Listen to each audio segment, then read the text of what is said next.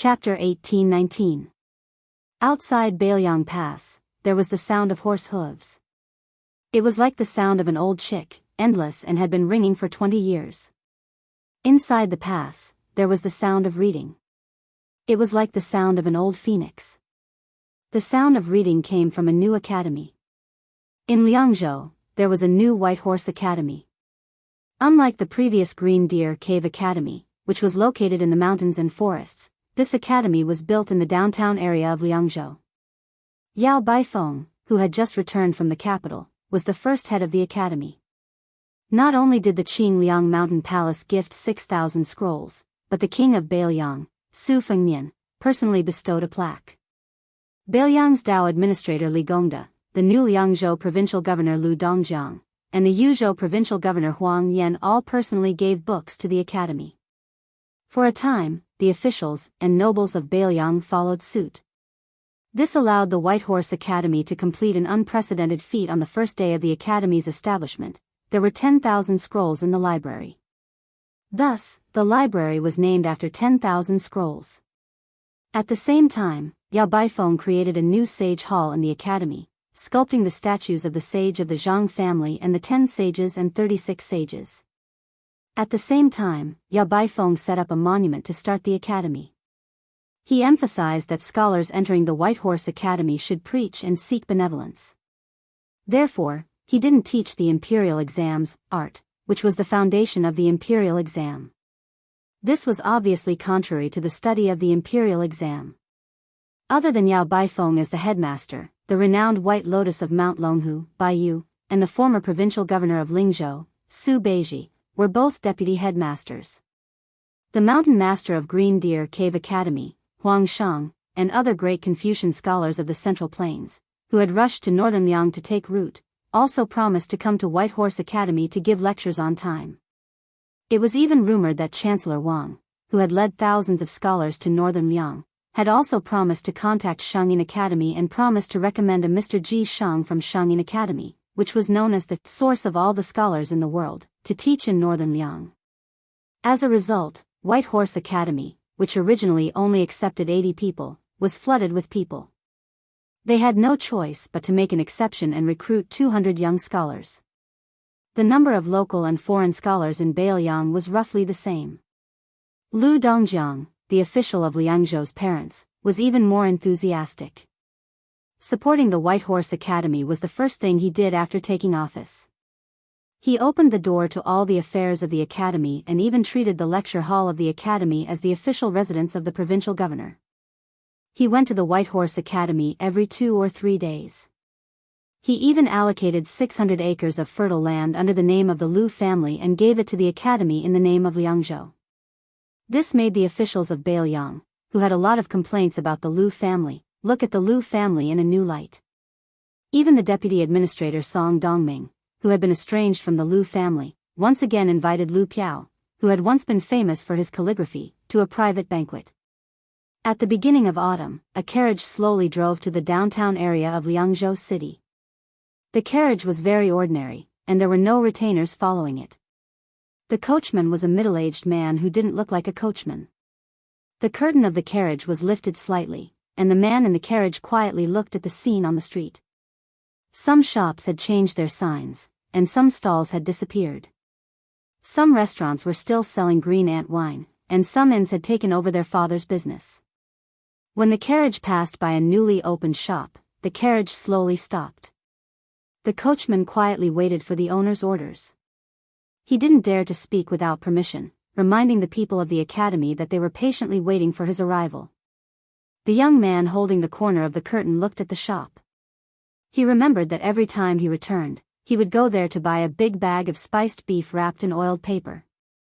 He had met Miss Hehe there. At that time, he had never thought that the old owner of the shop was Huang Sanjia. At that time, Hehe's strange big cat was still alive. He remembered that he had reunited with Miss East and West in this area. It was also the first time he saw the little monk from north and south who wanted to become a Buddha and burn his saraira.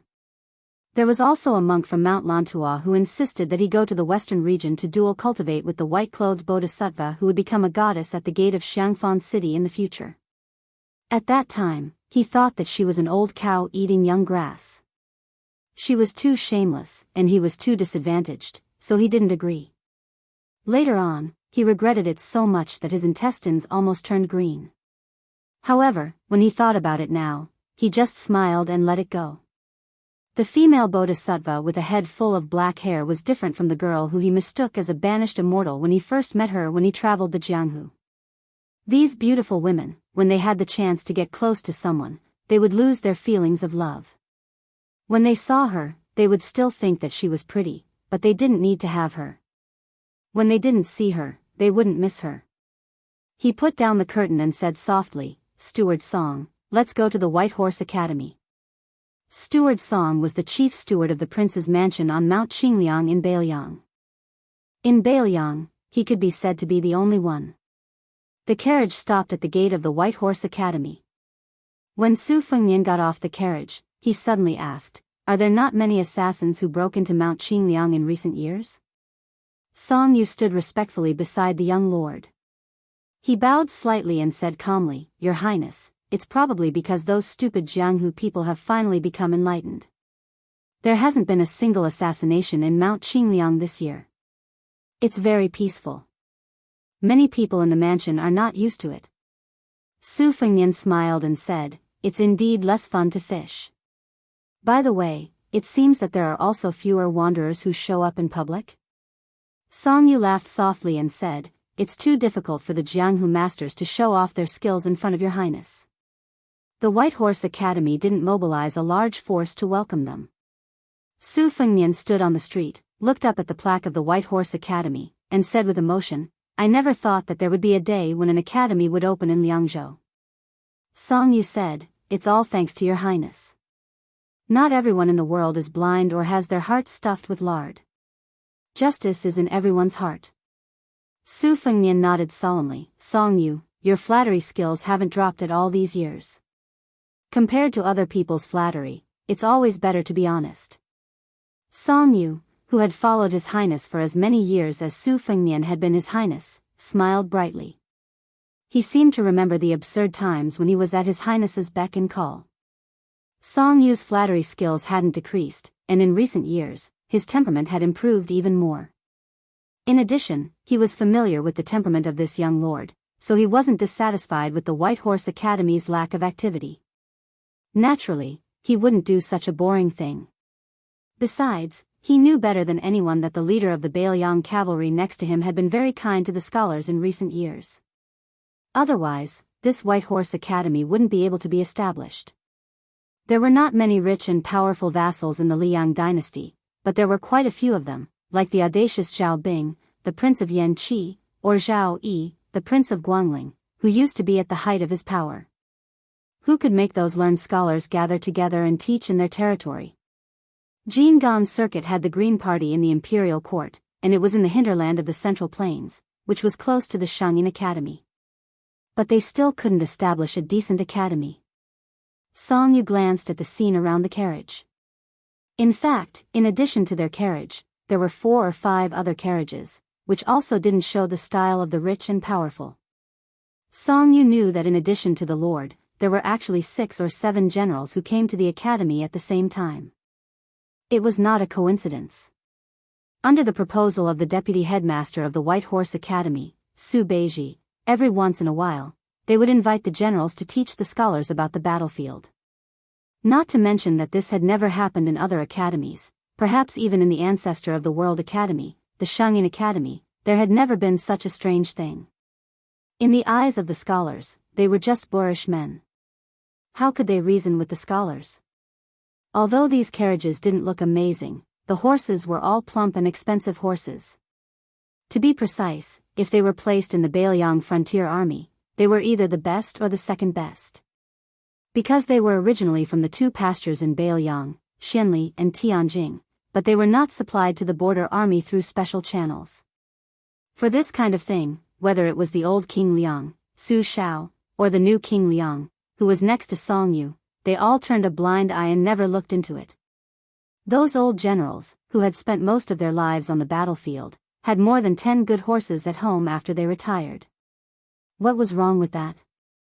It was said that among the old generals of Bailiang who came to visit the White Horse Academy today, there were two senior deputy commanders, Wei Taizhan and Lu Yuanji, who had returned to the border army not long ago but didn't have any actual power for the time being. The 7 or 8 generals, who had all been exposed to the smoke of war, were the first batch of old soldiers that Su Beiji invited to the White Horse Academy with great hospitality. It was true that in the current Bailiang officialdom, especially the civil officials, perhaps only the 2 young officials, Su Beiji and Chen Shiliang, could invite these old guys. Even the administrator, Li Gongda, couldn't do it. Even the nominal deputy administrator, Song Dongming, who was in fact the leader of the civil officials in Bailiang, couldn't do it. As for the relative of the emperor, Lu Dongjiang, the provincial governor of Liangzhou, couldn't do it either. Because if one were to say something harsh, in fact, among the civil and military officials in Bailiang, only these 2 young people were the true ministers of the emperor. Iron Buddha General Ningame, Yuzhou General Huangfu Qiu, and the infantry deputy commander, great ancestor Gu, were still inferior to these 2. The backbone of the White Horse Academy was actually not the literary grandmaster of Liang, Yao Baifeng, but Su Beiji, who had successfully retired from the position of the provincial governor of Lingzhou. Song Yu, as the former steward of Wutong'an and now the chief steward of the entire Mount Qingliang, was of course the young lord's trusted aide. The most important thing was that Song Yu was still young, in his early 40s. If there were no accidents, he wouldn't have the opportunity to be a senior official of the Su family for 3 dynasties in the Bailiang. It was easy to imagine how important his position was. This had nothing to do with whether this man was an official or not.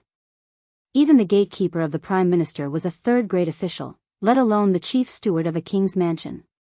Therefore, Song Yu was very satisfied and grateful to the Su family. Song Yu slowed down slightly and followed Su Fengnian to the White Horse Academy. Chapter 1820. A young scholar in a green robe hurriedly walked out of the gate of the White Horse Academy. He looked around and was slightly stunned when he saw Su Fengnian and Song Yu. He was a scholar from Huainan who had recently studied at the academy. He was not one of the people who had followed Chancellor Wang to the grave. His ancestors were classmates with Yao Baifeng. They had studied together under Mr. Jingyuan in Shanglua County. Because of this, his grandfather asked this grandson to come to Liangzhou when he heard that Yao Baifeng was hosting the White Horse Academy again. Because of his honest and gentle personality and profound family knowledge, the old Yao Baifeng asked this young man to help him with some trivial matters. Today, when the group of Bailiang military leaders came to visit, it was mostly him who led people into the academy. The White Horse Academy also received the news from Mount Qingliang at the last minute that the Lord was coming. This was naturally a big deal for the young scholar. However, the attitude of Yao Baifeng and Su Beiji made him a little confused. They were indifferent and only told him to lead the way when he saw the Lord. However, the young scholar was inevitably troubled. He didn't know the young lord, but he soon felt relieved. Presumably, when a powerful lord of Liang came out, it would be amazing. To be honest, he was very curious about the legendary young lord and also somewhat admired him. There was a popular saying in the Central Plains, Southern Song Dynasty and Northern Su Dynasty. It was said that West Chu Song Yushu's splendid articles and Bailiang Su Fengnian's charm and bearing were both peerless in the world. It was quite like Southern Xia and Northern Li in the spring and autumn period. The young scholar looked at the man in a white robe with only one retinue. His intuition told him that the man in front of him was most likely Su Fengnian. However, how could such a simple person be the lord of Bailiang cavalry who had successfully stirred up the general trend of the world? Su Fengnian went up the steps and saw a simple wooden frame at the door. A string of exquisite jade hooks was tied to the horizontal railing to hang the swords. Su Fengnian had once promised Mount Master Huang Shang when the Green Deer Cave Academy was first established that no matter which martial artist of Bailiang wanted to enter the Bailiang Academy, no matter their official rank, they would have to take off their swords. At this time, there were 7 Bailiang swords hanging on the wooden frame. Battle swords with jade hooks hanging on the wooden frame. Su Fengnian walked in front of the wooden frame and looked at the battle swords. Most of them were old, and not a single one was the newest Su 6 swords. One of the battle swords had a severely worn scabbard. It could even be called a unique first-generation Su family sword. Even in Mount Qingliang, there was not a single first-generation Su sword. Even though Su Shao had sent people to the Central Plains to buy such battle swords at a high price, there were still no results. This was because the first-generation Su swords were not forged in large quantities. There were no more than 7,000 of them. Secondly, the conditions at the time were harsh and the forging process was very crude. This resulted in the battle swords not being of good quality. Many of them were damaged on the battlefield and could not withstand more than a few battles. At that time, Su Shao had led his troops on expeditions everywhere and fought many bitter battles. He was even worse than a stray dog. He did not even know whether he could survive or not. He was used to the life of fighting. As for whether the sword was forged by himself or not, it really did not matter. It should be known that during the war, even Su Shao himself had directly taken off the enemy's armor on the battlefield and put it on himself. When Su Shao was alive, he only liked to brag to Su Fengnian about his great achievements. He said that he had won many battles and defeated many famous generals in the 8 kingdoms of spring and autumn. However, he never told Su Fengnian about how many hardships he had suffered in those years. He did not even mention a word about it. Many of these things were heard by Su Fengnian a long time later when he chatted with people like Chu Lushan and Yuan Zuozong. Sometimes, Su Fengnian would also think that if he had children in the future, he would also have the opportunity to wait for them to grow up slowly. Probably like Su Shao, he would only tell them that their father had defeated many martial arts masters in his life, but would not tell them how many injuries and how much blood he had lost in those life and death battles. Father and son in the world were generally like this. I have never been a father, so I don't know the hardships of my father. When Su Fengnian slowly took off the sword at his waist, he turned to look at Song Yu and asked with a smile, "Steward Song, will your twins, who have just turned 10 years old, be tired of your nagging?" Hearing such a question out of the blue, Song Yu, who was extremely clever, was still a little unprepared. But soon he smiled and said, "Of course, every time I tell the 2 children how many great figures their father has seen, they always snort at me and want to cover their ears. But when I tell them about the great deeds of the Lord, even if they have heard it too many times, they will still enjoy it." Chapter 18:21. Su Fengnian had seen this pair of beautiful siblings a few times in Mount Qingliang.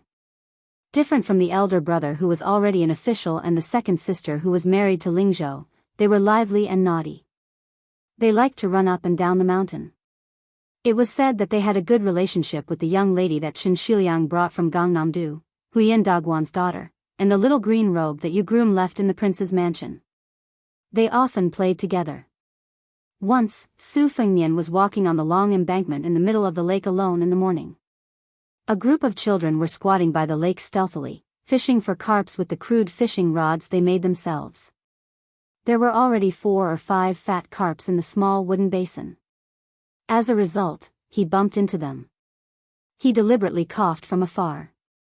Song Yu's youngest son immediately overturned the wooden basin, told everyone to throw the fishing rods into the lake, and then ran away. Su Fengnian, who didn't know whether to laugh or cry, could only help these troublemakers retrieve the fishing rods and wooden basins from the lake and stay where they were. The carps in Tidehark Lake had an extraordinary origin. They came from a natural pond at the top of a mountain in Liaodong. In the eyes of Qi cultivators, these carps were not ordinary creatures. They were born with golden scales and carried the luck of the mortal world. The carps in Tidehark Lake were said to be worth 10 gold per tael. They had always been the dream of Bailiang's civil officials. The generals who followed Su Shao in the early years were all uncouth and had no interest in these things. Yan Jieshi, who had not betrayed Bailiang and went to Great Peace City at that time, also disdained to ask for them. Only Li Gongda shamelessly asked Su Shao for a few. Su Shao waved his hand and said that he would catch as many as he could and bring them home. At that time, Li Gongda, who was already the military governor of Feng province, really went to catch them himself. In the end, he caught 7 or 8 carps and brought them back to his own pond. It was said that the pond already had 100 carps. Of course, Su Fengnian and Li Hanlin both knew that Li Gongda would smile from ear to ear every time he looked at the pond, not because he liked those carps, but because those carps were all living silver. When the young scholar heard this conversation, he was shocked. He couldn't believe that the young man in front of him was really the king of Bailiang. He was the one who led the Bailiang cavalry to block the million-strong army of Beimang. After Su Fengnian removed the cold saber from his waist, he gently hung it on a jade hook at the edge of the shelf on the left. It was unknown whether it was a coincidence or not, but in this way, all 6 generations of the Su family's war sabers were gathered. The young scholar was a little frightened. He quickly bowed and said, Dai Yuanjie of Fengtang County greets the king. Su Fengnian said in surprise, Fengtang County of Ji Province? Who is Mr. Jiawen to you? Are you the distant grandson of the Dai family? Dai Yuanjie was even more surprised. He hadn't expected that a grand vassal king would have heard of his grandfather. Their Dai family had once been a wealthy and influential family of the old northern Han. For the past 300 years, the family's descendants had been ranked according to the 8 characters: indifferent and clear aspiration, tranquil and distant. When it came to Dai Yuanjie's generation, it just happened to be the distant character. However, the Dai family was the same as many other wealthy families of the spring and autumn period. Following the conclusion of that unjust battle, the Dai family had fallen into decline. The family's descendants scrupulously followed the rules set by Mr. Jiawen, studying but not becoming an official. The Dai family's library, the 800 Iron Sword Library, was one of the 6 great libraries of the spring and autumn period. In particular, it collected over 100 types of rare books, as well as innumerable copies and copies. After the old northern Han was destroyed by Su Zhao's troops, the Dai family's library, which had always been open to outsiders, was no longer open to the public. Even the family's descendants couldn't rashly enter the library to read. This well-learned young scholar raised his head and replied with a stern expression, "It is my ancestor." Su Fengnian's expression was somewhat awkward. Half of the Tide Listening Pavilion's rare books were extorted from the 800 Iron Sword Library by our Su family. If you have come to Bailiang to ask for those books, I will have someone organize them and do my best to return them to you. This was the first time Dai Yuanjie had heard of this secret.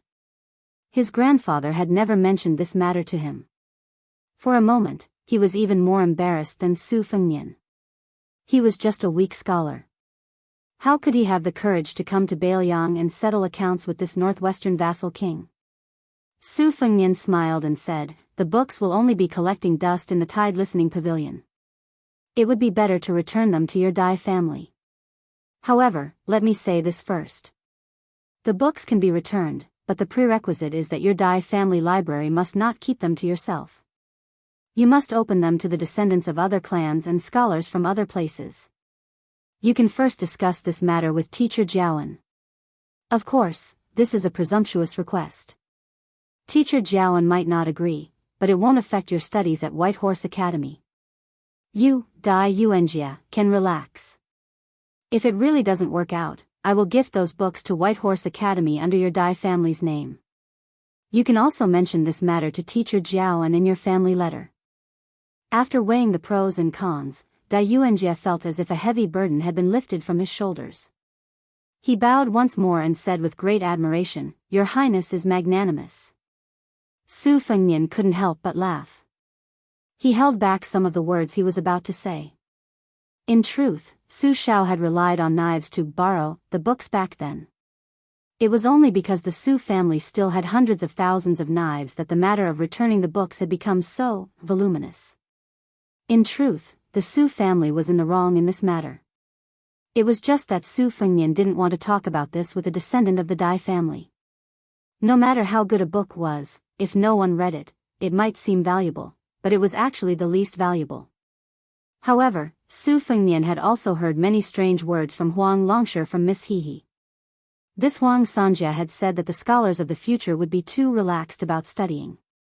They would instead pay less attention to the painstaking efforts of the predecessors. As a result, there would be the helpless sigh of, "The ancients have already explained everything." Su Fengnian followed the young scholar into White Horse Academy. The young scholar glanced back for no reason. That wooden frame. After the spring and autumn period. The 6 knives of the Su family. Arranged here. Chapter 1822. The White Horse Academy was built according to the old system of having a lecture hall in the middle and a study hall on the left and right. The 300 scholars lived in the 60 study halls on the east and west sides. There were only 19 teachers teaching in the academy all year round, including Yao Baifeng and Su Beiji. The vice headmaster Bai Yu still needed to take charge of the official affairs on Mount Qingliang. However, the academy planned to invite more than 20 temporary lecturers this autumn and winter. There was a long list of names, enough to be described as a spectacular lineup.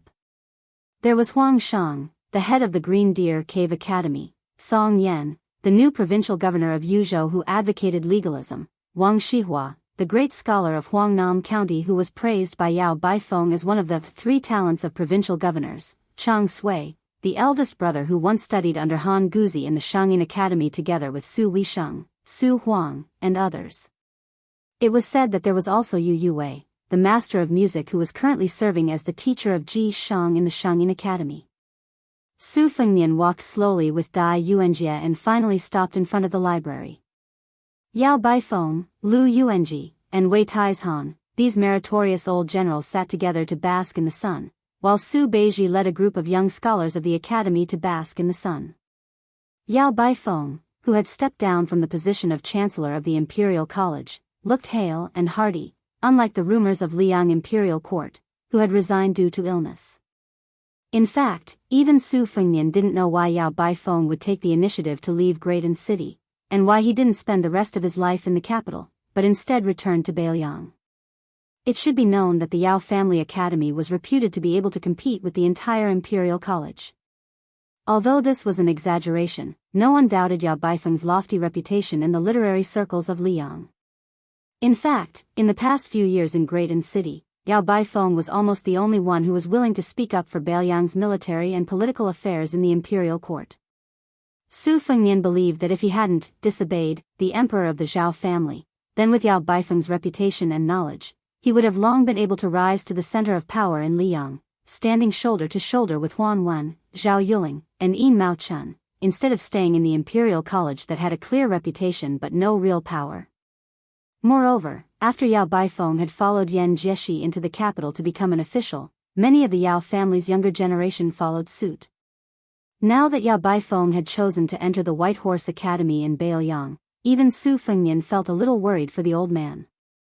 So much so that when he was discussing matters with Song Dongming on Mount Qingliang, Su Fengnian suggested that Yao Baifeng could only be a lecturer and not be the dean, in order to help the old man reduce the rumors in the Liang imperial court. As the prime minister chosen by Yuan Benshi in the past, Song Dongming, who was well aware of the deep and shallow waters of Liang's officialdom, also supported this idea. However, in the end, Yao Baifeng still tactfully refused. He jokingly said, "I'm not young, I'd rather be the head of a chicken than the tail of a phoenix." He insisted on personally becoming the head of the academy. Mount Qingliang, or rather, Su Fengnian, couldn't dissuade this venerable scholar, and could only let Yao Baifeng take charge of the White Horse Academy. Seeing Su Fengnian's arrival, Lu Yuanji and Wei Taizhan, the 2 deputy commanders of the Beiliang Frontier Army in the early years, did not dare to take advantage of their seniority and immediately stood up to welcome him. This was especially so for Lu Yuanji, who was unaware of the fact that the younger generation of his family had run amok in the countryside. On the eve of Su Fengnian's succession, Lu Yuanji had been scolded by his former colleague, Lin Dofang, to the nose. Fuming with anger, Lu Yuanji rushed back to his mansion and the first thing he did was to summon all of his unfilial descendants, who were all respectful in front of him, to the ancestral hall. With an attitude that showed that he was not afraid to kill the wrong person, he made all of the younger generation of the Lu family kneel on the ground and personally whipped each of them 100 times with a leather whip. 7 or 8 people fainted on the spot, dripping with blood. The women of the Lu family outside the ancestral hall were so scared that they did not even dare to cry out loud. When 3 of the 7 stewards of the Tianfu were beaten to death, the study companions of the younger generation of the Lu family all packed up and left. From then on, the Lu family became very strict. Lu Yuanji even closed his door and refused to see any guests. It was not until the commander of the left cavalry, He Zhong, suddenly sent word to him that he and his old men were to return to the frontier army that Lu Yuanji finally showed his face. Otherwise, this old general probably did not plan to have any dealings with his former comrades in this lifetime. These generals of Bailiang, who had experienced the wars of the spring and autumn period, had made great contributions, were unruly and difficult to tame, and refused to be restrained. This was naturally the truth.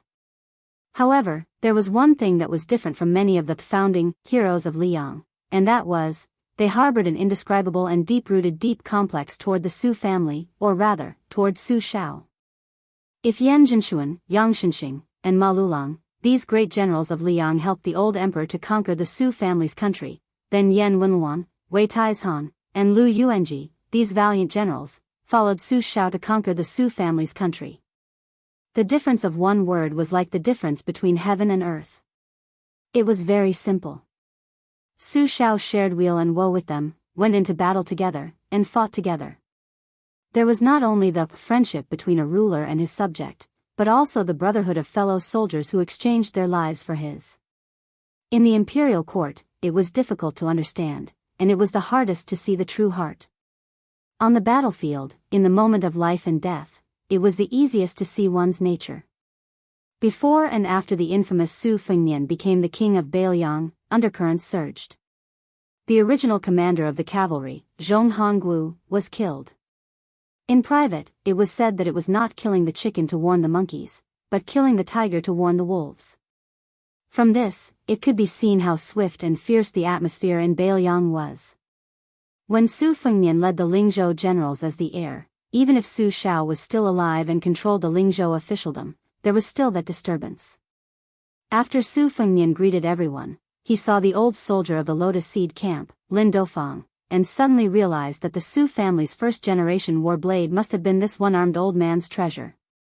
He remembered that in the early years, Su Shao had mentioned it many times, saying that if there was still a first-generation Su Dao in the world today, it would most likely be the one that he personally gave to Lin Dofang as a token of the marriage between the two families. However, later on, Lin Dofang did not have any children. After this first-generation general of the Lotus Seed camp became disheartened, he also disappeared without a trace in Bailiang, so the marriage could only be cancelled. The current general of the White Feather Light Cavalry, Yuan Nanting, was from the Lotus Seed camp. That time, when 600 old soldiers came to the capital to send His Royal Highness off, Lin Dofang, Yuan Nanting, and the current commander of the Right Cavalry, Jean Partridge Zhou Kong, had both appeared. Dai Yuanjie brought over 2 chairs for Su Fengnian and Song Yu. After Su Fengnian took the chairs, he did not rightfully occupy Yao Baifeng's seat in the middle. He just casually placed them next to Lin Dofang and sat down. As for the head housekeeper of Mount Qingliang, Song Yu, he simply did not take the chairs. He smiled and shook his head in refusal, holding his breath and standing in the distance with rapt attention. Yao Baifeng took all of this in. He smiled slightly, and then his expression turned serious. He went straight to the point and asked, "Your Highness, may I ask if Mount Qingliang has interfered with the incident in Guangling Road spring snow building?" The sun of early autumn was warm and gentle, but after Yao Baifeng threw out this question, even Lin Dofang, Wei Taizhan, and the other old generals felt their hearts palpitate. Their originally leisurely sitting postures instantly became stiff and tense. Su Fengnian's expression was as usual. He gently shook his head and smiled. "I would like to have some connections, but unfortunately I don't." Yao Baifeng stared at the young vassal king's slightly long and narrow eyes, speechless for a long time. It seemed that he did not catch the clues that he had expected. The old man sighed and said to himself, "The signs of a chaotic world." After only a short 20 years of peace, how did it degenerate into such a situation? Su Fengnian's expression was still tranquil. He asked with a slight smile, "Does Mr. Yao think that other than the Mang border where the smoke of war is rising everywhere, even the Central Plains is in turmoil and chaos?" Yao Baifeng was stunned, and then he smiled bitterly. "Your Highness, there is no need to be so sarcastic. This old man asks himself and has never felt that for the stability of the Central Plains, the Bailiang soldiers should die at the border." Chapter 1823. Su Fengnian pondered for a moment, then slowly said, today's chaos in the Central Plains is hard for the imperial court to absolve itself from the blame. Liang removing the feudal vassals and suppressing the power of the local generals are two things in the right direction, but the specific methods used are too cruel. For example, Yan Zhenshuan and Yang Shenxing, these old men who hold military power, are undoubtedly loyal to the Zhao clan. And that Zhao Ying, the Duke of Huainan, actually didn't need to die on the battlefield at all.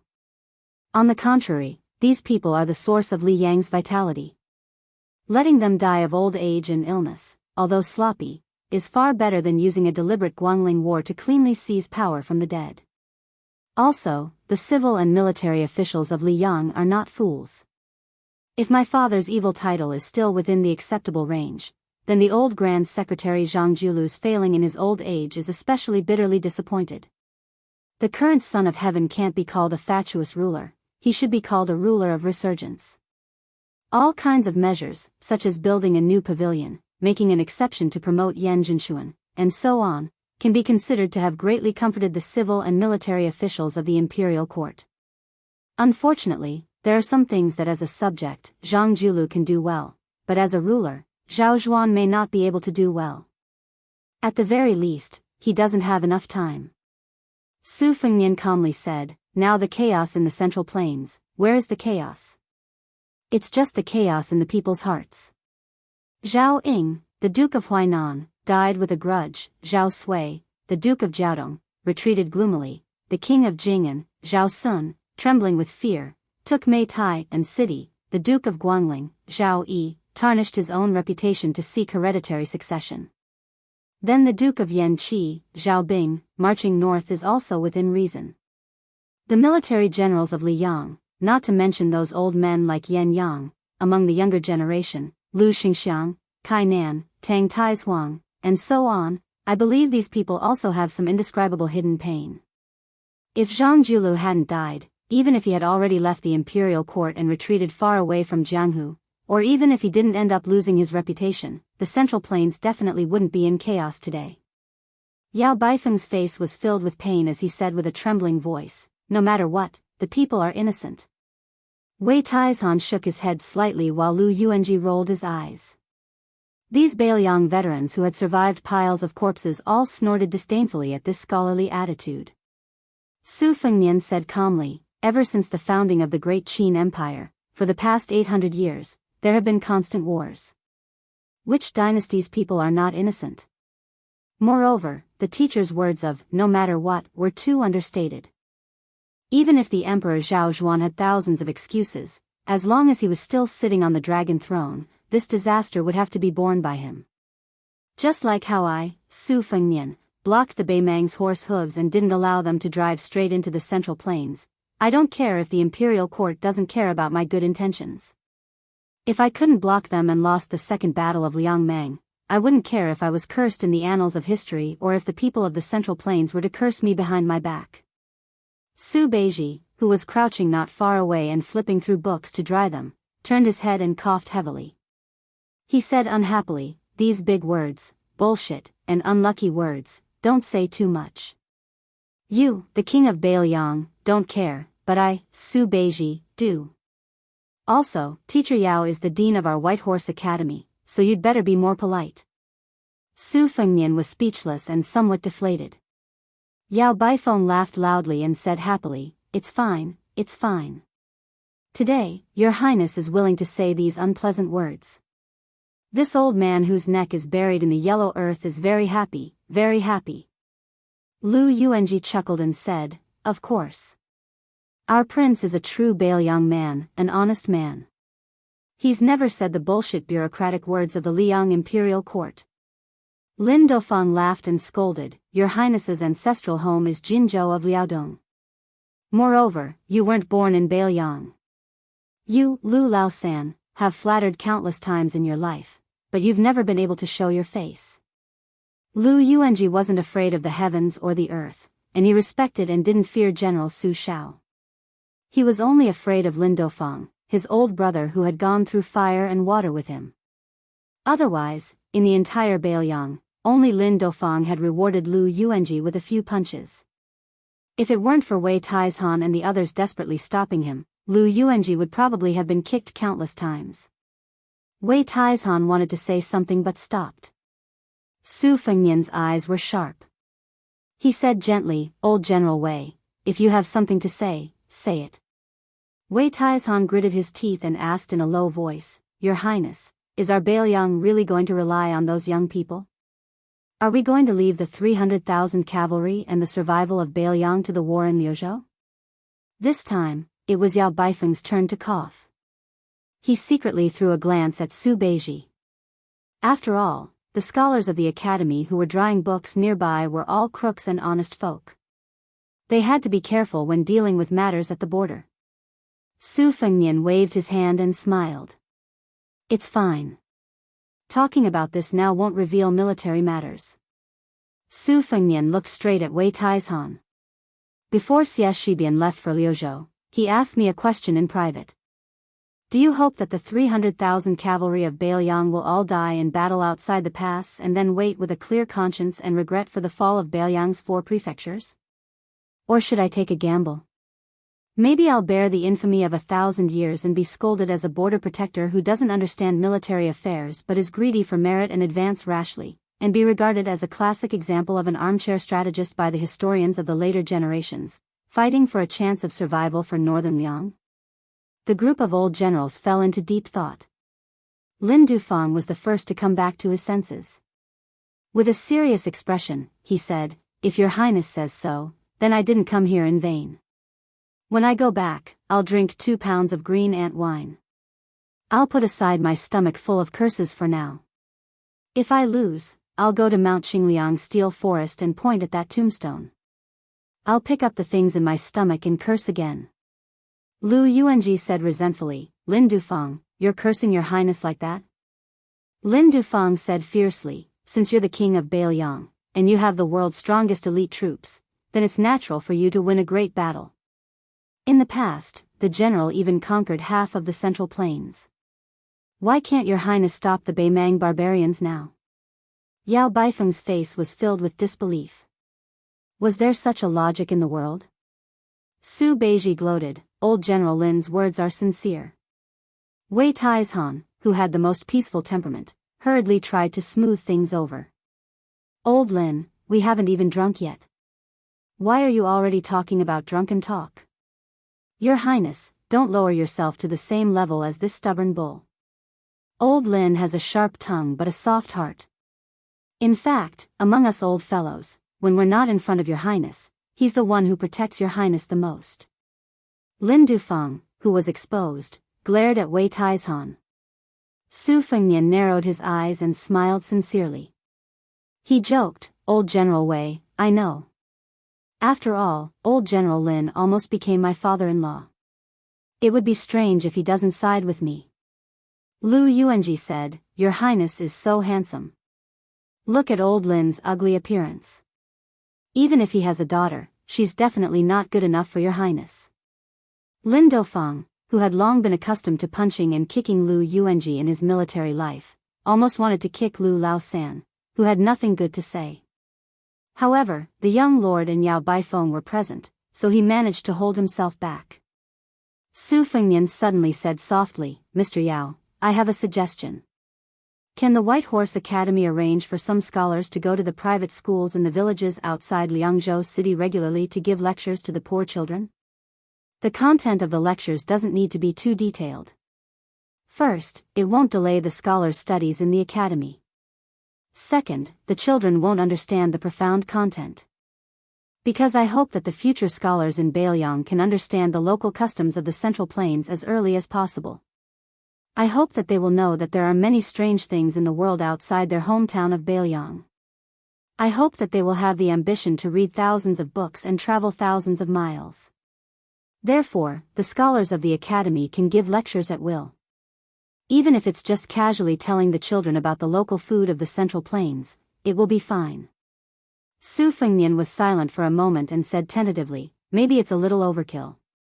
If the scholars of the academy are not willing to do it, I can give the Tide Listening Pavilion's collection of books as a reward for the lectures." As soon as the words came out, Yao Baifeng was in a daze and didn't say anything for a long time. In the open space in front of the library, the young scholars helping to dry the books in the autumn sunshine might not be able to hear the content of the conversation, but everyone could see the scene. An old scholar sat at the head of the table with a clear conscience. The generals of Bailiang who had killed countless people sat on his left and right. A king who had the power of 300,000 cavalrymen sat quietly on the edge. Then, the young people saw another scene. The Confucian grandmaster who had students all over the world slowly stood up and bowed respectfully to the young king. He lowered his head with tears in his eyes and said in a trembling voice, "I, Yao Baifeng, from the White Horse Academy, greet the king of Bailiang on behalf of all the scholars of Bailiang." Chapter 1824. Today, since the opening of the Great Peace City Spiritual Cultivation Hall, it welcomed a small court meeting with the most people. Head of the Secretariat Qi Yanglong, Assistant Minister of the Secretariat Zhao Yuling, Assistant Minister of the Secretariat Huan Wen, Assistant Minister of the Minxia Province Huan Wen, Assistant Minister of the Left Scattered Cavalry Chen Wang, Minister of the Ministry of Personnel Yin Mao Chun, Minister of the Ministry of War and General of the Southern Expedition Wu Zhongshuan, Grand Secretary of the Hall of Wuying Wen Shoren, Grand Secretary of the Cavern Pavilion Yan Jieshi, Commandery. Prince of Changshan Zhao Yang, Duke of Yan Country Gao Shizhi, Marquis of Huayang Song Downing, Assistant Minister of the Ministry of War Tang Tai Huang, Assistant Minister of the Ministry of Rights Jean Lanting, and so on. The former Qingzhou General Hong Lingshu, who had been transferred to the capital to receive the title of General Pacifying the South, the current Jidushi Kai Nan of the Tu Huai Dao, the administrator Han Lin, and Lu Xingxiang and Su Gong, who had gone to Jizhou to take charge of the northern border defense, were all unfamiliar faces. They were all gathered in one place, the civil and military resplendent. After leaving court, the young emperor of Liang, Zhao Zhuan, changed into a set of casual clothing from the Jiangnan Weaving Bureau. Although it was not as glorious and majestic as the court and auspicious clothing, it had the unique charm of Jiangnan. The central plains were plunged into chaos. The hundreds of thousands of elites that had left Nanjiang were like a hot knife through butter. They passed through 4 provinces, sweeping everything before them, and crossed the Guangling River almost without any resistance. In the capital of the Old West Chu, they faced off against the Liang Imperial Court north and south. The spring snow building incident caused the careful planning of the court in Guangling Dao to go down the drain. Not only were the 2 civil and military leaders of Guangling Dao prisoners, more importantly, a large group of Liang generals and officials who surrendered to the Jiangshi of West Chu were all controlled. This caused Zhao Zhuan to almost completely take over Guangling Dao without any bloodshed. The good situation that Wu Zhongshuan, Lu Xingxiang, and Yan Jinshuan had worked so hard to build up, became a wedding dress for someone else. Guangling Dao was once again corrupted. It could even be said that in one night, Zhao Zhuan almost owned half of the country. It was just that whether it was the morning court at the Wuying Hall or the small court meeting at the Recuperation Hall, the young emperor was not as flustered and exasperated as the Liang officials imagined. Not only was he calm and composed, he even did his best to conceal it and still revealed an appearance of eagerness. It was clear that this young literati emperor still had the valiant blood of the previous Zhao rulers flowing in his bones. At this time, the Zhao clan's emperor had in his hands an edict issued by a traitor to the world. The content was treacherous, listing the various crimes that he, the new Liang ruler, had committed after ascending the throne. Including nepotism, unfair rewards and punishments, using traitorous officials, and internal strife within the Zhao clan, there were a total of 10 major crimes. The young emperor gently put down the edict and raised his head with a smile. It is said that this item is the work of that Song clan's eldest grandson. Northern Su, Southern Song, and Southern Song, Song clan descendant Song Yushu. His literary talent was outstanding, and even the Great Peace City officials had long heard of him. Tantanon, who had once personally praised Song Yushu, shot a glance at the inscribed board in the Recuperation Hall. Then, he opened his mouth and said with a smile, "This kid can only write this kind of article full of hostility in the hands of an ordinary man like Zhao Bing. It is a pity that he is an unpolished piece of jade." If he had taken up a post in the Liang Imperial Academy or one of the newly established 6 pavilions, he would definitely be able to write an article that would be immortalized for generations to come. Not only would he be able to help the people, but he would also be able to secure a place in the literary world. The young emperor nodded. It is a bit of a pity. Not long ago, I promised Attendant Yen that I would definitely recommend this Song clan jade tree born in Jiangnan scholarly circles. I reckon it will be delayed for a while. The Attendant Yen that the emperor spoke of was, of course, the new noble of the Imperial Academy, Yen Qiji. Currently, the Imperial Academy had recently built 6 new offices in the 6 departments of the Shangshu province. Servants of all ages were assigned to different classes to prevent the most noble officials of Liang, who were regarded as the prime minister, from becoming a chatterbox. Yen Qiji was temporarily in charge of the affairs of the 6 departments. Although he did not have the title of an official, his path of advancement was already very clear. Compared to the first 3 who had taken up posts in the 6 departments, Li Jifu, Gao Tingshu, and Wu Congxian, Yen Qiji was already showing signs of gaining the upper hand after striking. And the words of the young emperor revealed too many things that were worth thinking about. Other than the obvious intimacy he showed to his brother-in-law, Yen Qiji, the fate of the Guangling Path Song clan seemed to have been decided at this moment. Since it was only delayed, then the Song clan, who had first joined the remnants of the Jiang clan and then joined the rebel lords, would still be able to escape after the rebellion was quelled due to the presence of Song Yushu, a young talent in the emperor's heart. Their path to promotion in Liang's officialdom would not be blocked and cut off. It was believed that after today's small court meeting, the Song clan thousands of miles away would be able to quickly hear of the thunderstorm from the palace and would most likely be relieved of a heavy burden.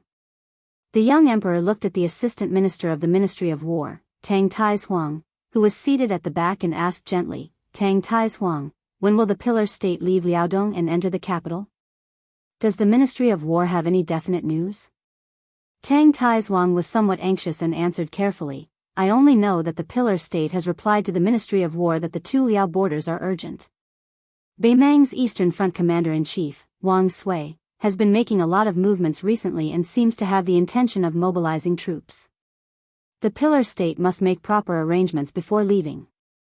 The young emperor made a sound of agreement and comforted him, ordered Gao Tingshu of the Ministry of War to draft a document and inform the Pillar State that there is no need to rush to the south. The 2 Liao borders have always been the most important matter in our dynasty. We must not lose the big picture for the small. Tang Taihuang accepted the order in a deep voice, but his heart became heavier. The more amiable His Majesty was, the less confident he, the assistant minister of the Ministry of War who had the word party-oriented plastered on his forehead, felt. There was a saying in the great peace city officialdom called, after Gu Jiantang, the Ministry of War had no luck. This was referring to the important people in charge of the Ministry of War after Gu Jiantang. Almost none of them had a smooth career. Minister Liu Baijie was first transferred to Guangling and then became a captive of the King of Yan in the Spring Snow Building. Assistant Minister Su Gong was first sent to Liaodong. In name, he was helping the emperor patrol the northern pass, but in reality, he was excluded from the officialdom of the capital, especially the center of the court. Lu Xingxiang had led the southern expedition as an assistant minister, but from start to finish, he had very little military service. If it were not for the fact that he sent troops without permission later on, he probably would have become the laughingstock of the world. As for Chen Jibao, between the 2 ministers Gu Jiantang and Liu Baijie, he had been granted the title of King of Western Shu. Originally, he had been favored greatly. In the end, he had mysteriously rebelled with Zhao Bing of the southern border. In the end, it was not a good ending. It was not easy to live in the capital, and it was not easy to be an official in the capital. Tang Taihuang glanced casually at Kai Nan, who was standing slightly in front of him. All sorts of feelings welled up in his heart. Last time, Wei Dong, Dong Gong, Huang Gong, and the other old subordinates of General Gu had come to the capital and parted on bad terms. This time, Kai Nan had no intention of visiting Tang Taihuang. She stayed at the Lianhui Road station in the capital and lived in seclusion. The young emperor turned his head and smiled at the Minister of Rights, Sima Puhua. In the 3rd year of Xiangfu, the Ministry of Rights had been raised to the same level as the 2 ministries of civil service and military affairs. It was higher than the 3 ministries of civil service, and labor. Sima Puhua naturally enjoyed many of the benefits of Lu Daolin and Yuan Gua, the 2 former ministers. It was not without reason that the current emperor was viewed as a literati emperor by the Central Plains.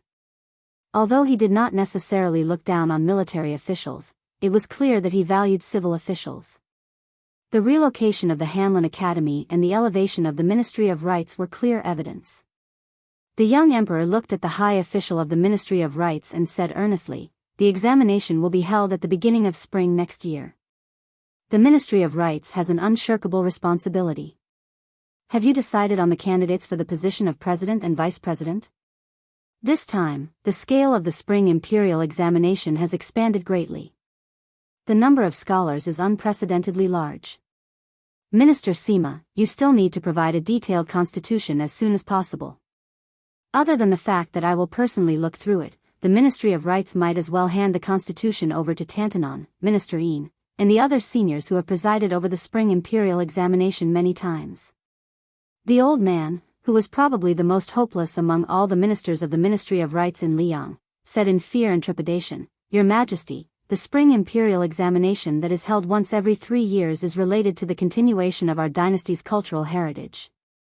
Although I have been in the Ministry of Rites for many years, I have never had the experience of presiding over the spring imperial examination. Moreover, in terms of experience, I admit that I am far inferior to Tantanon and Minister Yin in terms of familiarity with the operation of the spring imperial examination. In terms of knowledge, I am even inferior to the head of the Hall of Governmental Affairs and Grand Secretary Wen. In terms of ability, I am also inferior to Chen Xiaobao and Minister Yan, who are young talents in their prime. Your Majesty, I do not know how to choose the president and vice president together with my colleagues in the Ministry of Rites. It is not that Liang is a talented person, but it is just like hanging a large bead curtain at the door of a small house. It is a dazzling lineup that is truly too much for the eyes to take in. I do not know how to choose. Therefore, I dare to say that Your Majesty has personally selected the candidates for the spring imperial examination." Tantanon listened to the heartfelt words of the Minister of Rites behind him. He could not help but turn his head and look over, giving him a thumbs up. This flattery had flattered many people in an instant. Chapter 1825. In response to Tantanon's gesture, Sima Puhua smiled foolishly. His eyes were sincere and impeccable. The young emperor gathered his sleeves and smiled slightly. "I will not add to the matter of the candidates for the spring examination. It will still be decided by the Ministry of Rites. If you have a headache, Minister Sima can communicate more with Tantanon when you return. However, in my opinion, apart from the fact that the chief examiner for the examination needs to be of virtue and prestige, we can make an exception for the specific candidates responsible for marking the examination papers. There is no need to pay attention to seniority. The Ministry of Rites, the Hanlin Academy, and the Imperial College can each choose a few young people to take up the posts." Sima Puhua, whose face was full of admiration, quickly bowed and said, "Your Majesty is wise." The young emperor turned his gaze and with great difficulty found Hong Lingshu, who seemed out of place in this small court. After all, Hong Lingshu was an official who had just entered the capital from a local area. Hong Lingshu was also one of the leaders of the Green Party. The Green Party had many ups and downs during the reign of Yonghui, especially after Lu Feiqi of the Pillar of Shanghua chose to marry into the Su family of Beiliang. The Lu family moved to the northwest, causing all the officials in Qingzhou to feel insecure. Fortunately, not long ago, old assistant minister, Wen Taiyi had been promoted from an external post to the Jianghu Dao administrator. Only then did the people calm down. However, this was Hong Lingshu's first time in the capital, and he was not accustomed to the crouching tigers and hidden dragons in the capital. The young emperor's voice grew softer and softer as he said slowly, "Has General Hong's residence in Tian City been renovated?" Hong Lingshu, who had originally thought that he was just accompanying the crown prince in his studies, was overwhelmed by the favor. "Your Majesty, the residence that the Ministry of War and the Ministry of Revenue helped to arrange is excellent. I did not need to make any changes at all. The family members who came with me were full of praise. Your Majesty's kindness is vast and mighty. I am moved to tears." The young emperor smiled. Assistant Minister Tang put in a lot of thought into this matter. "If you want to thank someone, thank him. Hearing this, Hong Lingshu immediately cupped his fists in thanks to Tang Taizhuang beside him.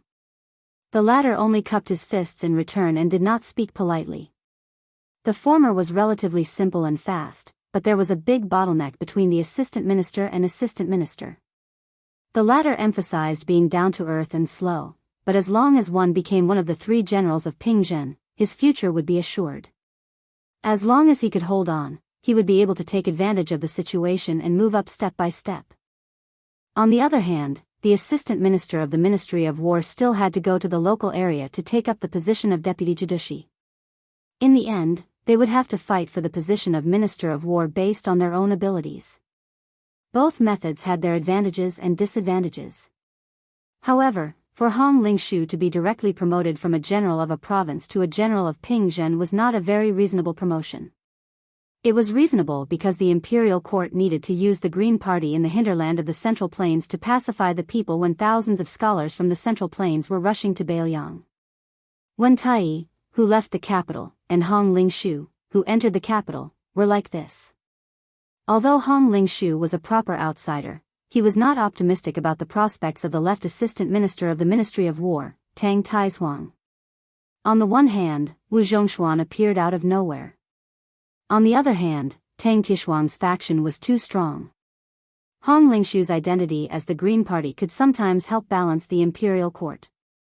However, Assistant Minister Tang's identity as a general of the Gu Party meant that as long as the pillar of state Gu Jiantang was alive, Tang Taizhuang would not be able to reach the top of the imperial court.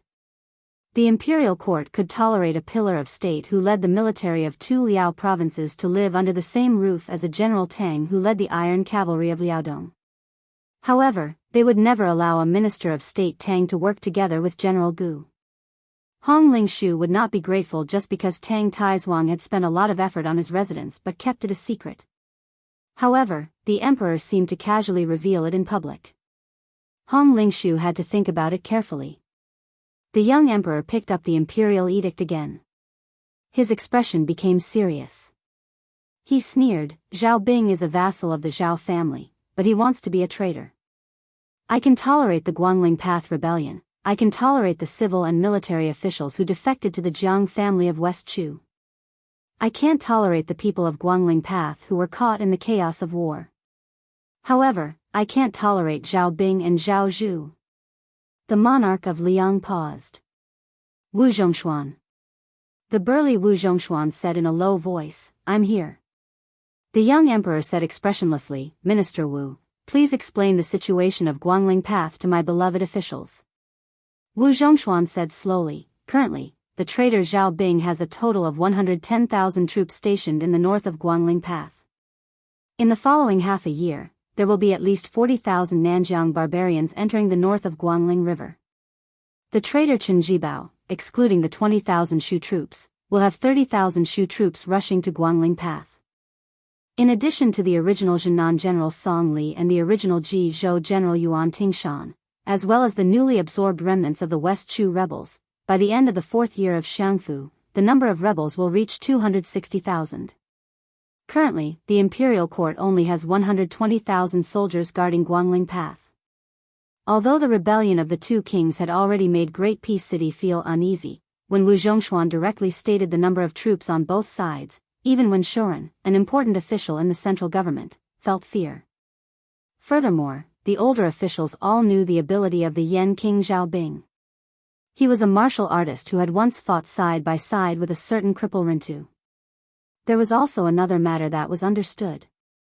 Beside the Yan King Zhao Bing stood a Chen Jibao, a white-robed war saint who controlled all the soldiers of West Shu. Changshan Commandery Prince Zhao Yang, Yan Country Duke Gao Shizhi, and Huayang Marquis Song Downing, these three martial artists who had also experienced the fires of war in the spring and autumn period were all worried. Zhao Yang was one of the top 10 generals in the spring and autumn period. The more so, the more the old man understood the danger of Guangling Path. Qi Yanglong suddenly opened his mouth and said, "General Gu is leading an elite force south to quell the rebellion, but it is not necessary to immediately enter the battlefield. The imperial court is training soldiers at this time. At present, the heart of the army is not with the imperial court but with the rebel army. Fortunately, the hearts of the people are with the imperial court and not with Zhao Bing and Chen Jibao. Back then, Su Zhao's situation was even better, but he still didn't rule by drawing a river. He was unwilling and unable to do so. Now, it's only 20 years later, not 200 years later. The ambitious Zhao and Chen vassal kings are just continuing the game of chess that has already been decided 20 years ago, as long as. At this point, the head of the secretariat suddenly fell silent. Tantanon continued, as long as the Bailiang cavalry does not rebel and continue to hold back the pace of Beimang's invasion to the south, allowing Gu Jiantang to have time to go south to quell the rebellion, the Zhao and Chen kings will be short-lived. For some reason, this, as long as, caused many of the nobles and officials in the Cultivation Divine Hall to feel a strange meaning. If Bailiang was not willing to fight to the death with Beimang and abandoned the northwest, retreated 1,000 li south, and then conspired with the Yan King Zhao Bing on the central plains? What would the imperial court do? It should be known that after when Taiyi and Ma Zhongxian, the Jidushi and administrator, arrived at Jinggan Road, the matter of the grain entering the cold, as expected, was bumpy and slow. Who would have thought that 20 years of peace and prosperity would be turned upside down overnight? It turned out. Unknowingly, the length of the Liang kingdom was once again tied to a person surnamed Su. This truth made most of the people in the Cultivation Divine Hall feel extremely humiliated. For example, the head of the 12 scholars Wen Shoren, the imperial relative Yan Jieshi, the assistant minister of the Ministry of Rights Jean Lanting, and others. There was an extremely vulgar saying in the countryside of Liang, without butcher Zhang, could it be that you can't eat pork? Now it seemed that it was really possible. Without butcher Su to help kill people, the official status may not be stable. Wen Shoren, the grand secretary of the Wuying Palace, was pale. Yan Jieshi, who looked down on His Royal Highness for many years, was gloomy. Jean Lanting was even more livid. Kai Nan quietly lowered his head, his expression dark and unclear. Administrator Han Lin, whose relationship with Kai Nan had improved greatly after the battle with the Great Snow Dragon Cavalry, had a complicated expression. At this time, the young emperor smiled. The Su family has guarded the northwest for 2 generations. In the second year of Xiangfu, the Bailiang frontier army contributed greatly, so the imperial court should reward them. Lu Jinu, Wang Lingbao, and other Bailiang generals have died on the battlefield. I'm prepared to write a decree to confer titles to all Bailiang generals, including these 2. I also plan to give the king of Bailiang, Su Fengmian, the title of pillar of the state. The Zhao family's emperor squinted his eyes and looked over. The entire hall was stunned. Chapter 1826. Thank you all for supporting me and my work in the snow during the year-end inventory. As soon as he heard that His Majesty was going to return the title of Pillar of State to the Su family, the Grand Secretary of the Wuying Palace, Wen Shoren, immediately looked extremely embarrassed. This old and stubborn official, who had once become famous all over the world for carrying the coffin and remonstrating Su Xiao to death, began to tremble all over. The leader of the clear stream in the officialdom, who had always given people the impression that he was still vigorous despite his age, finally looked somewhat like a candle in the wind. In the Liang dynasty, although the Zhang and Gu palaces were already like passing clouds, each had its own legacy. For example, when Wang Xiongui, the former Minister of Revenue, became Zhang Lu's successor, even though he was sent to the Guangling circuit, he still managed to win over a large group of civil officials from the spring of Yonghui around him. Tang Taizhuang, Dong Gong, Huang, and other military generals entered the capital from the border. The same was true for the Green Party. The Assistant Minister of Personnel, Wen Taiyi, and Hong Lingshu's promotions all belonged to the same origin. In fact, apart from these 3 parties, there was another party that was even more secretive and had even more complicated origins. It was the Anti-Su party headed by Wen Shoren, with Jean Lanting, the Assistant Minister of Rights, as his hidden successor, and Gao Tingshu of the Ministry of War, as the backbone. These people came from all over the world, and had no friendship with their hometown or the same age. There was a great disparity in seniority, and their backgrounds were completely different. The former general of the north, Ma Lulang, was also one of the backbone who did not show his face. These people might have different opinions on many military and state matters, but they always maintained a tacit understanding on one matter, and that was to do their best to suppress the reputation of the Bailiang Su family in the Liang imperial court and the Central Plains. Simply speaking, this group of people had a bone-deep obsession with how to squeeze out the Su family and father. When the old Grand Secretary Zhang Julu was still alive, he still had misgivings and did not dare to put his personal interests over his official duties. After the blue-eyed woman, who had once blocked out the sky and covered the sun in the Liang imperial court, passed away, and Tantanon broke off with her early on, this group of people seemed to be able to see the clouds and see the moon, and they became more and more unscrupulous in their actions. For example, this time, the matter of the imperial court setting 1,000,000 dan of grain to cool down before autumn, it was precisely because of the spread of these deeply rooted large trees in great and city that they brought back a lot of solemn gossip to Jing'an Road, especially Qingzhou's Xiangfan, as well as all kinds of inside information that did not need to be said out loud. As a result, less than half of the grain had slowly made its way to Bailiang. As for when it would arrive at the granary in Lingzhou, the grain officials who had rested on the grain transport for 20 years naturally had all kinds of skilled excuses to deal with the imperial court's Ministry of Revenue. Moreover, the Ministry of Revenue only sent a few letters every few days that seemed to be strictly worded. How could they really investigate the officials for failing to do their duty? Who did not know that the Ministry of Revenue had always been seen as Zhang Lu's last defensive position?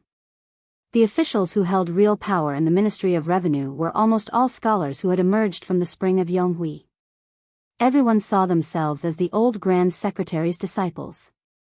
When the former minister Wang Xiongui was in the capital, even though he was not very close to the famous Wenshuren, Wang Xiongui had always had a bad impression of the northwest border. In addition, his son Wang Yiling had formed a deep grudge with the new prince of Liang, Su Fengnian. This was a topic that everyone in the capital knew about. Most importantly, although the matter of the grain entering the capital and suddenly changing its route to the northwest had long been independent of the Ministry of Revenue, how could the Ministry of Revenue, which was nominally in charge of taxes, not really have anything to do with it? To be precise, the entire Ministry of Revenue's hands and feet were very clean on the surface, but many of the Ministry of Revenue's high-ranking officials were not necessarily clean. Once the transportation of the grain deviated from the familiar path of the officialdom, it would inevitably lead to the loss of countless vested interests. Once the transportation of the grain from the capital to the two Liao provinces was divided into 3 provinces and 1 Bailiang, it would become a rule. This meant that the annual dividend of 1,000,000 shur of grain would go down the drain. Among the large group of meritorious families in Great and City behind the high-ranking officials of the transportation of the grain were the Duke of Yan, Gao Shi, and the Marquis of Huaiyang, Song Downing. When the old Emperor of Liang first gave out titles to meritorious officials, according to Yuan Benqi's plan, it was roughly, the civil officials were given power and the military officers were given money. The Prince of Changshan, Zhao Yang, was also in this group. A large group of manners, such as Gao Shi and Song Downing, were able to get involved in the transportation of the gold rolling in. However, Gao Shi and Song Downing ate better and did not get a large share.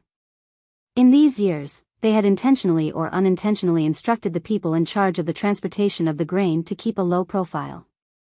The gradual withdrawal of these 2 dukes and marquis also led to the rising arrogance of many other families. It was not an exaggeration to say that they were insatiably greedy. The reason why Zhang Julu's reorganization of the transportation of the grain and the officials was difficult was because these 2 matters had almost offended both high and low levels of the Liang officialdom.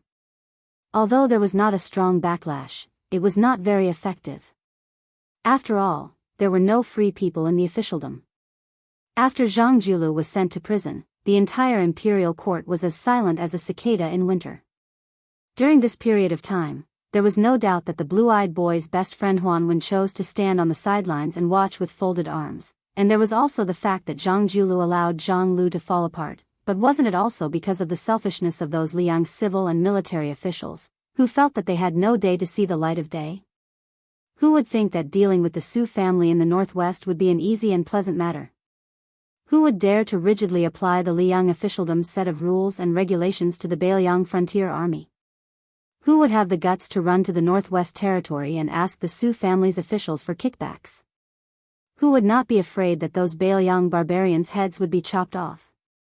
Therefore, one could well imagine the Ministry of Revenue's real attitude toward the matter of the grain going cold. Naturally, they would drag it out as long as they could, slow it down as long as they could. In fact, this strategy happened to coincide with the opinion that when Taiyi raised to His Majesty the Emperor's face during the small court assembly. Suddenly, the young emperor smiled and asked, "Kainan, Han Lin, the territory you two are in is closest to the Bailiang Road. What do you think of the second battle of Liangmang?" Moreover, in the first battle, Northern Liang's first-rate elite cavalry suffered very few casualties. Putting aside the fact that the Great Snow Dragon cavalry remained intact, those two heavy cavalry units that had always been kept secret from the outside were also accumulating strength and waiting to set out. Moreover, He Zhonghu and Zhou Kang's left and right cavalry did not participate in the first battle at all. On the other hand, in Northern Mang, Yang Yuanzhan's entire army was wiped out at Gourd Mouth in Yuzhou. At that time, Lu Kuei's direct troops in Liuzhou on the western front also suffered rather heavy casualties, with nearly 10,000 Chang cavalry completely wiped out. Now, the second great battle has yet to officially begin. In the Battle of the Dragon Eye Plains, putting aside the fact that Northern Mang's elite cavalry was almost completely wiped out, Hong Jingyan's Ruren cavalry scattered, and Dongzhuo's private cavalry also suffered serious injuries. This is definitely an enormous hidden danger that Northern Mang still has a great advantage in terms of military strength on the surface. I believe that both sides in Liang and Mang will have a new set of considerations on this matter. The young emperor sighed softly, as expected of the Bailiang cavalry, the best in the world. The Bailiang cavalry, the best in the world. This phrase was not unfamiliar to the Central Plains but might not be recognized. Perhaps today was the first time it had been publicly spoken by someone in the officialdom of Liang, and it was from the mouth of the Zhao Emperor. The administrator of the two rivers, Han Lin, was more refined than when he was in the capital. His skin was darker, and his aura had become steadier and more restrained. There was a rough and simple aura of the border around him. Compared to when Shorin and Jean Lanting, who had been in the court for a long time, there was an indescribable feeling of distance between the two. Han Lin was one of the dozen or so administrators who had left Great Peace City to take up the post of a major official of a border. He was the one who had been promoted in name and in reality. The court had placed high hopes on him, and he had not been demoted from an important place. Liang favored this former assistant minister of the Ministry of Justice. The emperor of the Zhao family looked at this administrator who would send secret letters to the capital every 10 days through the hands of spies. His gaze was gentle. Han Lin, you've worked hard this year. Han Lin bowed and said fearfully, I have betrayed your grace. The young emperor smiled. You have already done very well. If it weren't for Kai Nan, I'm afraid you would be the first administrator of Liang to die on the battlefield, and I would have lost an arm. Han Lin, in the future, you must not act so rashly. The loyalty of a civil official to the country is never on the battlefield. I have never doubted your loyalty. Otherwise, I would not have let you be the administrator of the border. Other than Tang Taizhuang, who had the title of minister in name, Wu Zhongshuan, who was not familiar with the affairs of the Yamen and was temporarily still the most powerful person in the Ministry of War, all the civil officials in the Hall of Cultivation were confused. Even Zhao Yang, Gao Shi, and Song Downing, who had gradually walked from behind the scenes to the front and regained control of the military power, did not understand why the emperor said this. However, for Han Lin to be able to receive such a direct verbal praise, it meant that this person was destined to return to the central government in the future. Perhaps he could even successfully control one of the 3 provinces. This was indeed something that no one had expected. After all, Han Lin was a student of Zhang Lu in his early years. However, compared to Zhao Yuling and Yin Mao Chun, he seemed to be lacking in ability. Compared to Yuan Gua, he was also inferior in terms of knowledge. Even compared to Wang Xiongui, he had many disadvantages. Perhaps this was the so-called great talent matured late. There were many examples of people in the officialdom who were proud of their achievements one day, but would be punished the next day. On the contrary, Han Lin, who was calm and steady, had more potential. After a seemingly casual discussion between the emperor and his subjects, the young emperor once again brought up the matter of awarding the young king Su Fengnian as the most outstanding military official of the Great Pillar State. This time, the hall was still silent.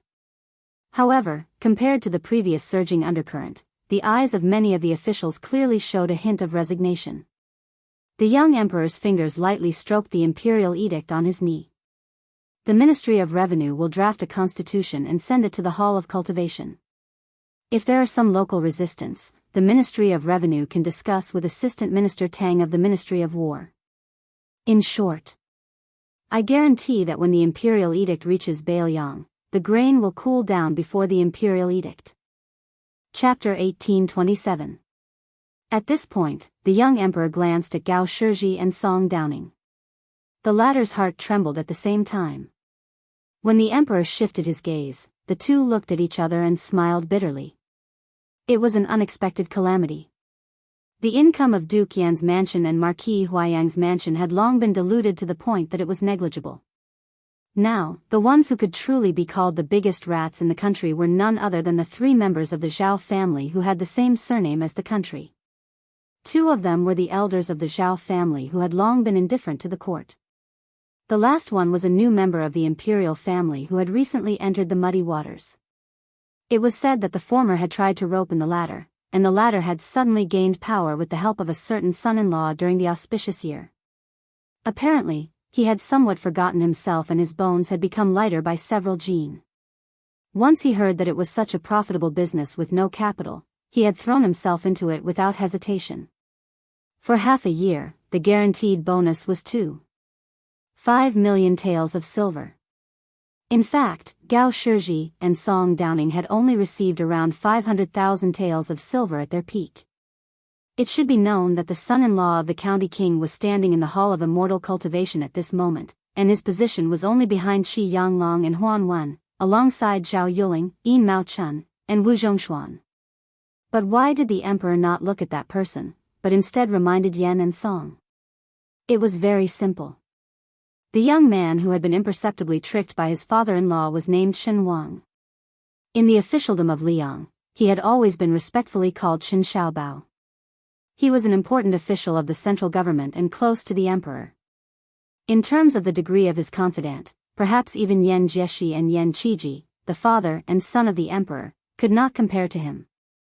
At this moment, Chen Wang, the left-scattered cavalry officer of Menxia province, was expressionless. He held his breath in concentration, and no one could see anything strange. Jean Lanting narrowed his eyes and carefully sized up the back of Chen Wang who was standing in front of him. His eyes were dark and gloomy. The Grand Secretary of the Hall of Wuying, Wen Shoren, was not at ease in today's small court meeting. As the Assistant Minister of the Ministry of Rights who aspired to take control of the Liang literature vein, he was also greatly disappointed.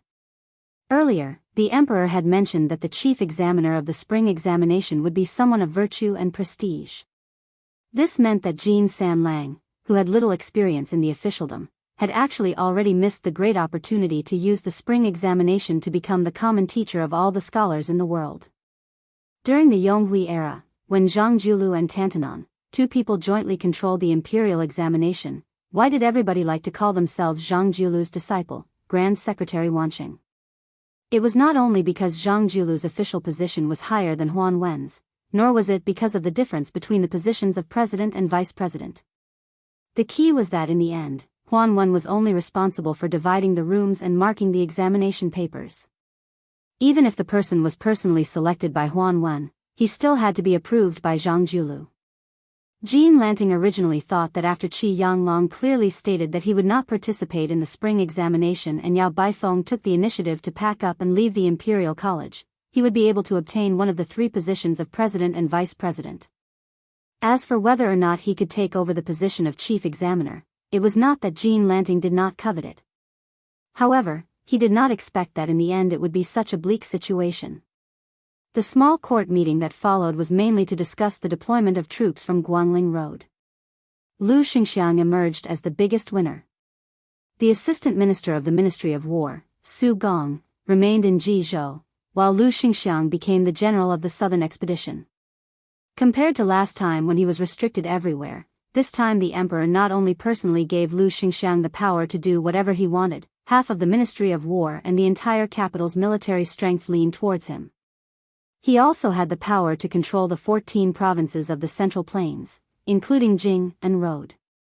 In addition, he casually said, when a general is outside, the emperor's orders cannot be taken. In this way, Lu Xingxiang seemed to have leapt to a position above a Jidushi. After stepping out of the Yangshan temple today, he almost controlled half of the Liang dynasty's military forces. Wu Zhongshuan's expression was calm, but even an idiot knew that this minister of war from a barbaric land was probably cursing in his heart. After the small court meeting ended, the young emperor looked tired and did not keep any of the officials to continue the discussion alone. These officials, who could be called the pillars of Liang, all left in a line. Lu Xingxiang, who was the laughingstock of the capital's officialdom just a day ago, was surrounded by endless congratulatory voices. Gao Shizhi and Song Downing still walked together without any suspense. However, Chen Wang, who had not interacted much with them, suddenly came to their side. He did not say anything, only smiled apologetically. Everything was understood without words. Gao Shizhi and Song Downing waited for Chen Xiaobao to leave. They looked at each other and smiled, without the bitterness in the Yangshan temple. When dealing with smart people, it was more reassuring to know when to stop than to speak with certainty. To be an official in the same court as a scholar like Chen Wang, no matter how high his position was, it was a comfortable and pleasing thing to the eye. It was hard to dislike him. Gao Shizhi joked, to have such an old father-in-law who only knows how to drag him down, it really is hard on our Chen Xiaobao. Song Downing stared and said softly, the palace is an important place, you don't even know the words careful? How are you any better? Gao Shizhi laughed it off. At this moment, Changshan Commandery Prince Zhao Yang suddenly shouted, startling Wen Shoren and the other officials. They looked up and saw a child of 7 or 8 years old appear at the corner. The officials who were familiar with the Changshan Commandery Prince's mansion all recognized the identity of the child. He was Zhao Yang's eldest grandson. Now he was studying in the diligent room in the palace where the Zhao family's descendants gathered. All the children of Liang's vassals were proud to enter the diligent room. The Yangshan temple was located at the intersection of the outer court and the inner court. It was also a top military important place. Logically speaking, even if the grandson of Changshan Commandery Prince was playful and lost, he should not appear in front of everyone. The rule of killing anyone who approached the Yangshan temple for no reason was not just for show. It was no wonder that Zhao Yang was so angry. The old man who had been in the officialdom all his life was really scared. The child studying in the diligent room was so scared by his grandfather that his face turned pale. His little face was wrinkled and he looked pitiful as if he wanted to cry but did not dare to. But soon, a young man in white appeared beside the child. His eyes were closed and his face was calm. He smiled slightly and reached out to touch the child's head. Then, he looked at Changshan Commandery Prince Zhao Yang and said, "Don't be angry, old Commandery Prince. I asked Zhao Yuan to help lead the way. I have already talked to the ceremony directorate before. I did not cross the palace's rules." The old Commandery Prince was stunned and could not figure out the reason. After thinking for a long time, he remembered that his grandson had said not long ago that there was a blind chief teacher in the diligent room whose surname was Lu. He was very knowledgeable and knew everything about astronomy and geography. He had a very good temper and never beat people. At that time, the old Commandery Prince was puzzled that a blind man could be one of the chief teachers in the diligent room. Although Liang was not the great Feng dynasty where even officials had to be judged by their appearance, it was still not normal for a blind man to be an official. There was no harm in him being a strategist in the local area. Later, the old Commandery Prince asked around and found out that this blind scholar had once been a strategist by the side of the king of Jing'an, Zhao Sun. During the last years of Yonghui's reign, he had prepared the influential 4 digs and 13 strategies for the Jing'an palace. Later, for some reason, he had taken root in Tai and city.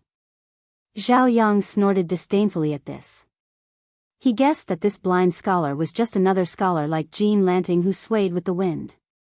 After the old commandery prince heard the explanation of the young man who was the diligent room's chief teacher, he still harumphed coldly with a straight face. He said to his grandson in a bad mood, "What are you wandering around for? Go back to study." The child, who was as scared of the old commandery prince as his father, unexpectedly did not listen to the military order this time.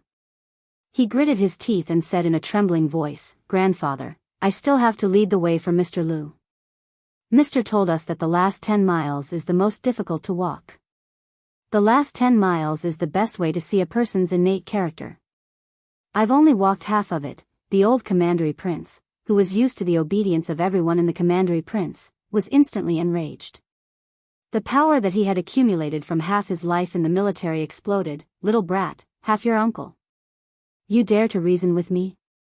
If you have the ability, then don't go back to the commandery Prince Chang Shan's manor today.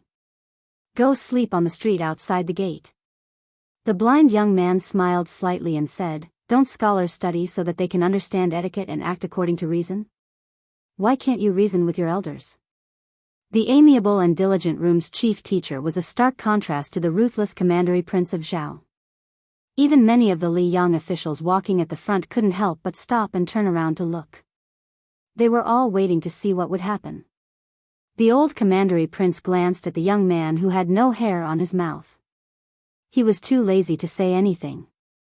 Then he continued to glare fiercely at the child. "Are you rebelling? How many meals of scabbard do you want to eat tonight?" Most of the high officials and nobles of Great Peace City had heard of the matter of scabbard rice. It was the trump card that the old commandery Prince Zhao Yang used to discipline the children of his family. In reality, even the Duke of Yan and the Marquis of Huayang, who lived close to the old commandery Prince Fu, had been hit by Zhao Yang's scabbard when they were young. He had said that their elders could not discipline them well, so he would discipline them for them. It was a small matter, so there was no need to thank him. Hearing the words, scabbard rice, the child's legs trembled even more. The young man crouched down and whispered a few words to the child. The latter nodded furiously and ran away from the trouble. Then the blind scholar from Qingzhou stood and said with a smile, "It is true that the rod produces the filial son. But if a family only has the rod and no poetry, they are fated to be foolishly filial. Even if they have the loyalty of a family, it is difficult to have the loyalty of a country. There is no benefit to the monarch and the country, and no favor to the people of the world." The old commandery prince smiled coldly and clicked his tongue. "You can scare people with your principles. No wonder you are the chief teacher of the diligent room. It is a pity that this king is not interested in listening to your nonsense today. You are a rotten scholar who speaks of benevolence, righteousness, and morality. This king killed many in the spring and autumn war. Now that you are working in the diligent room, this king does not have the ability to make things difficult for you. You are lucky to be born 20 years later." Chapter 1828. The older generation of Yonghui officials all knew that this commandery Prince Changshan was famous for his outspoken words. Even the teachers of Zhang and Huan had had the misfortune to experience Zhao Yang's spittle. The young scholar still had a smile on his face and stopped arguing with commandery Prince Changshan. Wu Zhongshuan, who was watching coldly from the side, smiled. He sympathized with this old commandery prince who had outstanding military achievements but was born at the wrong time. Jean Lanting hid her schadenfreude very well. The former arrogant scholar of Imperial College Sun Yin, the current young phoenix of Hanlin Academy Song Kelly, the 10th level chess saint Fan Zhangho, and the white-robed poor scholar Lu Su, who had appeared out of nowhere, were all viewed by the assistant minister of the Ministry of Rights as serious problems in the future officialdom. Qi Yanglong, Huan Wen, and Chen Wang all frowned at the same time. Especially Chen Xiaobao, who had become the welcoming autumn official again this year, had a rare angry look on his face. During this period, only one person was truly frightened, and that was the former general of Qingzhou, Hong Lingshu.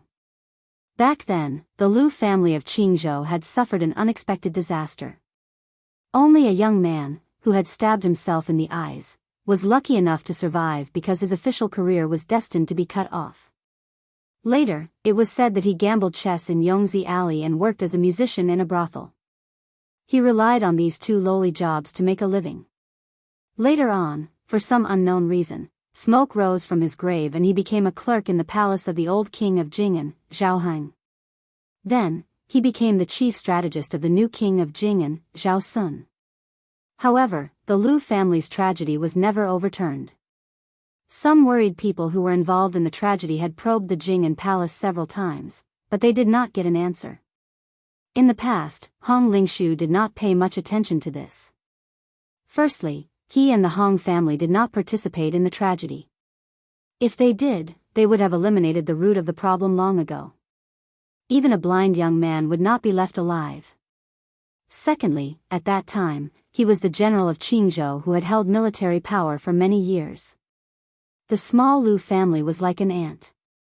If Lu Su wanted to make things difficult for his enemies, it was tantamount to challenging the entire Green Party, who was used to huddling together for warmth. The two generations of kings of Jing and Palace did not help the Lu family. Most likely, it was because of this concern. A young strategist with no roots or the entire Green Party, who was more important, compared to the entire Green Party. It was obvious who was more important. However, when Hong Lingshu saw the young blind man in this important place in the palace, especially when he said, "I have already communicated with the ceremony directorate and have not overstepped the restrictions of the palace," how could Hong Lingshu, who was now an official in the capital, not have wild and fanciful thoughts? This blind man had suddenly become the teacher of a large group of Great Peace City's top nobles. If he harbored resentment and could not let go of the entire Green Party, to the point of taking his anger out on him, Hong Lingshu, the general of Liangping, perhaps it would be difficult for him to cause too much trouble. However, in the end, it was definitely not a good thing. If Hong Lingshu had not entered the capital and remained in Qingzhou, far away from the emperor, and continued to be a third-ranked general, then perhaps Hong Lingshu would have had hidden worries for the future, but he definitely would not have been as frightened as he was now. Hong Lingshu sighed in the depths of his heart.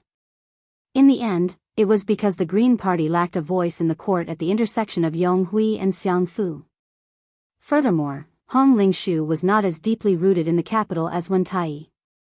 If it had been the old assistant minister of the Ministry of Appointments, Wen Tai, who was more deeply implicated in the Lu family's tragedy, even if he were to face this young blind man face to face, he would not be so uneasy. At this moment, Hong Lingshu greatly desired the title of Zheng, which was a level higher than his own title of Ping. The four great generals of Liang Zheng were Yang Shenxing, Yan Zhenxuan, Ma Lulang, and Yang Jian. Among them, Yang Shenxing had already lost his title after the defeat at Guangling Road and was thrown to Bailiang Road as that comical deputy judici.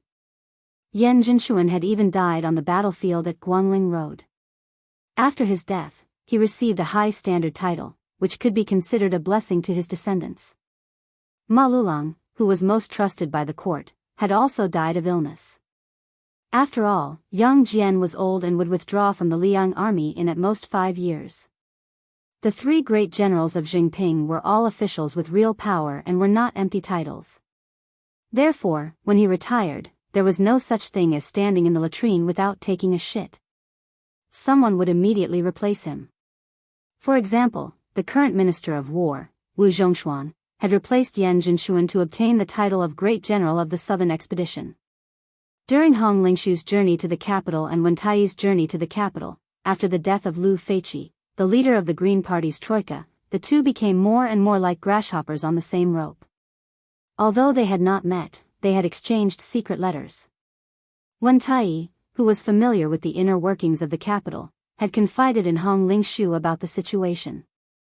In Wen Tai's view at that time, excluding the Great Pillar State Gu Jiantang, Hong Lingshu's future opponents were Lu Xingxiang, Tang Taihuang, Su Gong, Ma Zhongxian, the deputy general of Jizhou, Han Fang, whose father was Yang Shenxing's Yang Huchen, the extremely lucky Song Li, and his father-in-law was Gu Jiantang's Yuan Tingshan. Song Li and Yuan Tingshan had already destroyed their own futures and were in cahoots with Zhao Bing and Chen Jibao, the two rebellious vassal kings. There was no need to pay attention to them. The left assistant minister of the Ministry of War, Tang Taihuang, was both a blessing and a curse. His success was because he cared about the country, and his failure was because he cared about the country. He seemed to be in the limelight in the Ministry of War, and even the minister Wu Zhongshuan had to avoid him. However, in Wen Tai's eyes, he was less of a threat than Su Gong. This general of Dragon Xiang, who was born in Gangnam-do, was not to be underestimated. As the representative of the Jiangnan scholars quickly elected after Liu Baijie lost power, no matter how bumpy his official career was, it would be difficult to stop his rise. As for Ma Zhongxian, who had both the support of his ancestors and the ability to lead, as long as he left the capital where his family was based, although Wen Tai did not say a word more in the secret letter, Hong Lingshu knew very well that the Jinggan Road where the Green Party was located would inevitably be a muddy area for this deputy Jidushi. They would not brazenly let him fall. In reality, the Green Party did not have the strength and boldness to do so. However, to slow down Ma Zhongxian's rise for 3 or 4 years was not difficult. As for the younger generation, Han Fang and Yang Huchen, compared to Hong Lingshu, who had been a general of a province for close to 20 years and now had the title of Ping in her hands, they were at a clear disadvantage. As long as these two rising stars did not make great contributions and Hong Lingshu did not make any major mistakes, it was believed that Hong Lingshu would reach the top one step earlier than them. Wen Tai originally did not have high hopes for Liu Xianxiang. In the end, Liu Xianxiang, who was the commander of the southern expedition, only received the empty title of General of Piao Yi, similar to that of a civil official, the pillar of the country. In the capital's officialdom, he had become the biggest laughing stock. Looking back now, Liu Xianxiang's rapid rise and unfailing prosperity could no longer be hidden. Hong Lingshu could secretly compete with Tang Taizuang and Su Gong, but she would definitely not try to arm wrestle with Liu Xianxiang. At the end of the secret letter, Wen Tai frankly stated that when facing the enemy on the battlefield, it was a matter of life and death. When it reached a certain height in the court, it was actually a different approach to achieve the same result. You go up, I go down. It was definitely not a matter of peace and light and everyone was happy. There were some words that Wen Tai did not write in the letter. Instead, he had the trusted aid of the Wen family relay them to Hong Lingshu. Do not become enemies with Chen Wang. Be friends with Yan Qiji. Remember to be careful of Lu Su. On the surface, Lu Su's identity in the capital's officialdom was just one of the diligent teachers. At this time, he took a few steps forward and made a gesture of looking around. He asked with a smile, I heard that General Hong is also in the small court meeting today. I, Lu Su, happen to be from Qingzhou. Of course, the officials in the capital did not know about the tragedy of the Lu family. They only treated it as a normal reminiscence of old friendships between people from the same hometown.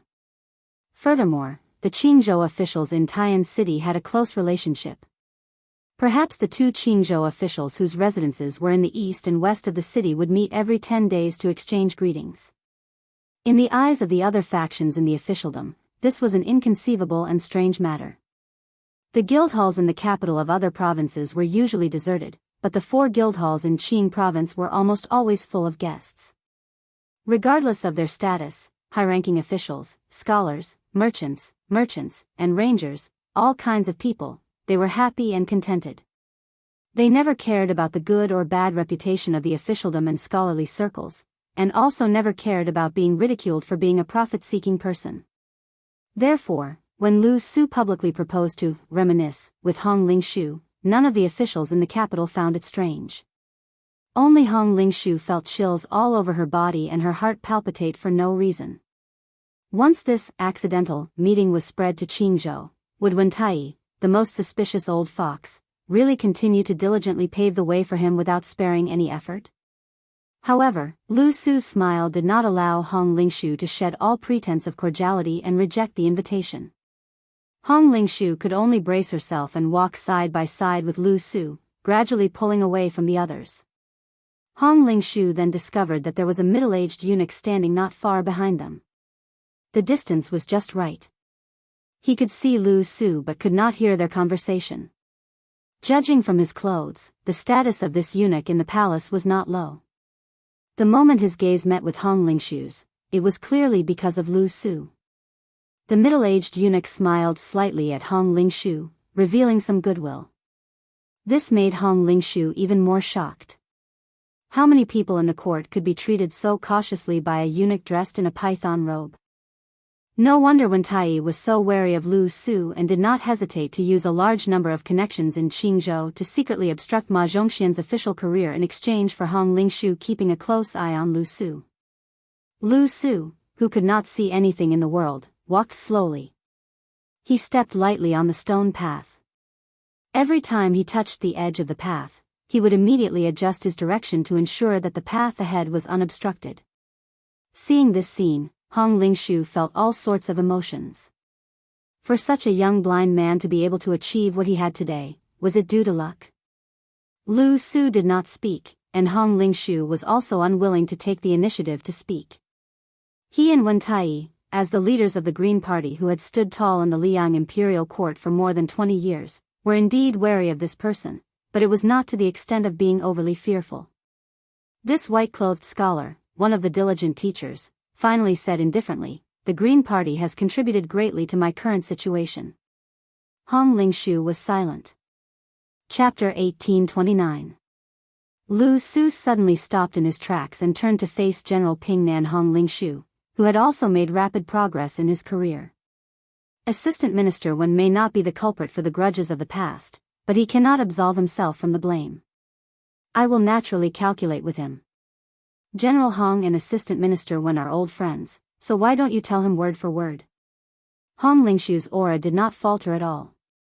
He asked in return, since Mr. Lu and Wen Tai are officials of the same court, and Mr. Lu is a diligent teacher who teaches the meritorious children of our court, do you want to steal the national weapon to avenge a personal grudge? Lu Su laughed involuntarily and then said seriously, a gentleman can be deceived by other means, but it is difficult to overlook other ways. Hong Lingshu was stunned and did not know how to answer. Lu Su said self-deprecatingly, besides, I am not a gentleman. Otherwise, how could I have struggled at death's door all these years, to the extent that the mellow family style of the Lu family was swept away because of me? Hong Lingshu smiled coldly and said, I will help you convey Mr. Lu's meaning. If there is nothing else, then I will take my leave. Lu Su shook his head and chuckled softly. If it's just to ask General Hong to help me convey a few irrelevant resentful words, why would I take the risk of being suspected of forming a clique and meet you right under His Majesty's nose? Hong Lingshu did not know whether to laugh or cry. Lu Su's words could not be considered unimportant at all. Perhaps the old fox one would not be able to sleep and eat well after hearing it. Lu Su said slowly, General Hong and I have no old grudges and we are from the same village in Qingzhou. In addition, the court is supporting the Green Party. I, Lu Su, will naturally go with the flow. Not to mention the civil officials of the court, just the generals of the court. The scholars of Jiangnan have the right assistant minister of the Ministry of War, Su Gong. The Liaodong clan was originally wavering and did not know how to choose between Tang Taizhuang and Lu Xingxiang. In the end, after today, Lu Xingxiang is no longer someone they can bet on. They can only choose the left assistant minister of the Ministry of War, Tang Taizhuang. Hong Lingshu nodded unconsciously. Lu Su continued, General Hong must have heard that the true leader of Gangnamdo's scholars is the old head of the Gumu Su family, the pillar of the state, Yu Jiankang. Not only does this person's words carry enormous weight in Gangnamdo officialdom, he also has a deep relationship with Tantanon, who can influence the direction of the court, and Tang Taizhuang, intentionally or otherwise, is distancing himself from Kai Nan, Dong Gong, and the others. And Su. And Su. Lu Su laughed and lowered his voice. Dare I ask General Hong, is it difficult for Wu Zhongshuan, who has the body of a first-rank martial artist, to live for another 20 years? What he meant was that General Hong, who could only wait for Southern General Wu Zhongshuan to die of old age or illness, would have to endure for at least 20 years if there were no accidents. Hong Lingshu's face darkened. Lu Su digressed. The administrator of Jing and Road, not the minister of personnel of Great Peace City. Hong Lingshu also laughed. But Mr. Lu is only one of the teachers of the diligent Chief Feng who has a noble status. Lu Su grunted and did not say anything else. Hong Lingshu only saw this young scholar close his eyes and smile intoxicatingly. The young man's last sentence was said in a very low voice, but it was like thunder in Hong Lingshu's ears. I, Lu Su, can recite a secret letter with a total of 682 words. The confidant who sent the letter for the old assistant minister, Lu Su, did not reveal the secret, but when he turned to leave, this teacher raised his arm and extended a finger. Then, he curled it lightly. After understanding the gesture, Hong Lingshu was instantly covered in sweat. Sima Puhua and Jean Lanting, the two officials of the Ministry of Rites, naturally walked together. Sima Puhua did not even need to look at Jean Lanting to know that the second in command of the Yamen would not give him a good look. There was nothing he could do about it. According to the original conclusion of the people of the Ministry of Rites behind closed doors, they would strongly recommend Jean Lanting to be the chief examiner of next year's spring examination. In addition, Jean Lanting would also promise to look after his two sons. At least one of them would be able to sit in the position of Chancellor of the Imperial College or Assistant Minister of the Ministry of Rites. However, as the Ministry of Rites became more and more powerful, Sima Puhua's family's threshold was now higher, and his horizons were also higher. Not long ago, he had also established a friendship with the Minister of the Secretariat, Zhao Yuling. Since then, Sima Puhua seemed to have been enlightened. He had the intention to change the situation in the Ministry of Rites where the minister and assistant minister did not understand. The matter that truly made Sima Puhua make up his mind was that on the day of the beginning of autumn, he unexpectedly did not become the autumn announcing official. At the time, everyone thought that this special honor would be fought between Jean Lanting and Yan Qiji. However, almost no one thought that Shen Wang would once again take first place. If it was before this, Jean Lanting was only slightly inferior, then after this, no one in the Liang court felt that Jean Lanting could compete with Chen Xiaobao for the position of future Grand Secretary. Today, the emperor had personally said the words, of virtue and prestige, which completely extinguished Jean Lanting's desire to take first place in the spring examination. However, no matter how he viewed Jean Lanting as a joke, Sima Puhua, who could not be the minister of the Ministry of Rites for many years, still did not dare to openly offend this person, even though he was already a person who had achieved great merit and was uninterested in the officialdom. When all was said and done, Jean Lanting had displayed such a tyrannical attitude in Bailiang over the years. When he was in power, he was praised by everyone and was praised as unyielding and unyielding. However, when he lost power, it was a different story. For a person to forget his roots, all of the officialdom in the capital could see it. Chapter 1830. Sima Puhua comforted him with a look of pity. San Lang, you have understood His Majesty's intentions. It's not that I don't want to help you, but I really don't have the strength to. Jean Lanting smiled faintly. His Majesty is naturally more insightful than us officials. If you don't mind me overstepping my authority, I do have a list of candidates. Sima Puhua was surprised. Oh. San Lang, please tell me. Jean Lanting, who no longer had a beard to show his ambition, smiled. The three candidates for the spring examination are Minister Yin, who has been a scholar of the Hanlin Academy for many years, Minister Yan of the Dongyuan Pavilion, Minister Chen of the Left Loose Cavalry, Minister Yan of the Yellow Gate, Minister Yan of the Yellow Gate, and Li Jifu, Gao Tingshu, and Wu Tsongxian, the top three in the palace examination. These young talents can all be assigned to different rooms. Sima Puhua habitually stretched out 2 fingers to twirl his beard, carefully weighing the pros and cons. Finally, he nodded. This candidate is flawless. San Lang is indeed San Lang. Jean Lanting dismissed it with a smile, as if nothing had happened.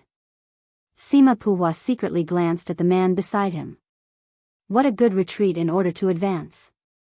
The old minister, who originally didn't think highly of Jean Lanting's prospects, suddenly gritted his teeth and said in a low voice, San Lang, don't worry. When I retire and return to my hometown, it will be time for San Lang to advance in the Ministry of Rites. Jean Lanting smiled but didn't say anything. Sima Puhua said softly, San Lang, my 2 disappointing children will be handed over to you in the future. Please take good care of them. Walking to an open area, Jean Lanting raised his head to look at the endless palace ridges in the distance. He said calmly, if I really have such a day, it's not impossible for the Sima family to have 2 ministers. Sima Puhua, who understood the deep meaning, smiled knowingly. He didn't take it seriously, but he was also full of longing. After Qi Yanglong and Huan Wen walked side by side for some distance, Qi Yanglong walked towards Xiaoyang, the commandery prince of Changshan.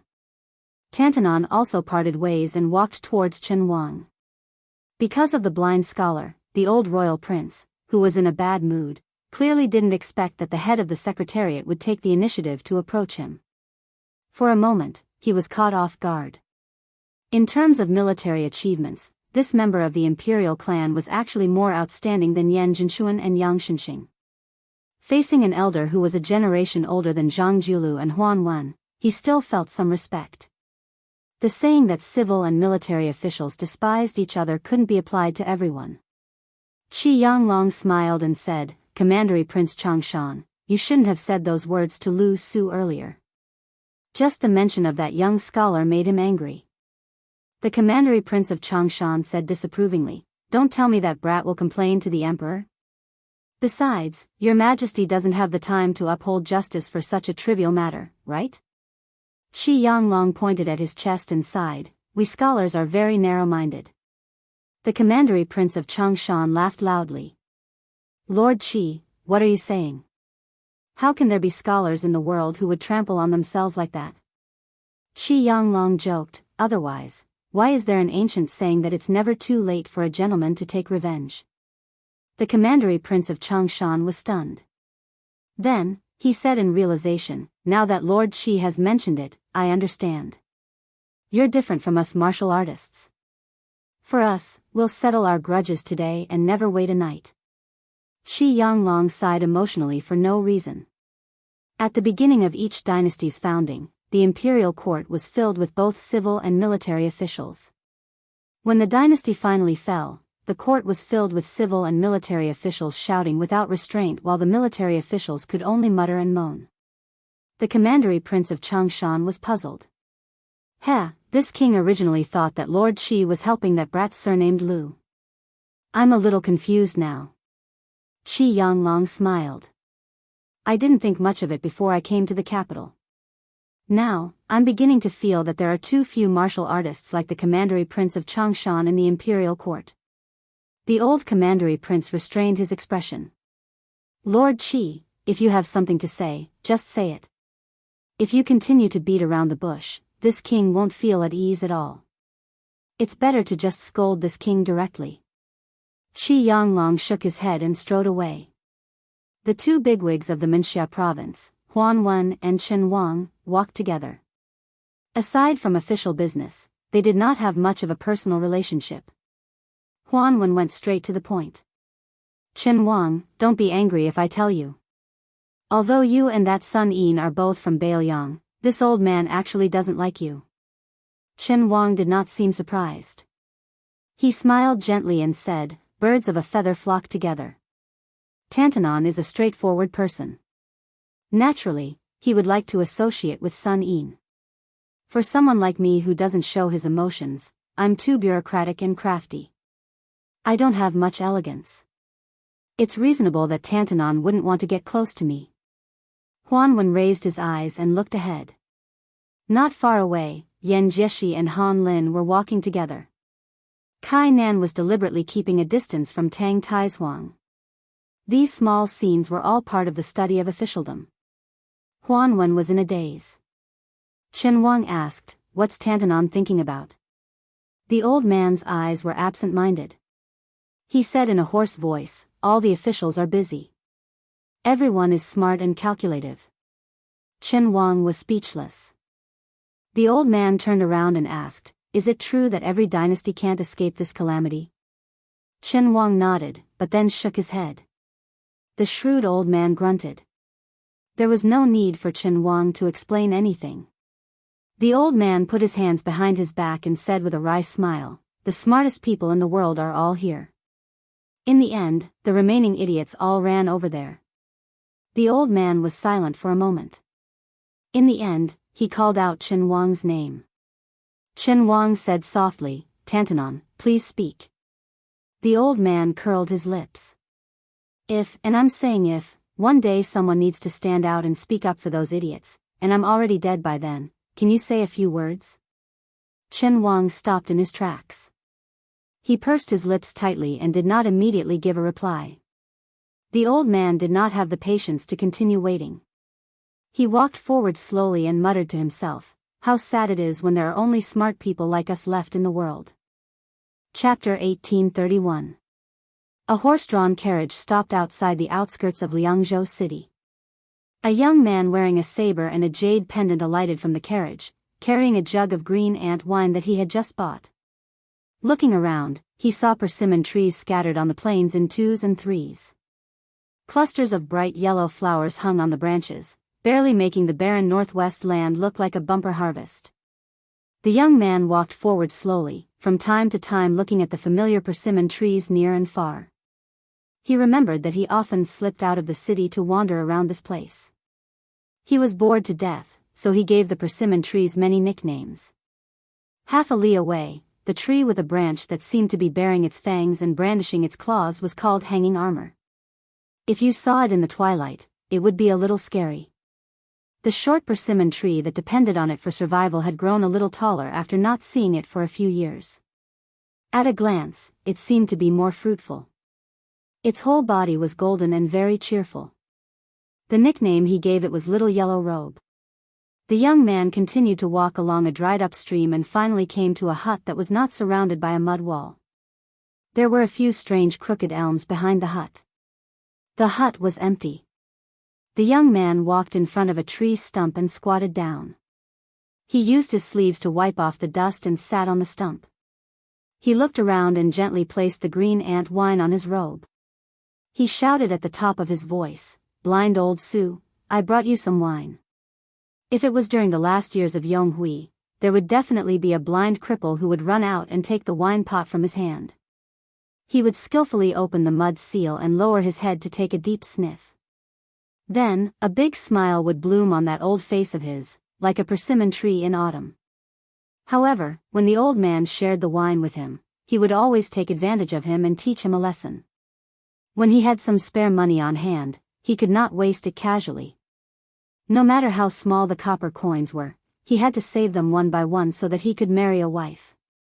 The world was big, but marrying a wife and having children was the most important thing. At that time, old Su always hypocritically said that there was a place called Yanji County in our northern Liangzhou, where the women there were the most beautiful. If you, little Su, could get a young woman from Yanji County to be your wife and send a message to me, I, old Su, would go to your family's wedding feast even if I had to walk for 3 days and 3 nights. He remembered that time. After the old man said these words, he carefully asked him if he would find it embarrassing to have a blind old man like him as a guest at a wedding banquet. If the elders and in-laws in your family would dislike it, then old Su would not join in the fun. He would just go back and buy 2 jugs of green ant wine at a reasonable price. At that time, the young man who often brought green ant wine or stolen chickens and ducks to the old man patted his chest and said that his words carried the most weight in his family. When he held the wedding banquet, if old Su did not go, he would get angry with him. He even said that old Su must sit at the main table. At that time, the old man only thought that the young man who often chatted with him was a young man commonly seen in the streets of Bailiang. When he was young, he was like him, the kind of person who never touched the ground. He always floated around and was restless. Therefore, when he heard that he would be invited to sit at the main table for the wedding banquet, he was happy but did not think too much about it. He also did not associate the arrogant young man with Mount Qingliang. There were too many people in the world with the surname Su, weren't there?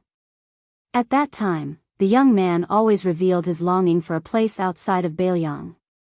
He wanted to be a chivalrous Jianghu wanderer who used the best sword, drank the strongest wine, and found the most beautiful woman in the Jianghu. She would definitely be the kind who was prettier than the women in Yanji County. The old man always sang a different tune to the young man. He used the tone of an experienced person to tell him that he should not be so ambitious.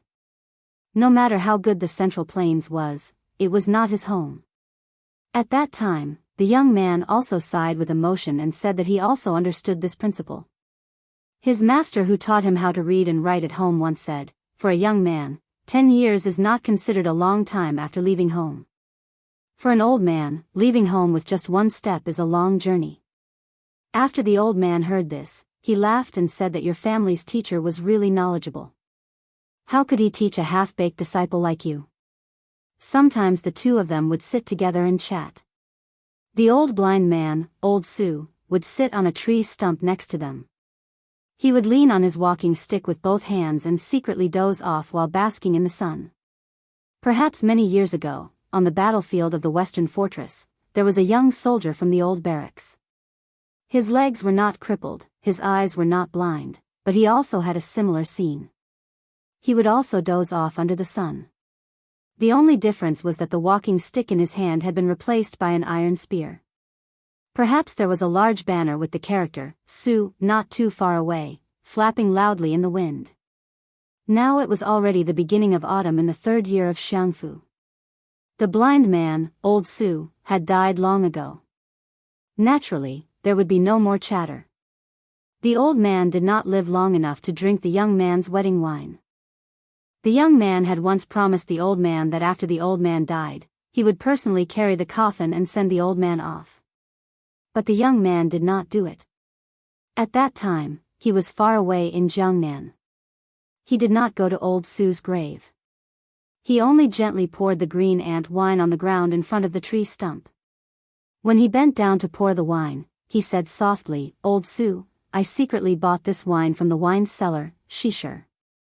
Now that the world is not peaceful and there is going to be a war soon, our Bailiang has begun to prohibit private brewing among the people. Therefore, this pot of wine is not cheap. If it wasn't someone familiar, the shop might not have dared to sell it to me.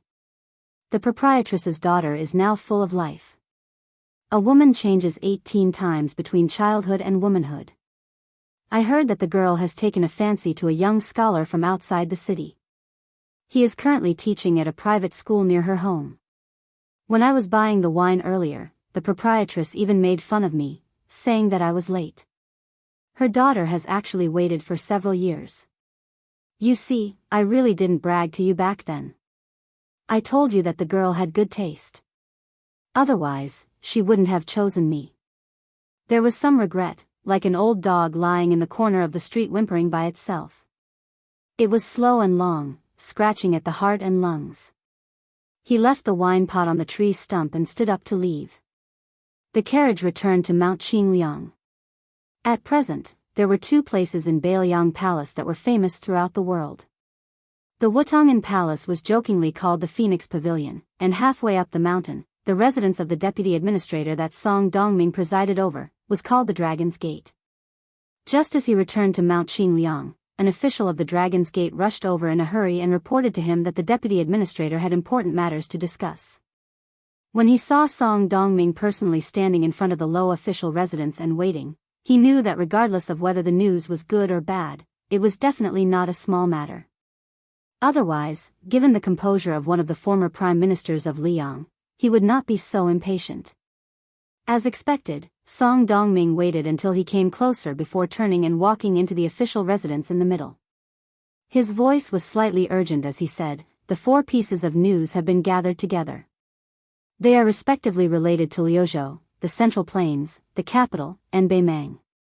They are all considered by the prince." Su Fengnian smiled and said, "Then let's talk about the news from Liuzhou first." Song Dongming nodded and said, "There is an urgent spy report from the military town of the Phoenix Division closest to the western regions. Chao Wei and Xie Shibian have arbitrarily changed the strategy set by the Governor-General and have chosen to take the initiative to attack.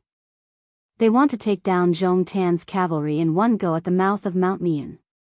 Su Fengnian's expression was normal as he said, "It should be because the monk soldiers of Mount Lantua did not move with Zhong Tan's cavalry." Song Dongming said worriedly, "Even so, the difference in strength between the two sides is not large.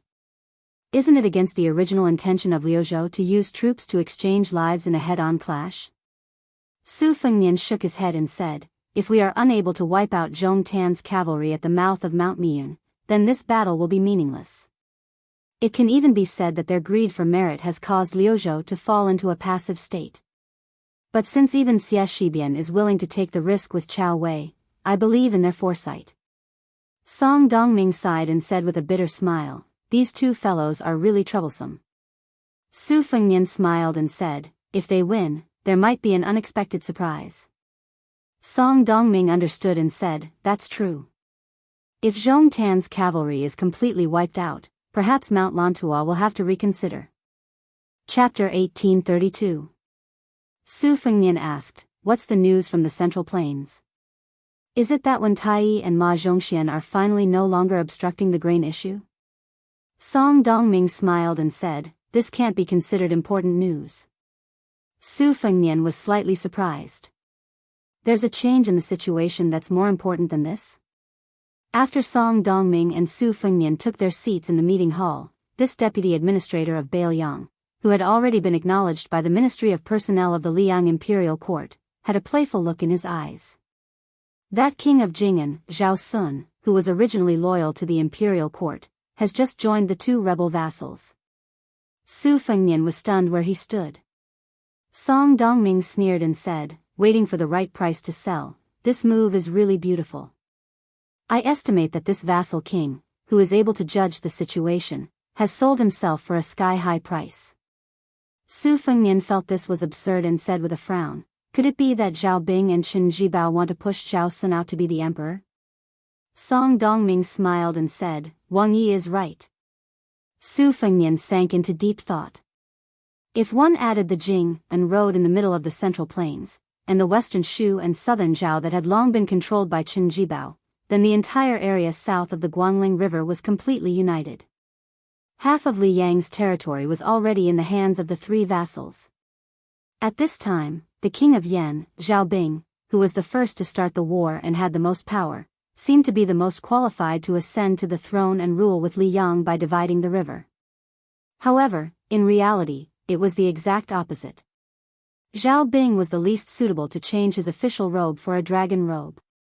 No matter how bad Song Yushu described the emperor of Liyang in the imperial edict, the entire court, especially the nobles led by Gangnam-do, were still loyal to Great Peace City. Zhao Bing was not suitable to stand out, and Chen Jibao, who did not have a proper surname, was even more unsuitable. Thus, the king of Jing, Zhao Sun, became the most difficult choice. In the Liyang dynasty that had not yet annexed the Central Plains, Zhao Sun and his son's branch of the Zhao clan were actually far more suitable for the orthodox status than Zhao Heng's branch of the Liyang dynasty. After the old king of Jing, Zhao Heng, failed to seize the throne and was exiled to Qing province, there was a reason for his deep resentment. In the current Xiangfu dynasty, there were probably not many officials who knew of this secret. Before Zhao Zhuan's grandfather ascended the throne, because Chen Wang, who was of the same generation as him, did not have a son, the imperial clan court had proposed that Zhao Heng be adopted by Chen Wang's branch. However, the process of Zhao Zhuan's grandfather ascending the throne was even more confusing than that of his son, Zhao Zhuan.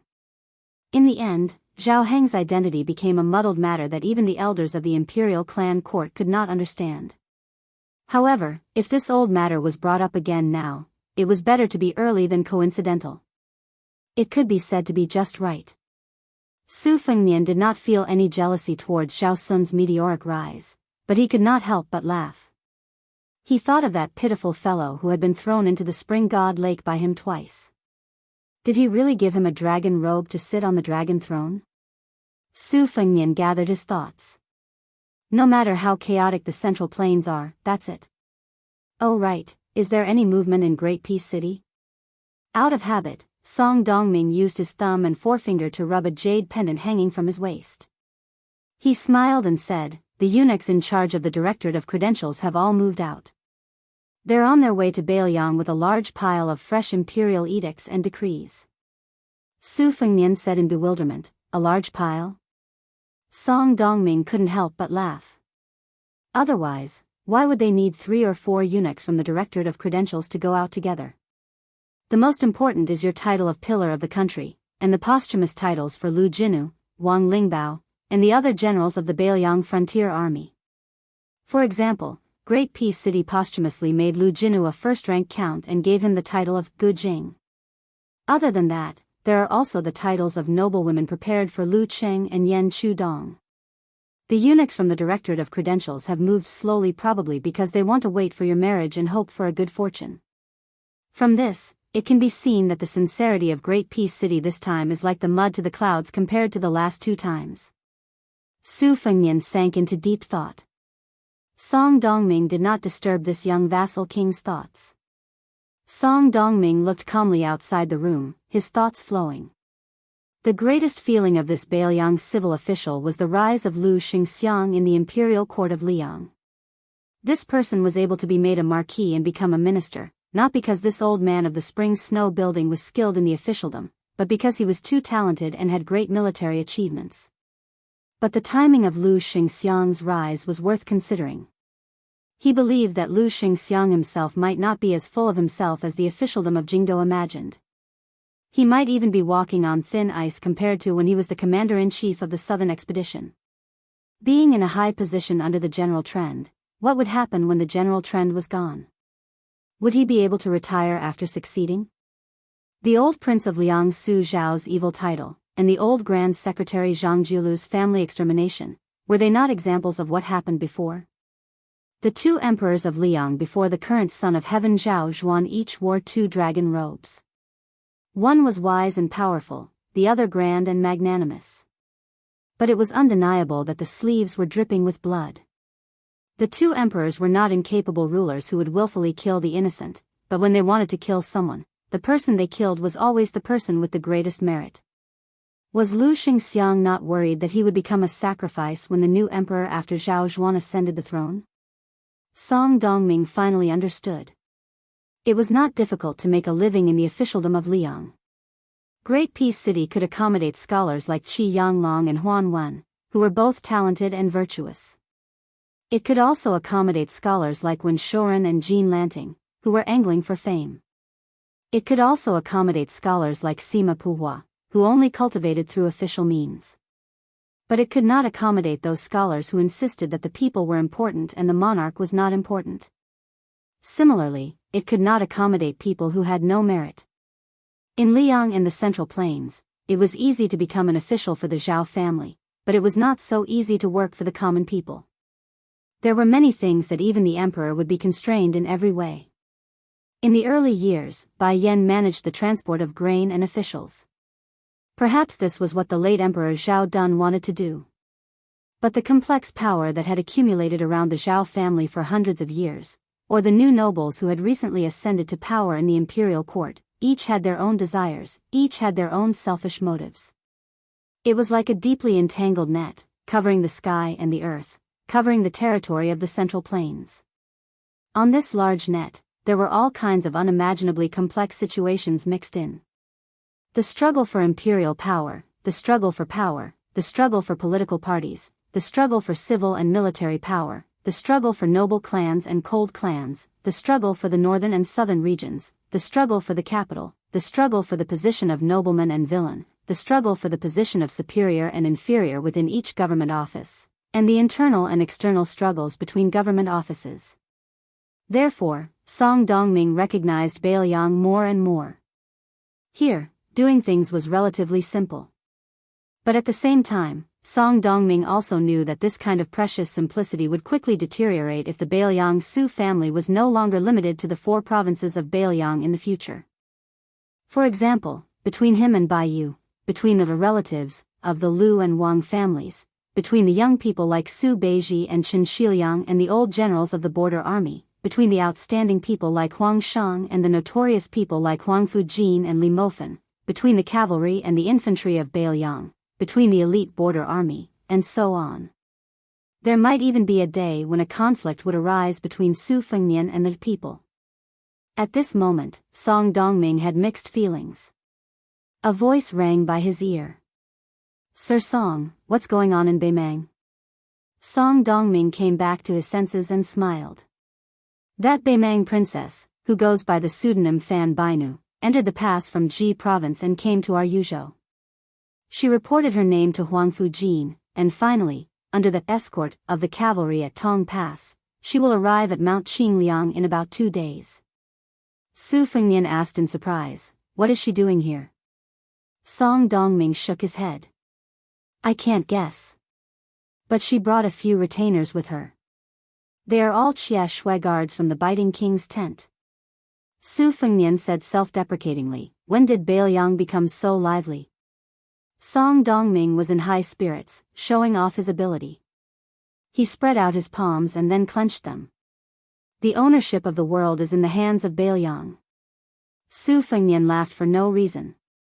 Su Shao loved to hear these words when he was alive. Song Dongming laughed and asked, "Does your highness not like it?" Su Fengnian smiled and said frankly, "There is no one in the world who doesn't like to be flattered."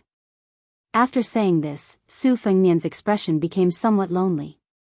After Su Shao became successful and famous, as he gradually grew old, perhaps the only regret of that old man's life was that he had never heard his son say a single good word about him. Not a single word. Chapter 1833. A group of 500 elite cavalrymen from Tongguan escorted a carriage to the outskirts of Liangzhou city. Captain Xian Yinma, who was personally leading the team, did not meet with the local garrison.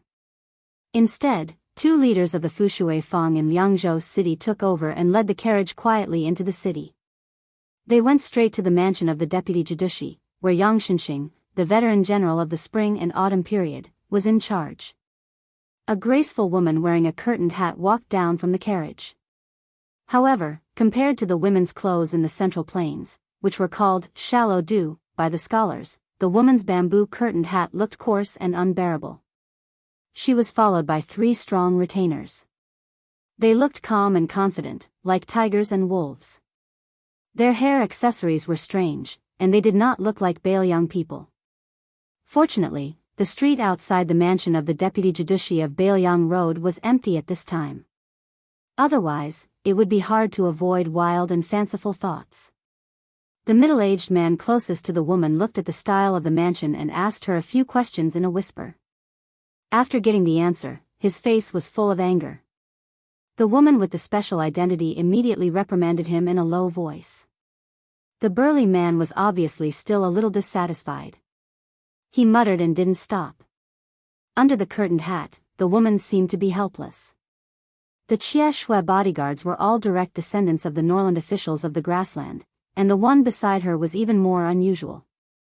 She was actually curious about the young lord's choice of meeting here. According to the spies of the western capital, Yang Xinxing, the general of Liang, did not have a good time in Bailiang Road. The mansion temporarily under the old general's name was not supposed to accept such an important military mission. However, since Mount Qingliang had made such an arrangement, as a guest from afar, she had no choice but to accept. In fact, the worst situation she expected was that she would not even see the outline of Liangzhou city and the 4 of them would quietly die on the way. Now that the young vassal king was willing to show herself, it could already be considered a good result. Her familiarity with Qingliang Mountain and the Northern Liang Iron Cavalry was far from what the 3 proud and arrogant Xia Shui guards beside her could compare to. In their entire lives, these 3 people had probably only interacted with the remnants of the Southern Dynasty, and their knowledge of the Northern Liang border army was only limited to some rough military intelligence reports. The person leading the way for them was a middle-aged man with an amiable demeanor.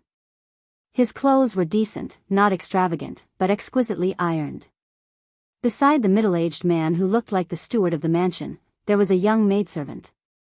Her face was delicate, but she had voluptuous breasts, a thin waist, a plump buttocks, and long legs. If she were lying on the bed, perhaps she would look very much like a rouge horse. Even the woman in the curtained hat could not help but look at the maidservant, not to mention the Xia Shui bodyguard beside her. He did not hide the passion in his eyes. He swallowed and suddenly laughed.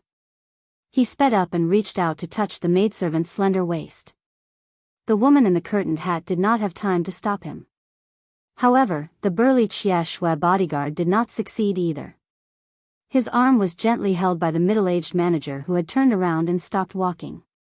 The burly Xia Shui bodyguard struggled hard, but he could not move. He suddenly felt that he was facing a great enemy. There was no longer any contempt in his eyes. However, no matter how hard he tried, he could not break free from the manager's white fingers. The middle-aged manager did not look at the Xia Shui bodyguard at all. Instead, he looked at the woman in the curtained hat and said with a smile, this is not your Beimang. There has never been a custom of giving beautiful concubines and maidservants. If you have the ability to make a woman fall in love with you at first sight, then that is true ability. If you don't, this lady, you should obediently restrain the people around you. Otherwise, I believe you are familiar with how Bailiang treats its guests in the past 20 years. After saying these words, the middle-aged man calmly loosened his 5 fingers. The burly Xia Shui bodyguard was caught off guard and staggered backward. The other young Xia Shui bodyguard quietly stepped forward and reached out to support him. Only then did he stand firm. The Beimang bodyguard, who had lost face, was furious. He reached out to grab the white rainbow saber at his waist that only members of the royal tent could wear. He was about to draw the saber in anger. The middle-aged man remained indifferent towards this. His face was still that calm and amiable expression. He shot a glance at the muscular northern Mang man who seemed to only have muscles but not brains, and said with a smile, "If you want to use this to test our prince's bottom line, then as a servant, I can't help but give you a word of advice. This action is meaningless and meaningless." The burly Xia Shui bodyguard immediately restrained his irritable expression. However, he still held the beautiful saber and stared at the hidden martial arts master in front of him. At the same time, the bruise on the wrist holding the saber instantly disappeared. It was obvious that the middle-aged manager's skills were not ordinary, and this Xia Shui bodyguard who had purposely made himself look wretched was definitely not someone easy to deal with. The woman in the curtained hat asked indifferently, "Sir, you shouldn't be the manager of this deputy provincial governor's mansion, right?" The middle-aged man did not hide anything. He nodded and said, "I am a servant at Mount Qingliang. I do some chores and welcome people who come and go."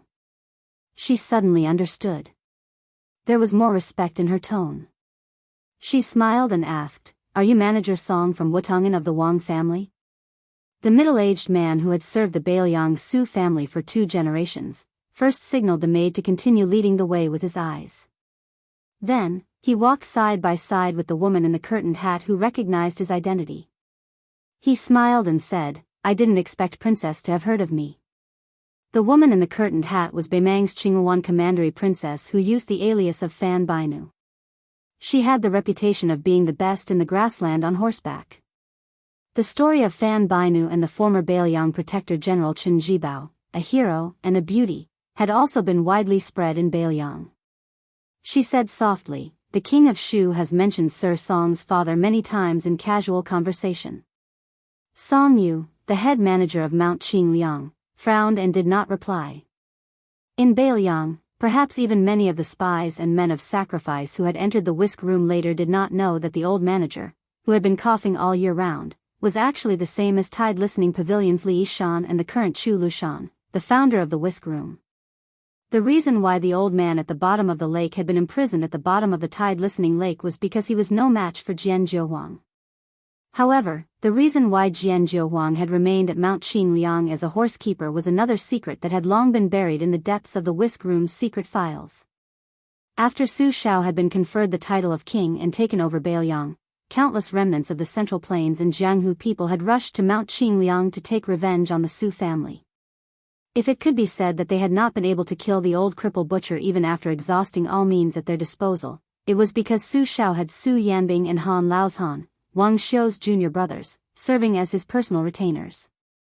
Then, at that time, His Royal Highness Su Fengmian, who often roamed the 3 prefectures of Bailiang, had servants and retainers at his side. If it could be said that the servants and retainers at his side could be said to be able to compete with the other Bailiang's junior brothers who also did not engage in proper work, then it could be said that they were not enough when faced with a true Jianghu expert or top assassin. How could Su Fengmian still be alive and kicking?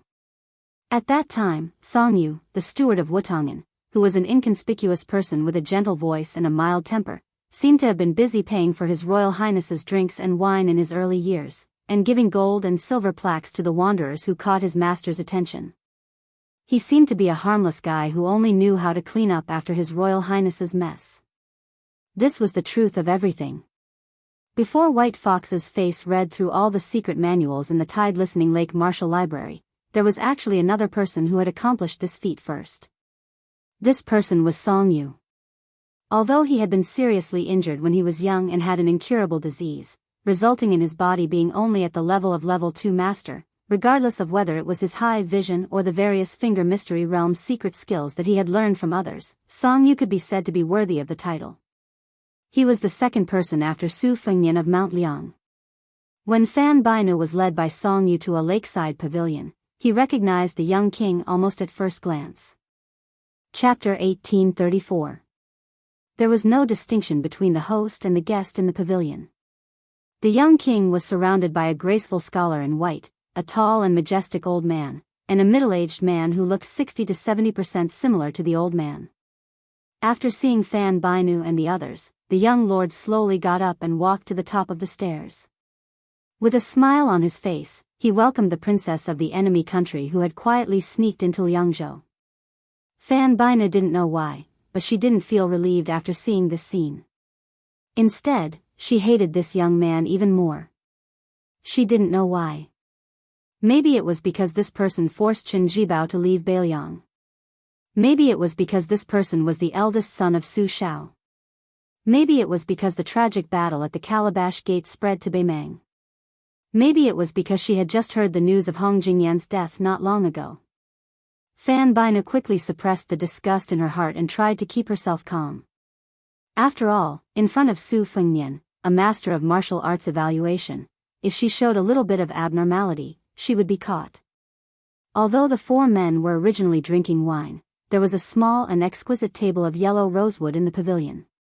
A whole set of tea sets was available. This was probably the way Beiliang treated their guests. They treated women who were not on the battlefield. Sure enough, the beautiful servant girl with the enchanting figure followed Fan Bainu up the stairs. Her eyes were gentle and her steps were light. She sat on one side of the table and skillfully began to make tea. Following the conclusion of Hong Jia's journey to the north, there was no lack of remnant citizens of the spring and autumn period who brought the northern Mang nobility the atmosphere of the Central Plains culture and elegance. Drinking tea was one of them. Before this, Northern Mang's impression of tea drinking in the Central Plains was nothing more than the 2 actions of placing the tea leaves and pouring the tea. Now, even the 7 prohibitions and 12 amenities, which were even more elaborate than during the Great Feng dynasty, had become a set of rules, and they even looked like they were being followed. Su Fengnian sat down again and looked at Fan Bainu, who had taken off her veil hat. He introduced the other people to her. They were Mr. White Lotus from Dragon Tiger Mountain, Yang Shenxing, the current deputy provincial governor of Beiliang, and Yang Huchen, the son of Yang Shenxing, who was temporarily the deputy general of Jizhou. In the end, he added that they were not outsiders, so she could speak freely. When Fan Bainu was carefully considering her words, Su Fengnian suddenly looked at the 3 Beimang guards outside the pavilion. He retracted his gaze and slowly said to her, "If this king did not remember wrongly, the white rainbow saber with the golden peach leather sheath was produced by the Yelu royal family 30 years ago. There were only 16 sabers in total. Excluding the few in the king's tent, there were only 9 sabers in the whole Beimang. Huang Songpu, Lu Gui, and Yang Yuanzan had all received them. The last 2 sabers seemed to be from Dong Zhua, who became the king of the South Courtyard, and Zhong Tan, who was promoted to Xia Zhemo. This king can carry this saber on his waist, and it seems to be an old item that has been hung for many years. This king's status is not lower than that of Commandery Princess. Why don't we go into the pavilion to drink and taste our Beiliang's green ant?"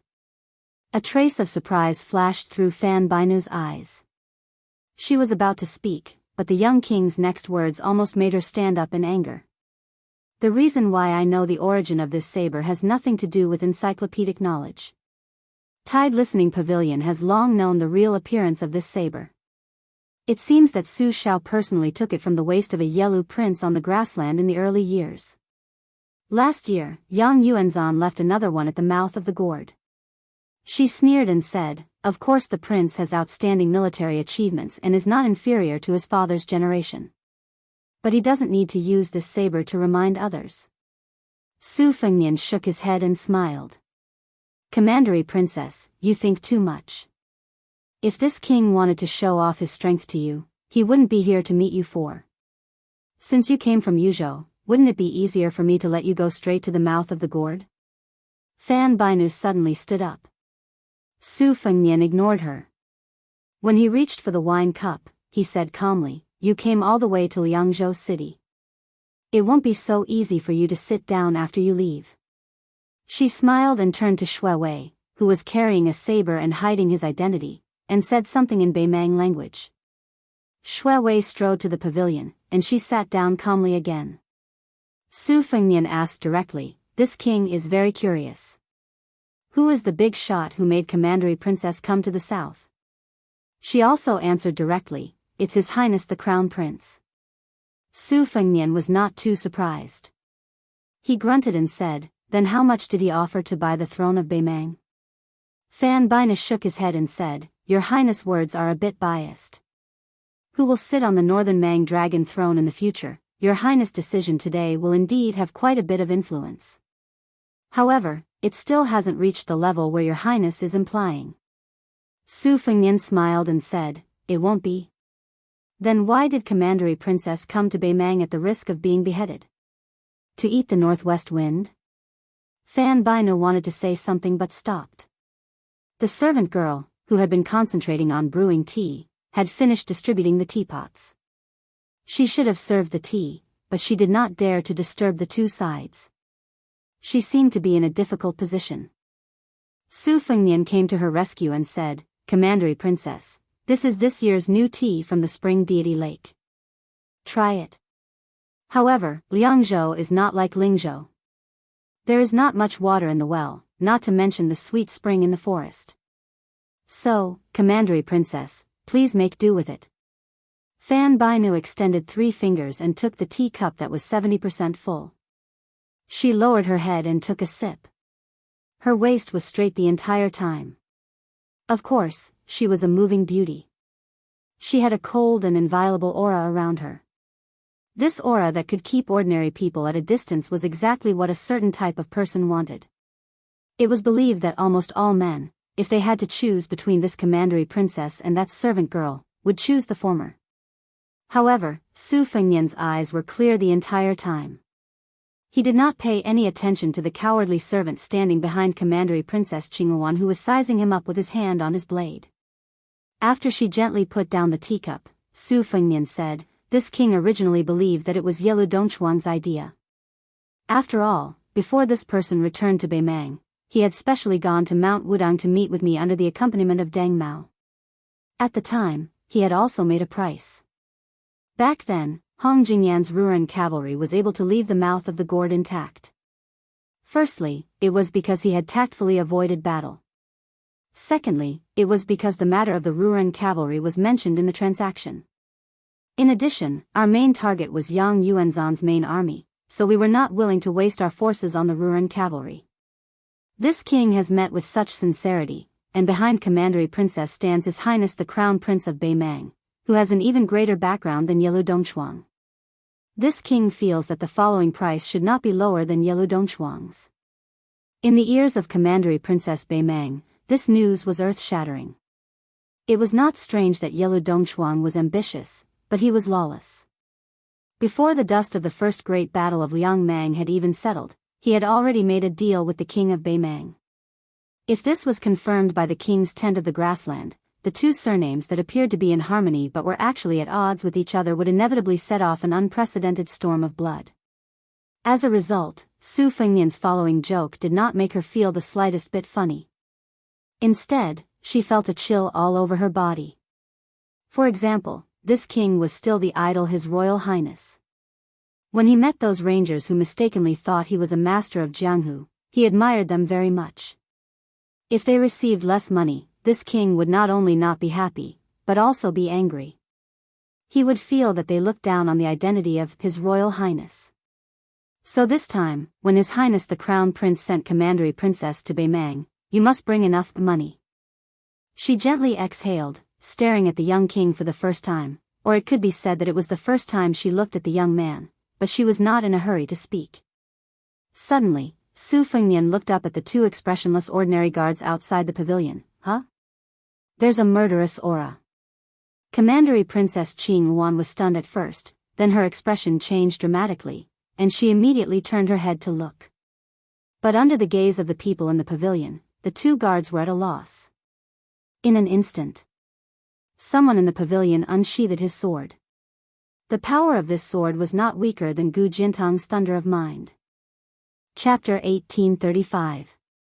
Because of Su Fengmian's line of sight, both inside and outside the pavilion by the lake were also staring at those two cowardly Shui guards, so much so that when the tall and sturdy man with the golden blade in the pavilion suddenly attacked, even Fan Bainu, who was sitting behind him, didn't have time to show the slightest expression of alarm.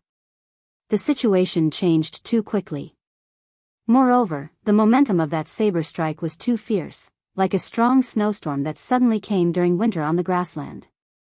It was as if there was an immortal inside and outside the pavilion.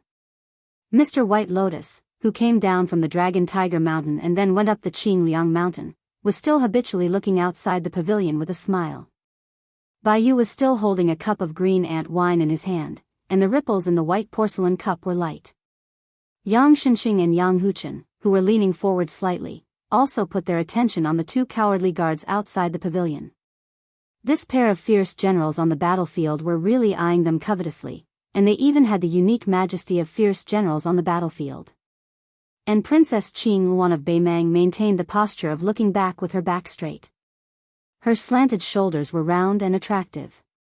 The maidservant who was cooking tea was still paying attention to the charcoal fire with her head down, fearing that it would spoil the fire. The flickering light of the fire shone on her delicate face, imperceptibly adding a bit of radiance to her. In fact, the cowardly guard in the pavilion who attacked silently from the moment he unsheathed his blade to the moment he chopped down, so this blade shouldn't have instantly released such a powerful aura when it was close to the young lord's head. Just like when two armies collided, naturally, the horse hooves would already be as loud as thunder before the battle. How could it be like a spring breeze drizzle? However, this saber strike had done it. Therefore, everyone was caught off guard. Even Song Yu, who was the gatekeeper of the Qingliang Mountain, who had all kinds of mysterious finger techniques and naturally had sharp senses, was a step slower to react. A burst of fine dust splashed up from where he stood, and this martial arts master who might be the #1 level 2 master in the world was about to jump into the pavilion. But the next moment, for some reason, Song Yu landed on the ground again, and his body didn't move at all. He no longer cared about the situation in the pavilion, and his gloomy eyes slowly moved around the two cowardly guards like a snake looking at a mouse. Logically speaking, as the local tyrant of Northern Liang, this private meeting was supposed to be a show of strength to these Northern Mang characters who had something to ask of them. For example, in historical novels, throwing a cup was often used as a signal. Hundreds of executioners would swarm over from behind the screen, or a pot of boiling oil would be set up in an open space, with the owner holding chopsticks. Unexpectedly, the young lord from the beginning to the end, Beimang was the first to attack. This group of Beimortals knew that they were facing one of the four masters of the Beimang Wushu, and in the territory of the Su family's territory of the Su's family of the the Bailiang cavalry, of the Su of the southern of Beimang, of the southern of the families of the ofs. Mr. White Lotus's eyes were still looking outside the pavilion. The wine in his cup rippled violently, and he sighed softly. When Princess Qing Luan looked back again, she didn't see the scene of heads falling to the ground and blood splattering everywhere. She only saw the deputy commander of the Bailiang Shui Guards, who had the same surname as her, still holding the sword in his hand. His whole body was full of power, like an eagle that had just swooped down from the clouds, his claws suddenly hooked onto the wooden frame. In contrast, the leisurely young lord was holding the cup with 2 fingers on his right hand, slowly raising it, and then smiling at her after raising the cup. It was very ordinary, like a friendly toast between 2 friends. But the young lord's left hand was raised high, and his 4 fingers were naturally bent. Only his index finger just happened to be pressed against the blade of the white rainbow sword in the golden peach skin scabbard. This unstoppable blade, after touching the young lord's finger, couldn't move forward even a little bit. Perhaps what could prove that the previous blade was indeed unstoppable was the black hair of the maidservant next to the young lord. The slightly undulating black hair was like a lotus in a pond. After waving the blade with the most true meaning of martial arts in his life, the deputy commander of the Bailiang Shui Guards was pale, his eyes were desperate, and his lips were slightly trembling. Su Fengnian's finger that blocked the Beimang royal family's sword gently shook, and the white rainbow sword with the golden peach skin scabbard flew out of his hand, and with a bang, it was quickly nailed into a pillar of the pavilion by the lake. The Bailiang Shui guards, who was determined to die, but also thought that the chance of success was very high, didn't care whether the young lord understood the Beimang language or not, and said in a trembling voice, "Weren't you successfully injured by Tuoba? And then in Huayang Pass, you fought with Chen Jibao, why are you not injured at all?" Fan Bina's hands were tightly clenched on his legs, and blue veins appeared on his white skin. He raised his head and shouted angrily, "Yilu Tsanglang. Are you crazy? Why did you assassinate the king of Bailiang without permission?" The burly dainty Shui guard was in a daze. He turned a deaf ear to the commandery princess's exasperated reprimand. He muttered to himself, "This is impossible," over and over again. He was confident that he had crossed the threshold of the celestial state. If he was facing Su Fengnian, who was at the peak of martial arts, of course, it would be a joke. But the spy report clearly showed that the current young lord was in a bleak situation. Even if it couldn't be said that his life was hanging by a thread, his celestial body was almost shattered. Purely speaking of his body, he was even weaker than the ordinary Jianghu warriors who had reached the finger Xian state, let alone the great Vajra of Buddhism who had cast an invincible golden body. It was just like those Taoist immortals who had taken the shortcut to the sky. They seemed to have endless mysterious secret techniques, but in fact, they were vulnerable in front of the pure martial artists who were down to earth on the road of martial arts.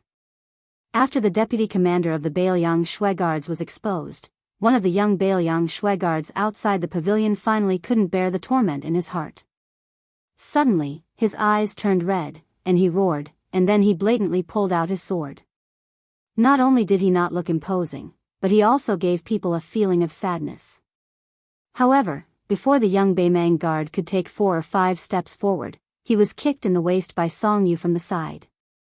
The corpse that was killed on the spot flew out, giving the onlookers a feeling of fluttering willow catkins. Next, everyone present looked at the remaining Bailiang Shui guard in unison. Song Yu's eyes were cold, Yang Shenxing and Yang Huchen's eyes were sharp, and Mr. White Lotus, who had been reading too much, seemed to know his own limits. He didn't look outside the pavilion in vain. Instead, he put down the empty wine cup and smiled at the frightened maidservant who was cooking tea, as if he wanted to ask her for a cup of tea. The young Bailiang Shui guard had a pitiful look on his face. A strange scene appeared. It was still not outside the pavilion, but inside the pavilion, very close to the young lord. Su Fengnian leaned back, barely dodging an extremely ruthless hand knife. The arm that was exposed from the shoe-embroidered sleeve was slender and beautiful, full of ivory gloss. But when her hand was used as a knife, it was full of murderous intent. Chapter 1836. If he was stabbed in the neck by this seemingly ordinary hand knife, he believed that it would be even easier than being chopped in half by the white rainbow sword. Princess Qingwan, who was at a loss, stared blankly at the harmless maidservant who was brewing tea. The corners of her mouth held a faint smile, and the lingering charm between her graceful brows even remained the faint fear that she had deliberately faked after the previous unforeseen event. She twisted her wrist. The hand knife swept horizontally towards the young king's throat. The next moment, Su Fengnian held 2 arms with both hands and blocked 2 hand knives at the same time. One hand knife was from the mysterious maidservant who was cooking tea. And the owner of the other arm, even Song Yu, who knew everything about the Qingliang mountain, probably didn't expect it. Princess Beimang widened her eyes and couldn't help but have a look of disbelief on her face. She didn't know when a girl was standing next to her. She stepped on the table with one foot, and her hand knife was probably only a thin line away from the temple of the maidservant who was sitting sideways. Su Fengnian didn't look at the maidservant who was cooking tea, but raised his head and smiled helplessly at the little girl who still had the childishness of a girl's body. In front of so many distinguished guests, it's not appropriate for you to make a bloody scene, right? The girl snorted with a fake smile, retracted her hand, and then jumped up, grabbed the eaves of the pavilion by the lake with one hand, and disappeared after a light flip. Su Fengnian turned his head and said to the maidservant, "What is your relationship with the little girl in the princess's tomb?" The eyes of this young maidservant, who was actually very good-looking, were still gentle, without the slightest ruthlessness of ordinary Jianghu killers.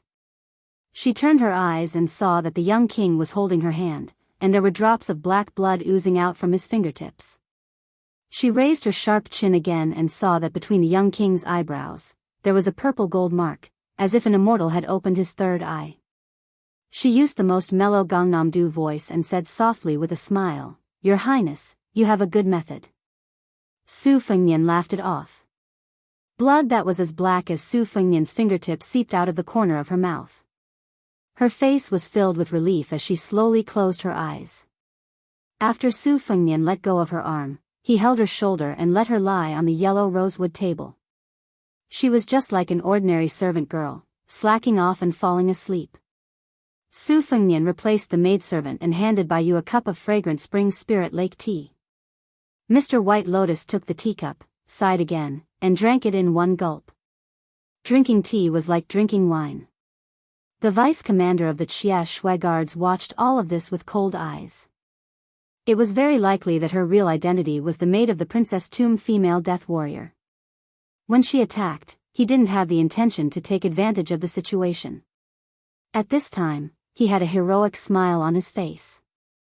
He didn't show any sign of kneeling down and begging for mercy.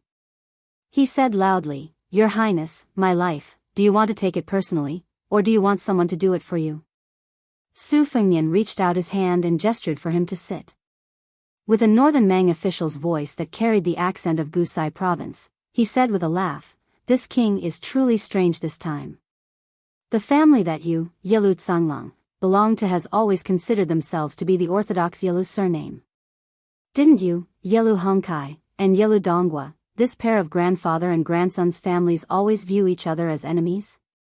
You all hate that Yilu Hongkai, who had been loyal to the emperor for 3 dynasties, let down the previous emperor. Moreover, since you can sit here this time, you can clearly be considered a trusted aide of your northern Mang crown prince. Why would you help them turn around and stab the crown prince?" Yilu Tsanglang hesitated for a moment and finally sat down. He was puzzled. "Why does your highness think that I am allied with Yilu Hongkai? The assassination of your highness came from the Beimang's crown prince. Isn't it more reasonable?" Su Fengnian didn't answer his question and asked, "Before you unsheathed your sword today, have you not used it for at least 2 years?"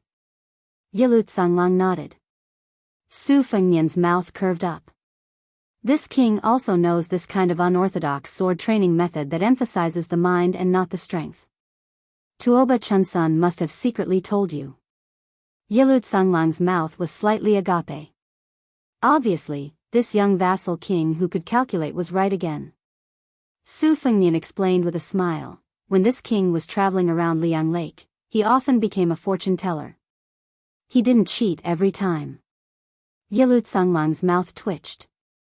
Su Fengnian raised his cup and took a sip of green ant wine. He narrowed his phoenix eyes and asked with a smile, "You don't believe me?" This famous deputy commander of the Wuxia Xianxia guards didn't say anything. He was still skeptical. Su Fengnian laughed and pointed at himself. "It's actually very simple. The ancestor of your sword technique is far away but right in front of you.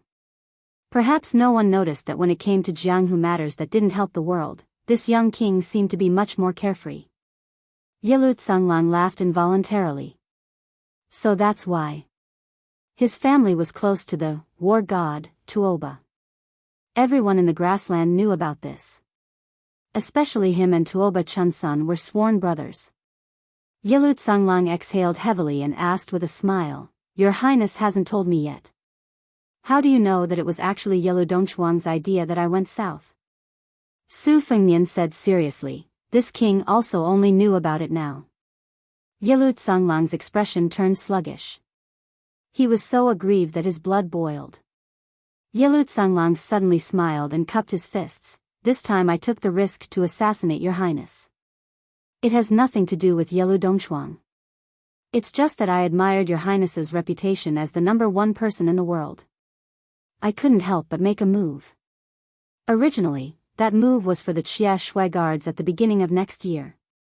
I hope your highness will be magnanimous enough to forgive me for this." I believe your highness can understand the thoughts of a martial arts fanatic like me. If this small matter causes a misunderstanding between the two kings and delays your grand plan of conquering the world, I, Yelu Tsanglang, will not be able to absolve myself from the blame even if I die 10,000 times. Su Fengnian's eyes were playful. Just as Yelu Tsanglang was about to instinctively think about the deeper meaning of the young king's words, this burly man suddenly turned his head with difficulty and looked at the insignificant woman in his eyes. What Fan Bai knew, what Beimang's first commander. Originally, as long as he completed this business, there would no longer be Princess Qing Luan in this world. She would only become a plaything on his bed. Could it be that the good-for-nothing crown prince had the guts to say no? If he, Yelu Tsanglang, was really annoyed, when the Beimang imperial court was turned upside down in the future, even the crown princess who won the title of Han Gu in the chess and sword music school would also be snatched into his pocket. But at this moment, the Xia Shui Guard's vice-commander Yelu Tsanglang was clearly a dying man. A dagger pierced through his thick neck. And the Beimang princess who was holding the dagger with both hands quickly pulled it out after her successful attack. Her movements were clean and efficient, without the slightest hesitation. Yelu Tsanglang covered his bleeding neck with one hand and pointed at the woman with the same surname who was even more ruthless than him with the other hand. Fan Bai Nu gently put down the dagger and didn't look at Yelu Tsanglang at all. She stared at the young king across the table. Your Highness, now you and I can continue the original topic. I will still do the business for His Highness the Crown Prince. And now, Your Highness seems to have no other choice. Chapter 1837. Su Fengnian expressionlessly pointed at Yelu Tsanglang's corpse lying in a pool of blood. To put it bluntly, he can appear here, can speak and do things for Yelu Dongchuang, then no matter whether Yelu Dongchuang really wanted to kill this king or not, it means that this king and your crown prince, who can't do anything right, are not reliable at all. If you put yourself in his shoes, how would you feel? She bites her lips so hard that she doesn't even notice the scarlet blood oozing out. Beimang princess, who is not stupid, has no answer to the young king's question. No one here is a fool. She doesn't want to and disdains to say those words that go against her heart. Even if Yelu Dongchuang did have the sinister idea of killing two birds with one stone from the beginning, but compared to Beimang's fatuous crown prince, whose confidant was successfully instigated by his mortal enemy, the former is still a more suitable business partner. After all, this business is not as simple as tens of millions of gold and silver, not hundreds of officials' hats, and not even the military power of 200,000 or 300,000 people. It is related to Beiliang, Beimang, and Liang, these two countries. In a real sense, the whole world. If you are not the kind of ambitious and ruthless person who lacks temperament, real power, skill, and even destiny, you can only be a joke. Throughout history, only the ambitious wolves are qualified to fight for the world. In fact, she is sitting here now, is already a big joke. Yelu Tsanglang's knife, and the teammate's assassination. Isn't it Yelu Dongchuang, the ambitious young man, showing his monstrous power in the grassland to the whole Beiliang and Su Fengnian? As for her, a chess piece played by the big people, how can she be on equal footing with the young man surnamed Su in front of her? She pulls the corner of her mouth, smiling bitterly. These years, she has always believed that the Beiliang cavalry that made the whole Beimang suffer was given to this young man by Chen Jibao with both hands. It was the white-clothed war saint's charity. Now looking at this young man, who has been talking and laughing from the beginning to the end, this hidden thought in her heart is not as firm as before. At this moment, a poor guy, who is in a more awkward situation than Beimang princess in the pavilion, moved. Song Yu suddenly appeared next to the only timid Shui guard who was still standing. The latter raised his hands high and tried to move away from the sword at his waist as far as possible to show that he was an honest man. When he met the eyes of the king of Beiliang, the young guard swallowed his saliva and said in a trembling voice, "His Highness asked me to send a message to your Highness." Nodded his head a little bit. Then the cowardly Shui Wei said something inexplicable. Mr. White Lotus, who was in the pavilion, tilted his head and smiled at the young lord. As for the other peoples, they are. That sentence is of the of Bimes of Baiman. His Highness wants to ask your Highness, in your Highness's Wutongan, are there more parasol trees or more purple bamboos? Even though many people in northern Mang, whether it was the northern court or the southern court, were curious about Su Fengnian, the new prince of Liang, the crown prince, who was at least the second most important person in northern Mang, being so interested in a small Wudong courtyard was still very boring. Princess Beimang Princess didn't know whether to laugh or cry, but she also felt disheartened. The reason why she became the leader of this trip to the south, in addition to her familiarity with Bailiang, is that her family has high hopes for the crown prince, or it is because she sees him as a rare commodity. After plucking up the courage to say this, the young cowardly Shui Wei felt as if he had been fighting for a day and a night. His legs felt weak, and his entire body felt weak.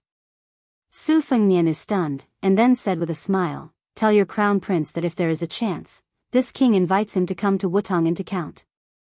He feels that if he can return to Beimang alive, he must tell all his acquaintances. The young king of the Su family, like his father Butcher, is too powerful.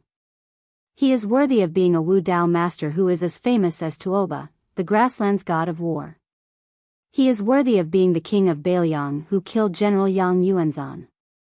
The grassland men have never been merciful to weak enemies, but they are never stingy with their respect for the strong. His family elders once told him that the biggest difference between the grassland and the central plains of Liang is that the scholars there, as long as they are rivals in their hearts, they will never respect them, but it doesn't stop them from wagging their tails and begging for mercy when they are living under someone else's roof. But we grassland men are different.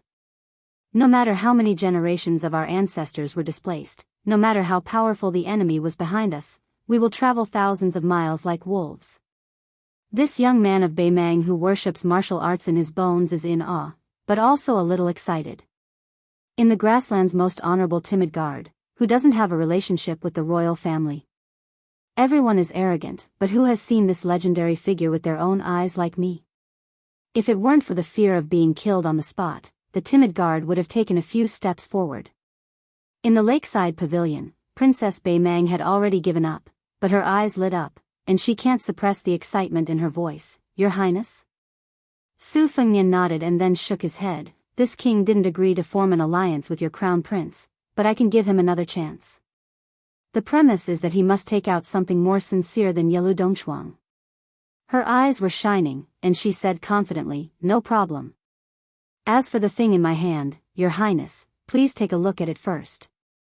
I believe Your Highness won't be disappointed." Su Fengnian joked, "This king is already not disappointed today. Princess, don't worry, let Steward Song take you to General Yang's mansion and find a quiet and elegant courtyard to stay for the time being. Some things can't be thoroughly explained in a few words, not to mention that this king also needs to weigh the pros and cons repeatedly." She put away the dagger, stood up, and put on the curtain hat again, leaving this small pavilion that may leave a strong mark in the history books in the future. In less than an hour, she walked side by side with Song Yu, who also looks gentle and elegant. This time, Princess Qinghuan of Beimang has a completely different mentality. Chapter 1838. Song Yu still didn't exchange any pleasantries, and her expression was still warm. After leading the princess to a small courtyard, Song Yu turned around and left. She gently pushed open the door. The young Xie Shui guard was standing at the bottom of the stairs, about to move to the side room. She suddenly asked, "What does His Highness mean by that sentence?"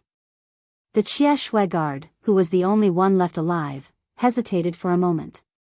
He probably regarded this princess as a friend in adversity from the bottom of his heart, so he went beyond the rules and answered, "Princess, I don't know what His Highness means." This is not an excuse. To be honest, during this trip to Bailiang, I have privately pondered over this sentence countless times, but I still can't figure out the mystery behind it. She didn't say anything else, pushed open the door, and closed it. She took off the curtain hat, leaned against the door, and almost collapsed to the ground.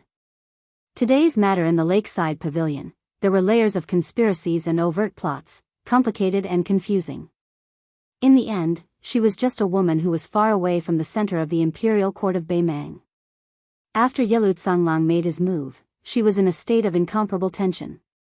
It was really not easy to support herself to this room without batting an eyelid. For some reason, at this moment, faces appeared in Princess Qinghuan's mind. First, it was the grandfather and grandson. The skinny yellow Dongbei's dark face that revealed a mouth full of white teeth when he spoke. There was also his grandfather Yelu Hongcai's smiling face.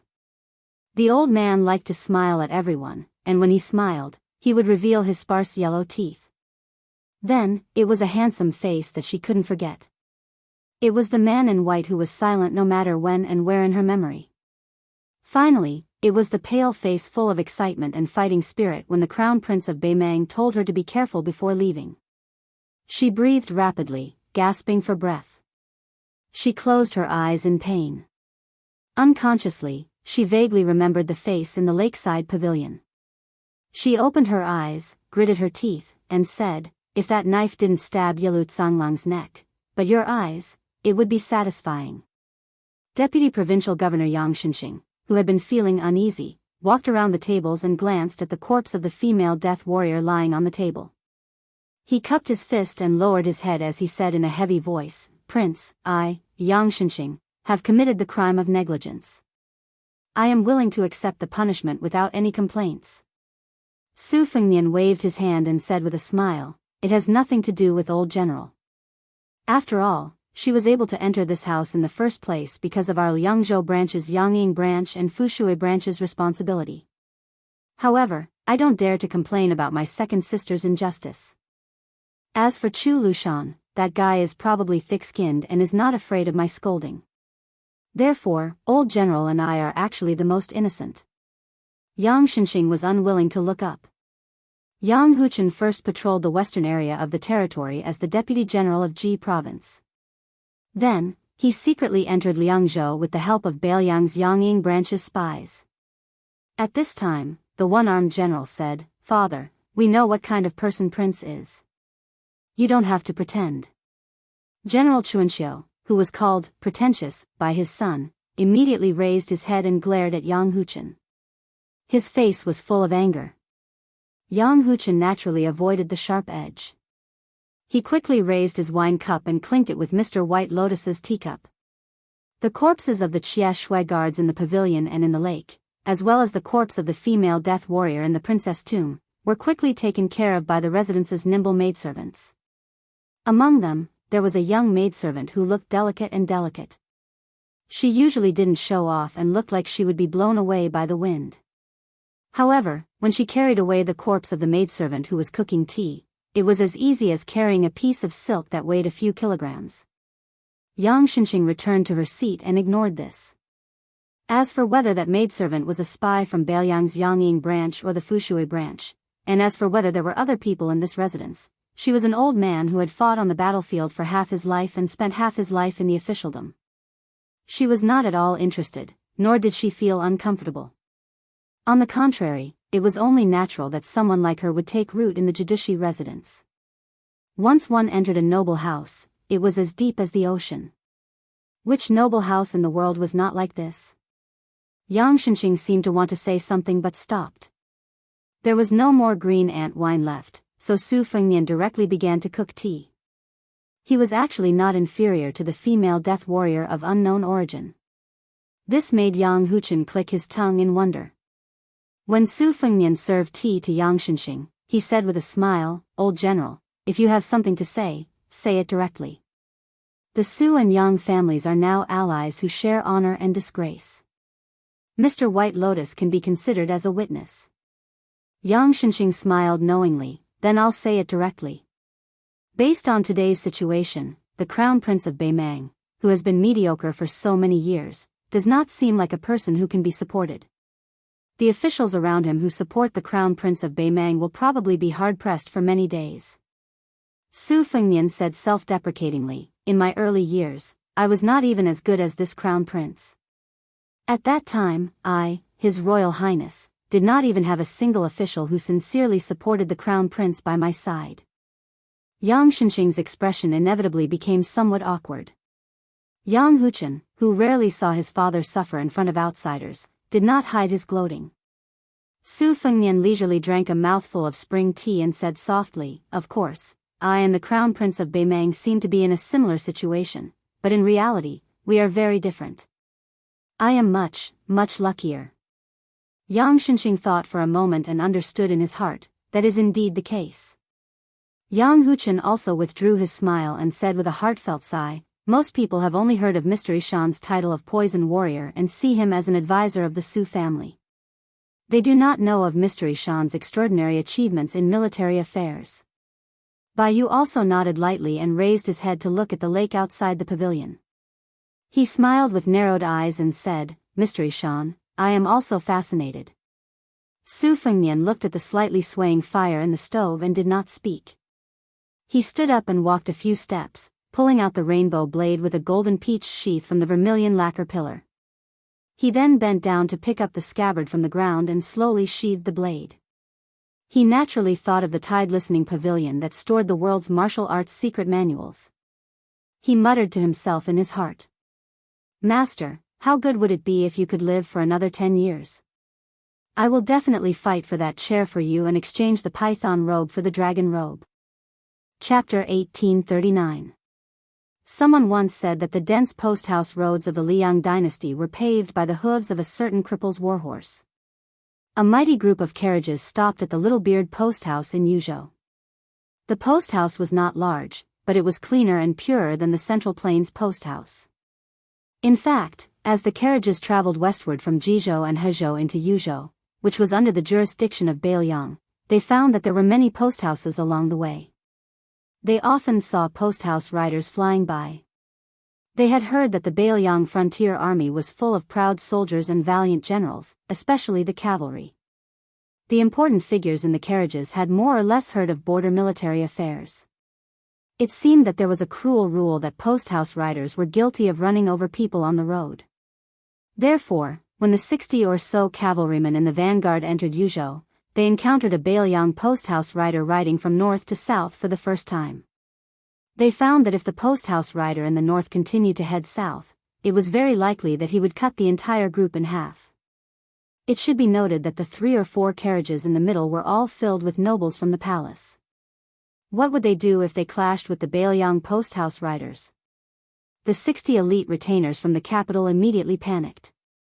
Although the officials in Bailiang wanted to worship them like ancestors on this trip to the west, the vanguard cavalrymen did not say anything and turned their horses to block the carriages behind them. They would rather jam together than let the post-house rider pass unimpeded. The post-house rider, who had been prepared to stop his horse, clearly did not understand what this powerful group of carriages was thinking. As he continued along the post-house road, he could not help but turn his head to take a few more glances at the crossroads. His gaze was strange. He probably felt that the foreigners, who looked rather neat and orderly, were a bit too polite. Afterward, a lieutenant from the Armory Department of the Ministry of War explained that the post-house rider had a feather proclamation on his back. It indicated that he was an ordinary post-house rider in Yuzhou and that the spy report he passed on was of the most common type. However, the vanguard cavalry lieutenant who acted on his own initiative was not reprimanded.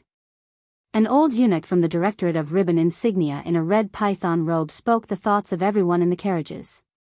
In Bailiang, it is better to be safe than sorry. Now, most of the Liang soldiers understood that there were 3 types of soldiers in the world: weak troops, strong troops, and the last type was called the Bailiang cavalry. Last time, the new Prince Liang had led less than 1,000 white horses into an important area in the capital. The result was that he had entered a place where no one could stop him. This incident caused Great Peace City to lose face, and caused a general of the imperial family to resign from his position in the imperial clan court. The Ministry of War did not interfere, but everyone in the Jingdo officialdom knew that this yamen, which held military power in the world, had not been kind to the generals from the Jingdo branch in the last half-year. Every time they came to do something, it was like they owed tens of thousands of taels of silver. Later, at the end of the Battle of Guangling, the 10,000 Great Snow Dragon cavalry suddenly came out of seclusion. The assistant minister of the Ministry of War, Su Gong, who had returned from the Tu Liao, personally led the elite troops of the capital to intercept them. There were also the cavalry of Ji and Qingzhou in the north and south. There were also the local troops who did their best to serve. Now, there was a rumor in Great Peace City that this time, it was Lu Sheng, who had experience in the Guangling battle, who stood out and not Su Gong, who had merit in the Tu Liao border battle. It was because of that embarrassing interception that the emperor was too disappointed in this Gangnam-do Confucian general. The attitude of the little whisker slope into these emperor's envoys was neither warm nor cold. They were not attentive and flattering, but they were not cold. The head eunuch of the Directorate of Credentials was not surprised by this and did not nitpick on this matter. First, the eunuchs of Liang rarely left the capital. At most, they had some secret dealings with the weaving bureaus of the Central Plains and the salt and iron camps of the local officials. They would not publicly appear in the eyes of the officials outside the capital. Second, ever since the old emperor of Liang took in the eunuchs of the fallen countries, these eunuchs were deeply grateful to the Zhao Shi. No matter whether it was the old people who had experienced the fires of war or the younger generation eunuchs they had raised, there had not been any rumors of trouble in the internal court in the past 20 years. The matter of eunuchs interfering in politics had disappeared. Even the powerful cat Han Xingxian, the head of the ceremony directorate, was only known as one of the three great devils of the spring and autumn period. The Zhao Shi of Liang had no doubts about his loyalty to the head of the eunuchs in the world. Later, the young Song Tonglu took over the ceremony directorate and was well known among the civil and military officials. The little whisker slope was not big enough to accommodate the imperial eunuchs, the imperial bodyguards, and the elite cavalry of Jingji, totaling more than 1,000 people. If it were anywhere else, the prefectural government of each province would have made appropriate arrangements and promised that they would not disturb the people. As for whether they really did not disturb the people, the head eunuchs of the Directorate of Credentials would naturally turn a blind eye. However, after arriving in Yuzhou, there were many inns but not many. It was common for most of the imperial edicts to hide their meals and sleep in the open. On the other hand, the Directorate of Credentials took the initiative to discuss with the Yuzhou inns on how to avoid disturbing the people of Beiliang as much as possible. After the three eunuchs entered the inn, they gathered in the hall to discuss matters as usual. However, they were not in a hurry to speak. Instead, they drank a pot of tea prepared by the little whisker slope in deputy and waited patiently for news from a trusted eunuch. Very quickly, the young eunuch respectfully led a young scholar-looking figure into the hall. The young eunuch obediently left the hall, closed the door, and waited outside. When they saw the young man in green, the three heads of the Directorate of Credentials immediately rose to greet him. They lowered their voices slightly and said with a smile, "Greetings, Lord Chen." The term husband was originally old Li Yang's way of speaking out of respect. It was specially used to address the big shots in the army or the ministers who held the power of the court. In the entire dynasty, there were probably only 7 or 8 people who were addressed this way. However, at that time, the Eastern Wei, Southern Tang, and several other dynasties that stood side by side with Liang still had national power. There was also the saying of husband, but it was extremely indecent. It was said that those men with delicate and pretty faces had delicate and pretty voices that were not inferior to those of orioles and swallows. Jiangnan had a culture of nurturing children and had a reputation of being a distinguished scholar. Among these, there was more or less a hint of ridicule towards Liang. In the Yonghui era after Liang swallowed up the Central Plains, the concept of the husband of Great Peace City gradually disappeared. After the year of the auspicious talisman, it rose up again, especially in the internal court. It was highly revered. When the eunuchs of the palace met some of the Liang officials who were able to travel in the forbidden grounds of the palace, they all liked to respectfully call them husband. This time, of course, no one dared to confuse Jiangbei and Jiangnan. In the eyes of the eunuchs, among the civil officials, not even one of the 6 ministers could receive this honor. Only the head of the Hall of Secretaries Qi Yanglong, the assistant minister of the Hall of Secretaries Zhao Yuling, the left servant of the Minxia province, Huan Wen, and the left servant of the scattered cavalry, Chen Wang, were worthy of being called husband by their surnames. The identity of the person in front of him was finally revealed.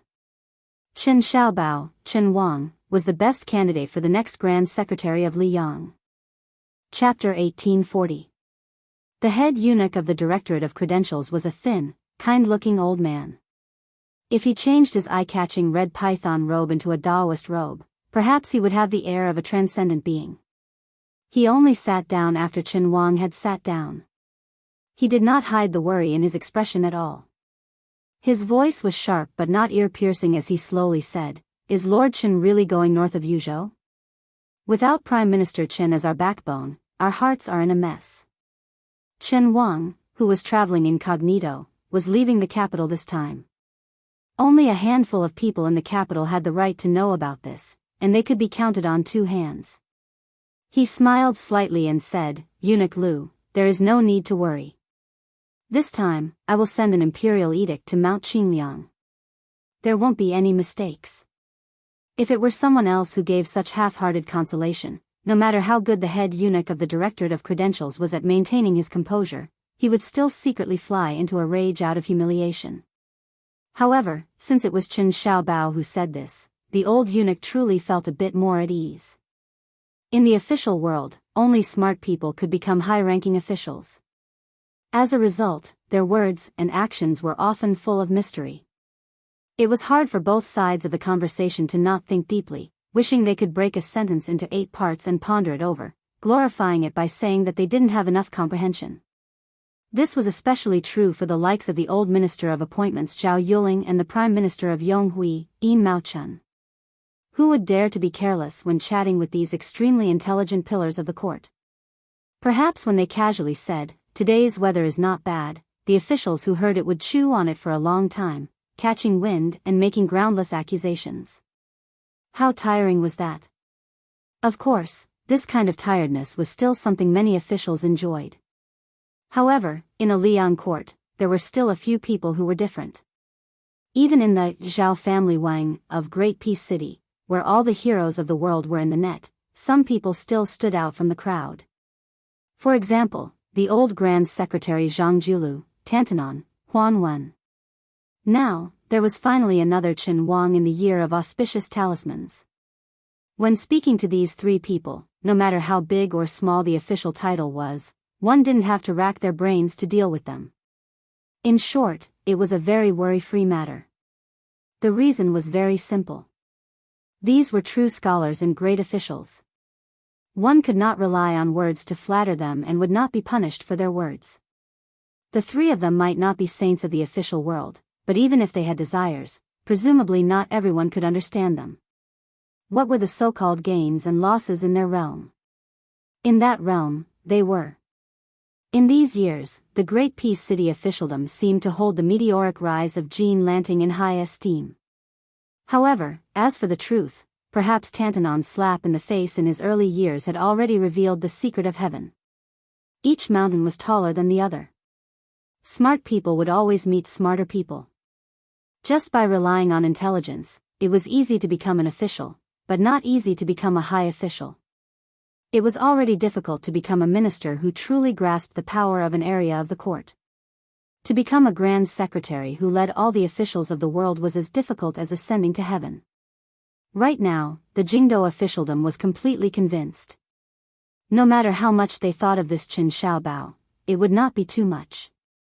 Compared to Zhang Julu, who had once made Great Peace City tremble in fear, Chen Wang's disadvantage was that his reputation as a teacher was almost non-existent. He also did not have the legacy of both his teacher and father-in-law. After all, Chen Wang came from a humble background. Although his father-in-law was also a relative of the imperial family, in reality, he did not have much help. His advantage was that Chen Wang was fully deserving of being a close official of the Son of Heaven, a trusted aide that the current emperor had single-handedly supported. Most importantly, regardless of whether it was helping Yin Maochun manage the Beijing and local reviews, serving as the imperial tutor in the diligent room, or finally being promoted to the minister of the secretariat, Chen Wang's conduct and nature were all seen by the entire Great Peace City. Compared to the old Grand Secretary Zhang Julu, who immediately showed off his ability after shocking the world with a single brilliant feat, Chen Wang always gave people the impression that he was as gentle and kind as jade. Deep down, he was not a person filled with aggression. To the civil officials of the court, this was undoubtedly great news. This meant that once Chen Wang became the head of the Minister of the Secretariat, the entire Liang officialdom would welcome a period of relatively stable peace. Even though there would still be conflicts in the officialdom, there would only be promotions and demotions. There would not even be that kind of miserable situation where one's career was sealed because of one person's hatred. Speaking of which, it was quite strange. Right now, almost no one in the Liang officialdom understood why Chen Wang, who was rising step by step, wanted to become an official. Chen Wang had never personally said it, nor had he ever revealed such emotions. This time, when Chen Wang appeared in the carriages, the head eunuch of the Ribbon Insignia Directorate, Eunuch Lu, only realized it when he saw this left scattered cavalry personal attendant. As for why Chen Xiaobao would secretly join the carriages, Eunuch Lu and the others all kept it a secret, not even daring to make wild guesses. That was why when Chen Wang said that he wanted to immediately leave the carriages and go their separate ways north, the three eunuchs looked at each other in dismay. Chen Wang's expression revealed a hint of absent-mindedness.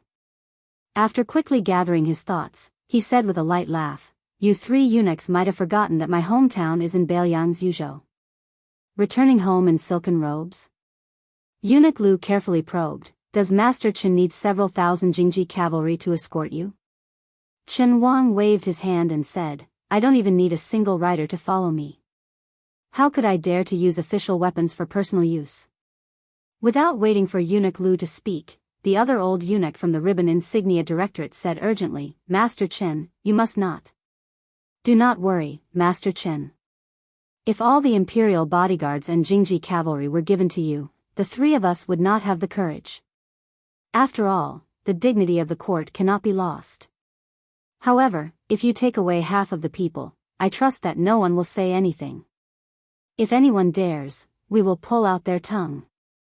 Master Chen is the cornerstone of Liang. You must not be in any danger in Beiliang. Otherwise, the three of us will not have the face to return to the capital alive." The head eunuch Lu also nodded vigorously in agreement. Chen Wang smiled and said, "Eunuchs, the emperor has already personally requested someone to escort me back to my hometown." The three old eunuchs, who had spent most of their lives in the imperial palace of Great Peace City and were most skilled at biting words, were immediately shocked. Sincerely requested. Who in the world could make the emperor sincerely request someone to escort Chen Wang back to his hometown? Chai Qingshan of the Dongyue sword pool clearly did not have this ability. The ancestor of the Wu family's sword tomb was probably also somewhat lacking. Chen Wang did not go too far. After telling the three eunuchs about some matters related to the imperial edict, he stood and left. After the three eunuchs in official robes personally sent Chen Wang out of the hall, they saw an unfamiliar young eunuch standing at the bottom of the steps. After looking closely, they still could not remember when the Directorate of Credentials had had such a junior. However, when Chen Wang saw him, he nodded slightly in greeting. The latter was unmoved. When the two turned to leave, the young eunuch's figure seemed to be slightly closer to the front. Not long after, a carriage quietly left the inn at Little Whisker Slope and headed north. Before Chen Wang boarded the carriage, he bowed to the coachman in thanks. "I have troubled you, sir." The young eunuch, who only wore an outer robe over the robes of an ordinary eunuch, had a cold expression. The carriage moved slowly. In less than half a mile, two riders stopped at the side of the road. One was an old man with a sword case on his back and a dignified aura. The other was a beautiful woman with a blade. They were the finger-profound realm expert Mi Fengjie, who had been personally recruited by the young vassal king into the Whispering Room. The other was Fan Xiaochai, who was now like the sun in the midday sky. These two riders acted as retainers, following the carriage at a distance that was neither too far nor too close. At the next inn, a young Beiliang official carrying a jug of green ant wine boarded the carriage and sat across from Chen Wang. He looked at this regular attendant of the scattered left cavalry, who was about the same age as him. He looked at this Beiliang official, Chen Xiaobao, who held the highest position in the Liang imperial court. He raised the jug of wine in his hand and asked with a smile, "Sir Chen, would you like a drink?" Chen Wang's expression was calm as he shook his head. "No." He sighed in his heart. Good people do not come, but those who come do not come with good intentions. I reckon our prince will not be able to bear the consequences this time. No wonder he did not dare to personally come and run into a wall. Chapter 1841. Mi Fengjie, Fan Xiaochai, and now Su Beiji. This was probably how important Qin Shaobao was to the young vassal king.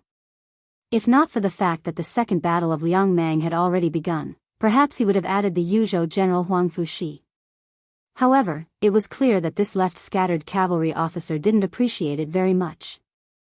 Along the way to the north, Chen Wang and Su Beiji did not have much interaction. So much so that even Su Beiji, a wonderful official who could joke around with anyone, had no choice but to borrow a post horse from a courier station. He might as well ride side by side with the two great spies of the Fu Shui room. Out of sight, out of mind. Before Su Beiji left, Su Fengnian did not ask him to accompany Chen Wang to his hometown in Yuzhou. He did not even reveal any intention of roping him in. He only gave Su Beiji one sentence: no matter what this person does in Yuzhou, ignore him. Su Beiji was naturally aware of the hidden relationship between Chen Wang and Beiliang. He had no objection to this. In fact, if it were someone else acting as a foil, they might have done something bad with good intentions. Beiliang's officialdom might never understand Su Fengnian's subtle attitude toward Chen Wang, a Beiliang scholar. They would also not know how much Chen Wang had contributed to Beiliang in the past 10 years. They would also not know how much Chen Wang was disappointed in Beiliang. Most importantly, this disappointment was not right or wrong. This was the most fatal. In the twilight, they passed by a small post house called Ru Yi. After Chen Wang got off the carriage, he walked into the post house with the taciturn young eunuch. Su Beiji and the other two also handed over their mounts to the courier to be sent to the stable to be fed. If nothing unexpected happened tonight, they would be staying here. Because Mi Fengjie had shown the Fu Shui Fang token, the Rui post house was especially attentive. The food and accommodation were arranged according to the standard of a military officer. To the small and large post house in Beiliang, the spies of the Fu Shui Fang and the Fu Wing branch were rare guests. But as long as they revealed their identity, they were usually important military personnel and could not be neglected. According to the laws of Northern Liang, in a state of emergency, there were only two people who could mobilize the courier riders to pass on military intelligence or take over the military force of the courier station. Other than the general who commanded the entire army, there were only two people who could be spies. They were still about 2 days away from Chen Wang's hometown. Because Su Beiji didn't need to follow this Qin Shaobao back to his hometown, this former Lingzhou provincial governor who was jokingly called Beiliang Qin Shaobao once again brought a pot of green ant wine to find Chen Wang. It was very strange. Every time Chen Wang stayed in the courier station, he would choose to rest in the building. Although he could see far away, it was definitely not a good place to sleep. When Su Beiji found Chen Wang, he was standing by the window, looking into the distance. Only when Su Beiji found a simple and crude stool to sit down did Chen Wang come to his senses. He smiled apologetically and sat on the edge of the wooden bed that had been temporarily set up in the courier station. The bedding and other things that had been hastily prepared were brand new and clean. It was hard to imagine that a renowned Huangzi official, who was already in the center of power, would be living in such a narrow and dark place. At this time, Chen Wang was not some criminal who had been banished to the cold border by the court. Su Beiji shook the wine pot and asked with a smile, "You're not drinking?" "If you're not drinking, then I'll be drinking alone again." Chen Wang hesitated and then shook his head. "There are many banquets in the capital, but I rarely drink. With your wisdom, you should be able to understand the reason." Su Beiji smiled. "Haven't you really returned to your hometown?" Chen Wang still shook his head. "People like me are most afraid of the word, what if? As time passes, it becomes a habit." "Sir, please forgive me." Su Beiji said helplessly, "No wonder there's only one Qin Shaobao in Liang." Chen Wang made a rare joke. "Who is Beiliang's Qin Shaobao?" Su Beiji took a sip of the green ant wine and wiped his mouth. "Even Sir Chen has heard of my name, Su Beiji." Chen Wang nodded. "I hope you don't think it's an insult." Su Beiji said with a smile, "Although I don't feel honored, I don't think it's an insult to me, Su Beiji. I've only taken a sip of the wine, so it's not drunken talk. It's from the bottom of my heart." Chen Wang looked at this young Bailiang outsider who had experienced many hardships and laughed softly. Sir, you have a lot of secret records in the Ministry of Personnel and the Ministry of Revenue. I've read them many times. Since you say this is your hometown, then I'll make an exception and say some drunken words while you're drunk. Ever since Jianghu, there's a new custom in the official circles of the capital. It's to arrange seats for the civil officials of Bailiang according to knowledge, ability, reputation, and family background. It's a local evaluation that the Ministry of Personnel can never interfere with. Sir is at the top of the list, followed by Deputy Administrator Song Dongming, Administrator Li Gongda, Chen Xiliang of Liuzhou, Governor Song Yan of Yuzhou, Mountain Master Huang Shang of Green Deer Cave Academy, Wang Shihua, who was praised by Yao Baifeng as one of the 3 talented governors. Of course, there's an additional Sir White Lotus in the top ranks, but he's still behind you. Chen Wang paused for a moment and stared at the grandson of the king of Beimang's north courtyard who was slowly drinking the green ant wine. He slowly said, "So Sir's name in Great Peace City is far more well-known than you imagine.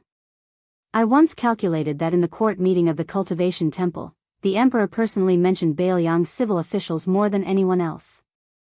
You once joked with the Minister of Personnel, Yin Mao-chun, that if you could be recruited into the capital in the 3rd year of Xiangfu, then Yin Mao-chun wouldn't have to be on duty in the Ministry of Personnel for half a year in the 4th year of Xiangfu." Su Beiji used a finger to wipe the wine at the corner of his mouth and said, "Su Fengnian is not honest. The Fu Shui room must have records of this, but he never mentioned it to me." Chen Wang smiled and asked, "Are you not going to ask why I am telling you this?" Su Beiji heroically said, "There's no need to ask. I know that Lord Chen isn't the type to persuade others. Presumably, Lord Chen also knows that I, Su Beiji, can't be a servant of 3 surnames. Working for that fellow surnamed Su from Mount Qingliang, it would be best if I could become the Northern Liangdao administrator while I'm still alive. That would already be the last bit of hope I have left." Chen Wang shook his head and said, "Sir is wrong. I, Chen Wang, hope that you can go to Great Peace City." Su Beiji had just raised the wine pot and put it down. His eyes immediately became cold and sharp. He stared at Chen Xiaobao, who was said to be more useful than the head of the secretariat in the Liang officialdom. He smiled coldly and said, "Official Chen is so dedicated to the country. It is indeed unexpected." Chen Wang said indifferently, "In my view, without you, Bailiang can still defeat Beimang. However, with the addition of Su Beiji, who is seen as the right arm of the king of Bailiang, in the Liang imperial court, the Central Plains will be greatly reassured." Su Beiji was shocked. Great Peace City is already so chaotic? Chen Wang did not speak. His expression was heavy. Su Beiji stood up and placed the wine pot, which still had half a pot of green ant left, on the chair. He turned around and said, "Thank you, Official Chen, for your words. Some words, like a dragonfly skimming the surface of the water, could cause ripples and reveal the whole picture of the sea." Chen Wang's words seemed to be directed at Su Beiji alone, but he was actually revealing the general situation in the capital, or rather, the entire Central Plains. How Bailiang would make a choice would be based on these words that clearly stated the bottom line of the Liang imperial court. Chen Wang did not rise to see him off, nor did he look at Su Beiji's back. He said something off-topic, "Help me pass on a message to the king of Bailiang." He should not have looked on coldly back then. Su Beiji stopped walking. If Fu Shui room had acted on behalf of that woman back then, Official Chen would not have the chance to sit here today. Perhaps Official Chen does not know, but Liang's Zhaogo has been watching that woman for 12 whole years. It is even very likely that those Yuzhou nobles were secretly instigated and bewitched by Zhaogo. If Fu Shui room had rashly interfered, Official Chen's identity would have been exposed. Bailiang's difficulties. After saying this, Su Beiji did not continue speaking. Saying more would be unnecessary. Chen Wang stood up and stood by the window, silent. Even after Su Beiji had left for a long time, Chen Wang continued to stare into the distance. He looked at this village with 1 eye, 2 eyes, 3 eyes, 100 eyes, 1,000 eyes, 10,000 eyes. He could not see her anymore. He could not see that when she was reading, when he raised his head, she was looking at him. Scholars were all heartless people, the most heartless of all. His eyes were hazy with tears, and his lips moved slightly. I, Chen Wang, only wished that I had not been nominated on the imperial roll back then, only wished that I had returned home in dejection. There was a well at the corner of the street outside the Rui post house. There was an enormous wheel on the well platform. It took 2 strong men to move a bucket of water. The young eunuch who had been Chen Wang's driver walked out of the post house alone. When he saw this well that was not commonly seen in the Central Plains, he did not move. He stared curiously at the large wheel. It was as though this crude object was more attractive than the majestic halls of the Great Peace Imperial Palace, the flowery imperial gardens, and the towering trees that were older than Liang. Not long after, a young man with a blade at his waist came to the well. The two were within 5 feet of each other. The person who came was on the verge of death. Even if he was Su Fengnian. Chapter 1842.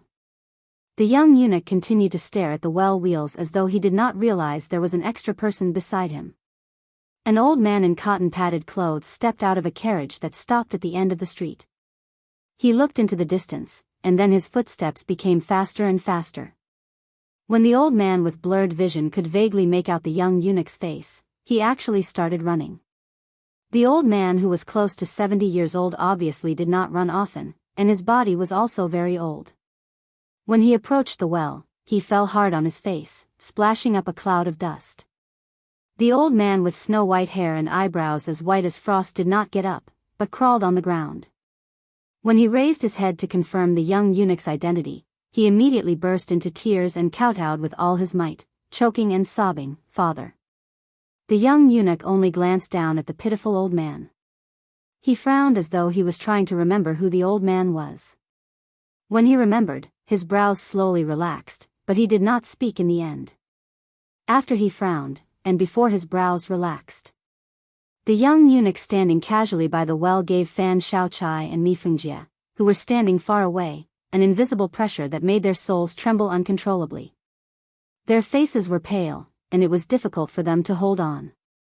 As the young eunuch's brows relaxed, the two seemed to be bathed in the spring breeze, as though a heavy burden had been lifted from their shoulders. The 2 grandmasters of the Whispering Room, who had always thought of the young eunuch as an ordinary palace expert, finally saw through the secrets of the heavens. The young eunuch who acted as Great Peace City's driver for Qin Shaobao was definitely a first-rate person in the world, and very likely to be among the immortals of the land. Otherwise, he would not have returned to his natural state, and his physical body was one with the world. The old man kneeling on the ground had an extraordinary identity. He was the chief eunuch of the capital who had escorted Gao Shulu to Guangling Road to deal with Chao Chongqing. Zhao Saiku, a remnant of Dongyue. He had once been a pawn Zhao Chongling had placed in Liang. After the important hidden pawn became a pawn that no one cared about, Zhao Saiku focused on climbing up the ranks of the 24 bureaus of the Great Peace City Imperial Palace. He had never done anything wrong in his life and was favored by the Zhao family. He had been in charge of the Directorate of Credentials and the Directorate of Treasures. He was good friends with the master of the current Directorate of Ceremonies, Song Tonglu. After Song Tonglu became the leading eunuch in the world, he did not care for his master, and only treated Zhao Saiku with respect. Zhao Saiku had been in charge of the Directorate of Credentials for 8 years. In his decades of service, he had never made a mistake. Therefore, he was deeply trusted by the 3 generations of Zhao emperors. Otherwise, Liang would not have given him full authority to take over Gao Shulu, who had a celestial body but had been sealed in the mountains for 400 years. The martial divisions of the Jianghu in the past 400 years, especially the 4 realms, were all Gao Shulu's handiwork. If the chief eunuch responsible for delivering the edict to Liang, Eunuch Lu, had encountered Zhao Saiku, who was of high seniority in the palace, he would have had to retreat to the wall and stand with his hands tied. But at this moment, Zhao Saiku was kneeling on the ground and kowtowing desperately to a young eunuch who looked old enough to be his grandson. He kept calling out the words, "Father."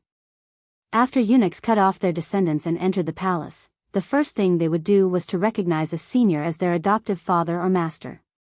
Their respect was far greater than that of their biological father. This eunuch who eventually became the head eunuch of Zhao Diao Temple was no exception. However, Zhao Saiku had recognized two masters in his life. The second master worked in the Imperial Horse Directorate and did not have a high position. He was a familiar face in the Imperial Palace in the capital and had died in the Talisman of Eternal Peace. It could be said that he was extremely honored to have such a promising disciple like Zhao Saiku. However, Zhao Saiku's first master had long been forgotten. Zhao Saiku himself had never mentioned a word to anyone.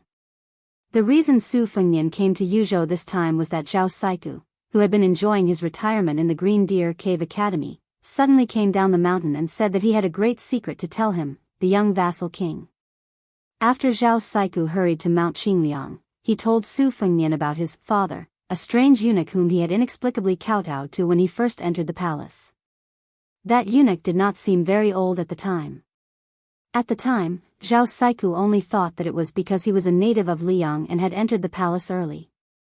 At that time, the eunuch whom Zhao Saiku respectfully addressed as father was already very strange. It seemed that there was not a single place in the palace where father could not wander. Zhao Saiku had once followed this young master to purchase blankets and beds for the imperial family, to sweep and add lamp oil to the imperial ancestral temple, to put up yellow plaques for the Shenwu Gate in the north during the Double Ninth Festival, and to go to the treasury of the Minister of Treasures to wipe the seals of various generals. 5 years later, after the annexation of the Central Plains, Liang's rightful position began to stabilize. Zhao Saiku's master began to fade out of sight. Even Zhao Saiku, who had gradually risen to a high position, could not find any trace of him. There was not a single record of his master in the archives of the imperial household. His surname, hometown, when he entered the palace, and his work history were all absent. It was as if this person had never appeared in the imperial palace of Great and City. The last time Zhao Saiku saw father was the night before he left the palace, when he returned to his residence from the forbidden grounds of the palace where Gao Shulu's body was sealed. In the moonlight, he saw a blurry figure flash by. But the old Martin Temple was incomparably certain that this figure was his first master, the true guide of the imperial palace of Great and City, a eunuch whose surname he did not even know. But Zhao Saiku only had the simplest of feelings for this father of his, this master who he could not find any clues about even after painstakingly flipping through the secret archives of the imperial palace of Great and City. That was to repay the kindness of a drop of water with a gushing spring. Perhaps in the eyes of the young eunuch, the white-haired Zhao Saiku was just an insignificant passerby in his gloomy and heavy life. But Zhao Saiku's howls as he lay on the ground were sincere and genuine. Chapter 1843. Su Fengnian did not know the true background of this eunuch, but compared to the old eunuch Zhao Siku, who was more of an official, Su Fengnian's status as a Grand Master of Martial Arts evaluation helped him grasp some key points. Therefore, his first question was very shocking. Back then, were you the one who persuaded the invincible Wang Xianji to retreat to a corner of the Eastern Sea and not leave Wuwu City easily? The young and elegant eunuch, who looked like a young man, turned a deaf ear to him. He bent down slightly and turned the wheel. The creaking sound was particularly obvious in the quiet evening street, where only the occasional sound of chickens crowing and dogs barking could be heard in the distance. Su Fengnian said to himself, I was very curious before. Why didn't the half-inch tongue Ben Shi, who knew that the rabbit was already dead, make a mad counterattack before his death? If the officials of West Chu, who had passed through the palace 3 times, were unable to kill the late Emperor Zhao Zhuan because Great Peace City still had Cat-Man Han Xingxian on the surface, Lu Haoshi in the dark, Gu Jiantang in the Ministry of War, and the group of immortals from Mount Long who worshipped in the imperial astronomer? Then why did Chao Changqing, who had changed from Confucianism to tyranny, not directly enter the city to kill the current emperor, Zhao Zhuan, when he faced only the defeated Chai Qingshan and Xianyuan Qingfeng? I couldn't figure it out. The last time I entered the capital, I didn't feel any trace of your aura. However, after Huyan Daguan, who had broken into Great Peace City, arrived in Bailiang, he said something similar to Hong Shixiang, reminding me that the Zhao family of Liang might still have a hidden trump card. So this time, when Zhao Siku found me and mentioned you to me, I began to understand the reason. After seeing you with my own eyes, my guess was confirmed. Su Fengnian waved his hand, indicating for Mei Fengjie and Fan Shaochai to retreat as far away as possible. He looked at the young eunuch who fit the vision of proving the true meaning and returning to youth in the Taoist scriptures and smiled. Do you know how I feel when I see you? Su Fengnian asked and answered his own question. If one day you were in a small place outside of Great Peace City, you might suddenly see a child happily eating candied haws on the side of the road and discover that person was the strongest person at the time. This would probably be the feeling, slightly absurd and also slightly depressing. The young eunuch straightened his back and twitched the corner of his mouth. He seemed to find the young king's words interesting. The young eunuch did not move. He who was lying on the ground, on's back. He was like riding a cloud. And then he flew up to the end of the street. Could be said to have reached perfection. Facing this person, Su Fengnian felt like facing Wudang's chief Wang Zhonglo before he started practicing martial arts. It was like facing the aggressive Han Xingxian outside Shenwu City. It was also like facing Wang Xianji when he was at the peak of his power and entering Bailiang. Su Fengnian knew that if he had not been severely injured by Tuoba on the Dragon Eye Plain, the two of them would have had a 50-50 chance of winning. But now, if the two of them were to fight to the death, he would lose without a doubt and die without a doubt. Of course, his opponent would also die. Because this was Bailiang, not Great Peace City in Liang. Su Fengnian said slowly, Lone Yin does not last long. In this world, only the qi of the dragon is strong and young. That is why you are able to do something unprecedented and achieve immortality in the human world. The young eunuch did not speak, but a sound came from the bottom of the well. It was very pleasing to the ear. It was like someone was tapping the surface of the water with their fingers and playing a piece of heavenly music that lingered endlessly. Since you have already seen through the mystery, then you should know that I am the one with immortality in Sui and City. If I leave Sui and City, I am not truly immortal. I believe this is also why you did not immediately retreat after seeing me. Su Fengnian nodded. Then he said in bewilderment, Sui and City? That is an old story from a very long time ago. The young eunuch turned his head to look in the direction of Great Peace City. This time, the sound came from the rolling of the wheels. When Liang was founded, I was already serving in the palace of Sui and City. At that time, the place where the Zhao family stood had not yet been renamed Great Peace City. In these 200 years, I have seen a lot of life and death. Those who sat on the dragon throne and those who wanted to sit on the dragon throne, those who studied, those who carried swords and armor, all died. Even their grandson's grandson died. I am still alive. Hearing such a shocking legend, even Su Fengnian felt that it was inconceivable. It was not easy for martial artists to ascend. There was also a saying that immortality was only in the heavens. This meant that it was impossible to achieve immortality in the human world. Even if one ascended to the realm of immortals on earth, unless one was like Hong Shixiang who had voluntarily died and reincarnated, the great Tao of heaven and earth would not allow such an unconventional existence in the human world. Plants withered and flourished. Life, old age, illness, and death were the natural laws. For this reason, Buddhists abandoned their physical bodies and went to the Western Pure Land of Buddha. Daoists did not practice and naturally only wanted to become a person on the mountain. Tracing back to the origin, there were gains and losses. It was not easy for the long-lived people in the world, like Wudang Mountain's immortal Song Jiming, to live for 200 years. The reason why Lu Songtao was able to live longer than Song Jiming was because he had drawn a prison on Mount Lantua and was no different from a living dead. Compared to the person in front of him, who was of the same age as the country, they could not be mentioned in the same breath. Seeing through Su Fengnian's doubts, the young eunuch closed his mouth and said, I am not a cultivator. I have never thought about ascending. Life and death are only in this world. Su Fengnian asked directly, then did the ancestors of the Zhao family make an oath with you? They want you to protect the descendants of the Zhao family and the throne of Liang? The young eunuch shook his head. His voice rose in the autumn wind. The emperors of the Zhao family know of my existence, but they may not be able to see me. I need to absorb the qi of dragon to nourish my qi and blood essence so that I can live forever.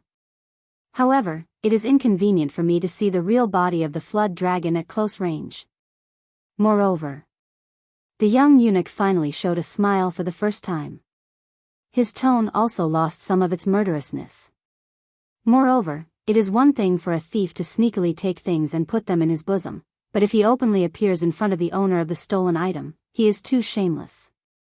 Su Fengnian laughed involuntarily. The young eunuch sat at the mouth of the well. He did not sit upright, nor did he have a lazy attitude. He was just so natural and casual. In the distance, the old eunuch who had already left Great Peace City and lived in seclusion in the mountains of Bailiang prayed in his heart. Please don't fight. There was an old saying in the marketplace that even the gods could not stop. It was used to describe the difficulty of certain matters. But the two people in the eyes of the old eunuch were the ones who could not be stopped. It was more likely that they could stop the gods. Chapter 1844. Ever since I entered the palace, I've never left Sui and city. I've only shown my face once in a while. I haven't fought many people, and even fewer people remember me. In recent decades, that scholar Chao Changqing has been very. The young eunuch suddenly fell silent, as if he didn't know how to describe the spirited scholar from West Chu in his memory. In the end, the young eunuch didn't make a final conclusion for Chao Changqing from West Chu. He just brushed it off and raised his head to look at Su Fengnian. For the first time, he truly asked, "Will you usurp the throne and become the emperor?" Su Fengnian said frankly, "Because of Su Shao, I won't be the emperor. But if my master can live another 10 years after Su Shao leaves, I will fight for him." The young eunuch stared into Su Fengnian's eyes and nodded. "You and I are both sincere." Su Fengnian, the king of Bailiang, was sincere in speaking frankly. The eunuch's sincerity was to leave the capital and come to Bailiang of his own accord. At the time, Su Fengnian was slaughtering people both inside and outside the imperial astronomer. The young eunuch probably didn't do anything because the situation in the Central Plains at the time wasn't enough for Bailiang to decide the fate of the world. As expected, the young eunuch smiled. "If I had known earlier, I wouldn't have let you leave when I was in the capital." Su Fengnian smiled. "It wasn't easy for you to keep me at the time." The young eunuch thought for a moment. "At the time, Hong Shixiang's remnant soul was by your side, and Dong Tai was watching the battle. It really wasn't easy." The young eunuch extended a hand. Su Fengnian also took the opportunity to sit at the mouth of the well. The young eunuch sighed. There are fewer and fewer people who can sit down and reason things out peacefully. I've seen many people with my own eyes. The higher the official position, the greater the military power, the harder it is for them to control their hearts. Almost all the emperors of Liang are like this. Su Fengnian smiled. When you say these words, there is no killing intent, but killing intent. That's not very appropriate, is it? The young eunuch said with a composed expression, "Am I not talking about myself?" Su Fengnian said helplessly, putting aside martial strength, "You and I have met our match." The young eunuch raised his head. In the twilight, he saw dark clouds hanging low, as if a storm was coming. He turned his head and looked at Su Fengnian. In Great Peace City, in the past few decades, I have seen the young Su Shao and Zhang Julu. I didn't like them very much. Su Shao, who had entered the palace for the first time, was still a surplus general at that time. From head to toe, he exuded a sharp aura of killing gods and Buddhas. Zhang Julu, who had served as the Huangmen of the Hanlin Academy for many years, walked in the ranks of the imperial court retreating. Even if his rank was very low at that time, you would still see the arrogance of the world from him. I knew that Chao Changqing had entered the palace 3 times, but he did not appear. In comparison, I find Huan Wen more pleasing to the eye. He is a very smart person, but he pretended to be a fool his entire life and was always kind to others. So I met him alone twice in the palace, about 20 or 30 years apart. The second time, he still recognized me at a glance, but pretended not to. He just smiled and greeted me. Of the past emperors of Liang, the current young emperor, Zhao Zhuan, can be considered the most generous. Of course, this is only in comparison to his father and ancestors. Hearing this quietly, Su Fengnian smiled and said, "So that's why you have this trip to Beiliang?" The young eunuch shook his head and said, "As long as the surname is Zhao, it doesn't matter whether I am Zhao Zhuan or not."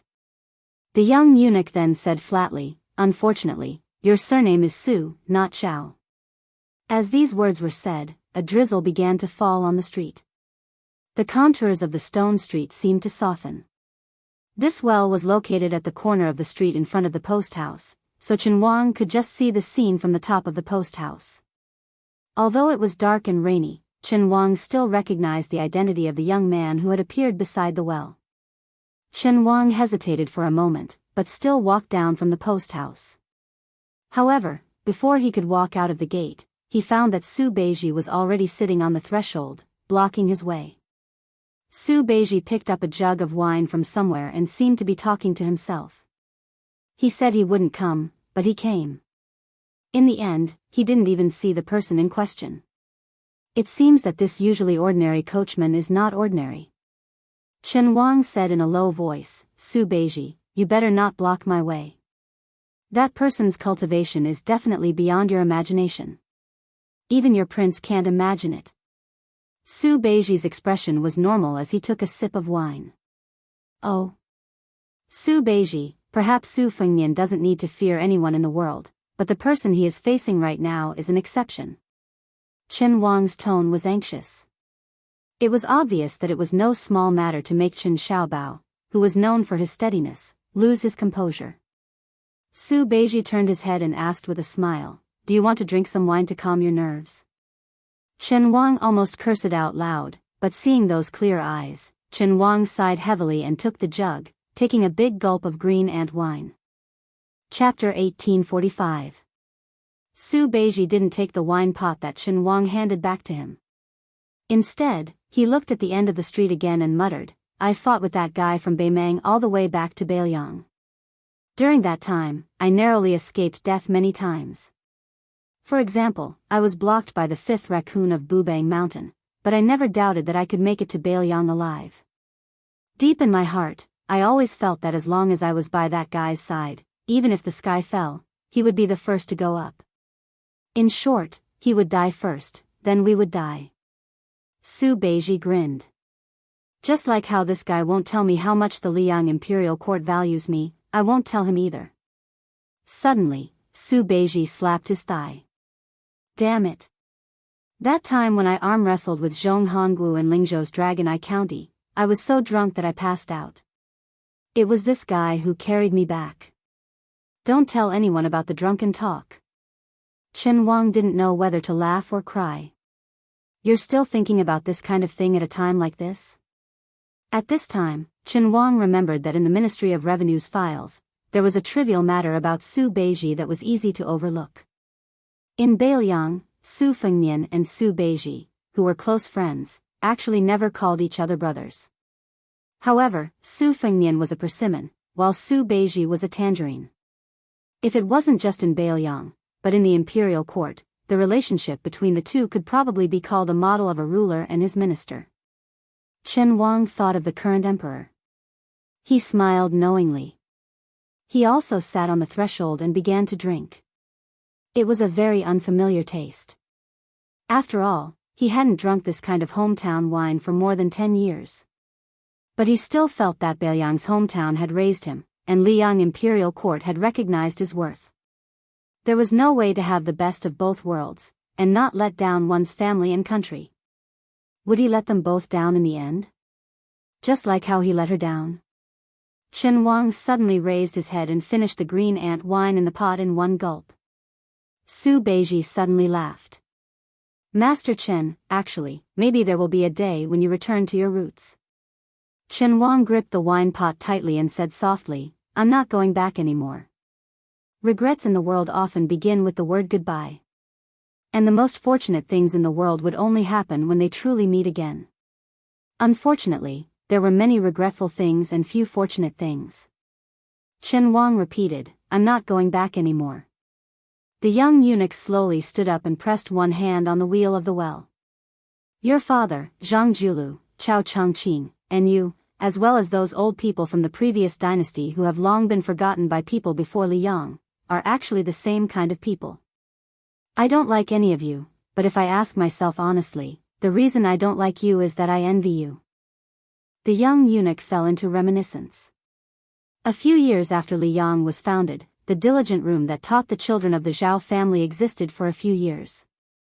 A long time ago, I admired scholars very much, so I often went there to listen to the sound of reading. I've forgotten a lot of the content, but I don't know why, but I still remember some of it. The wind and rain are bleak, the wind and rain are whistling, the wind and rain are gloomy, seeing the gentleman. Seeing the gentleman. After the young eunuch came back to his senses, he looked down at the young king who was still sitting on the well and said with a smile, "In my heart, Chao Changqing and the others are gentlemen, and so are you. So whether you live or die, I'm very happy." The rain on the street was getting heavier and heavier, and the young eunuch's smile was getting thicker. Perhaps being regarded as a gentleman by an unknown eunuch is not something to be happy about, right? Su Fengnian stood up. Of course, being regarded as a gentleman is something to be happy about. But seeing you, I'm not happy. The young eunuch smiled and said, "If you're not happy, let's fight." Su Fengnian smiled and replied, "That's exactly what I want. It's better not to talk about things that can be solved with fists. If we can't fight, we can sit down and continue to reason." The young eunuch praised, "No wonder you said that your skin is thick. I've seen it." Su Fengnian raised his head and looked at the gray sky. "Someone once taught me that walking the Jianghu, one must be thick-skinned to be popular." At this moment, Fan Xiaochai in the distance seemed to be unable to bear being reduced to a spectator. She slowly unsheathed the cold knife at her waist and began to run madly in the rain. Mei Fengjie could not stop her. If one took a closer look, they would notice that Fan Xiaochai's clothes were dripping with rainwater. Although it seemed light, Fan Xiaochai's body was originally leaning forward, but after a dozen steps, it was as if a mountain was pressing down on him. He was forced to bend his back and charge forward. On this street, every drop of rain represented a true meaning. Bit by bit, blood began to flow out of Fan Xiaochai's 7 orifices, but this stubborn woman continued to charge madly forward. Every step she took made the ground more and more oppressive and stagnant. With his back to Fan Xiaochai, Su Fengnian casually waved his sleeve, and she was immediately sent flying backward and crashed into a wall. Her back was pressed against the wall, and some of the blood and rain slid down. Mei Fengjie turned back to look at Fan Xiaochai, who had returned. His eyes were filled with helplessness and fear. The young eunuch stretched out his arm and opened his palm. All the raindrops that fell on his palm did not turn into rain. Instead, they bounced up one by one. They did not bounce up in a straight line either, but instead flew in an arc and finally gathered into a circle. The young eunuch smiled. "I'm actually not very good at fighting, but I've never lost." This time, Su Fengnian directly pressed his left hand against the cold knife at his waist. "I'm not as old as you, but I've definitely fought more than you. And I have never died." Having never lost, of course there was a domineering aura in the ordinary. Having never died, on the other hand, sounded like a joke, but it was absolutely impossible to laugh. On a small street, there were 2 land immortals.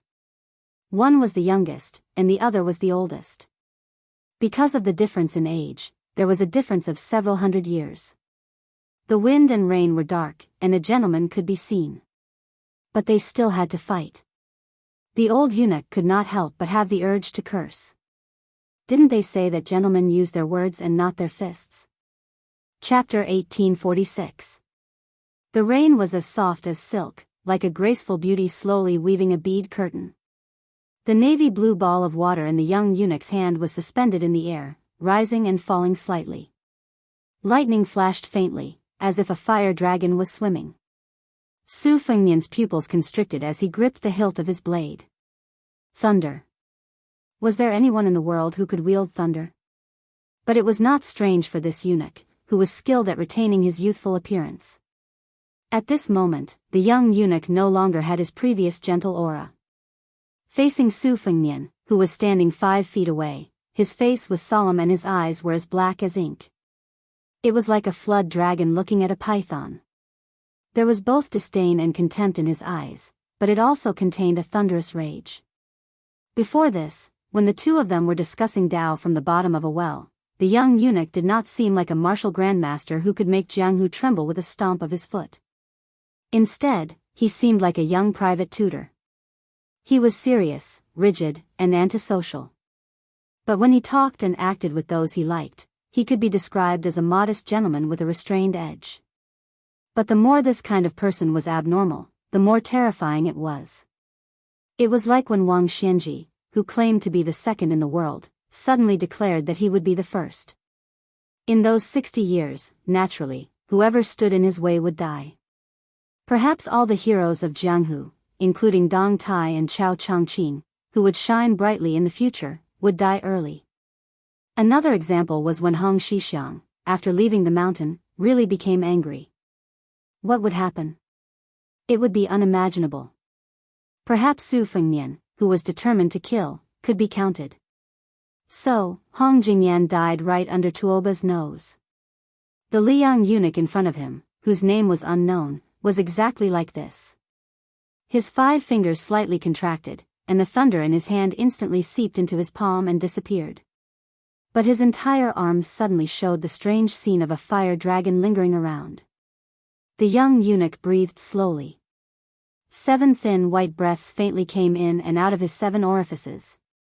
On his white jade-like face, it was like 7 white snakes were hanging upside down. At the same time, Su Fengnian had not only unsheathed his sword, but his body also spun forward in an instant. His feet left the ground, his sleeves fluttering, he simply chopped at the young eunuch. The latter only raised the arm that had swallowed a heavenly thunder and clamped the cold saber that contained Su Fengnian's abundant divine will between 2 fingers. 2 fingers pinched the white rainbow. Between his fingers, sparks of electricity sputtered wildly, illuminating the young eunuch's face. Su Fengnian, who seemed to have opened the heavenly eye between his eyebrows, silently chanted, "Open shoe style." The tip of the blade that was pointed at the young eunuch's forehead suddenly released a stream of vigorous energy that was as thick as an arm. The young eunuch tilted his head.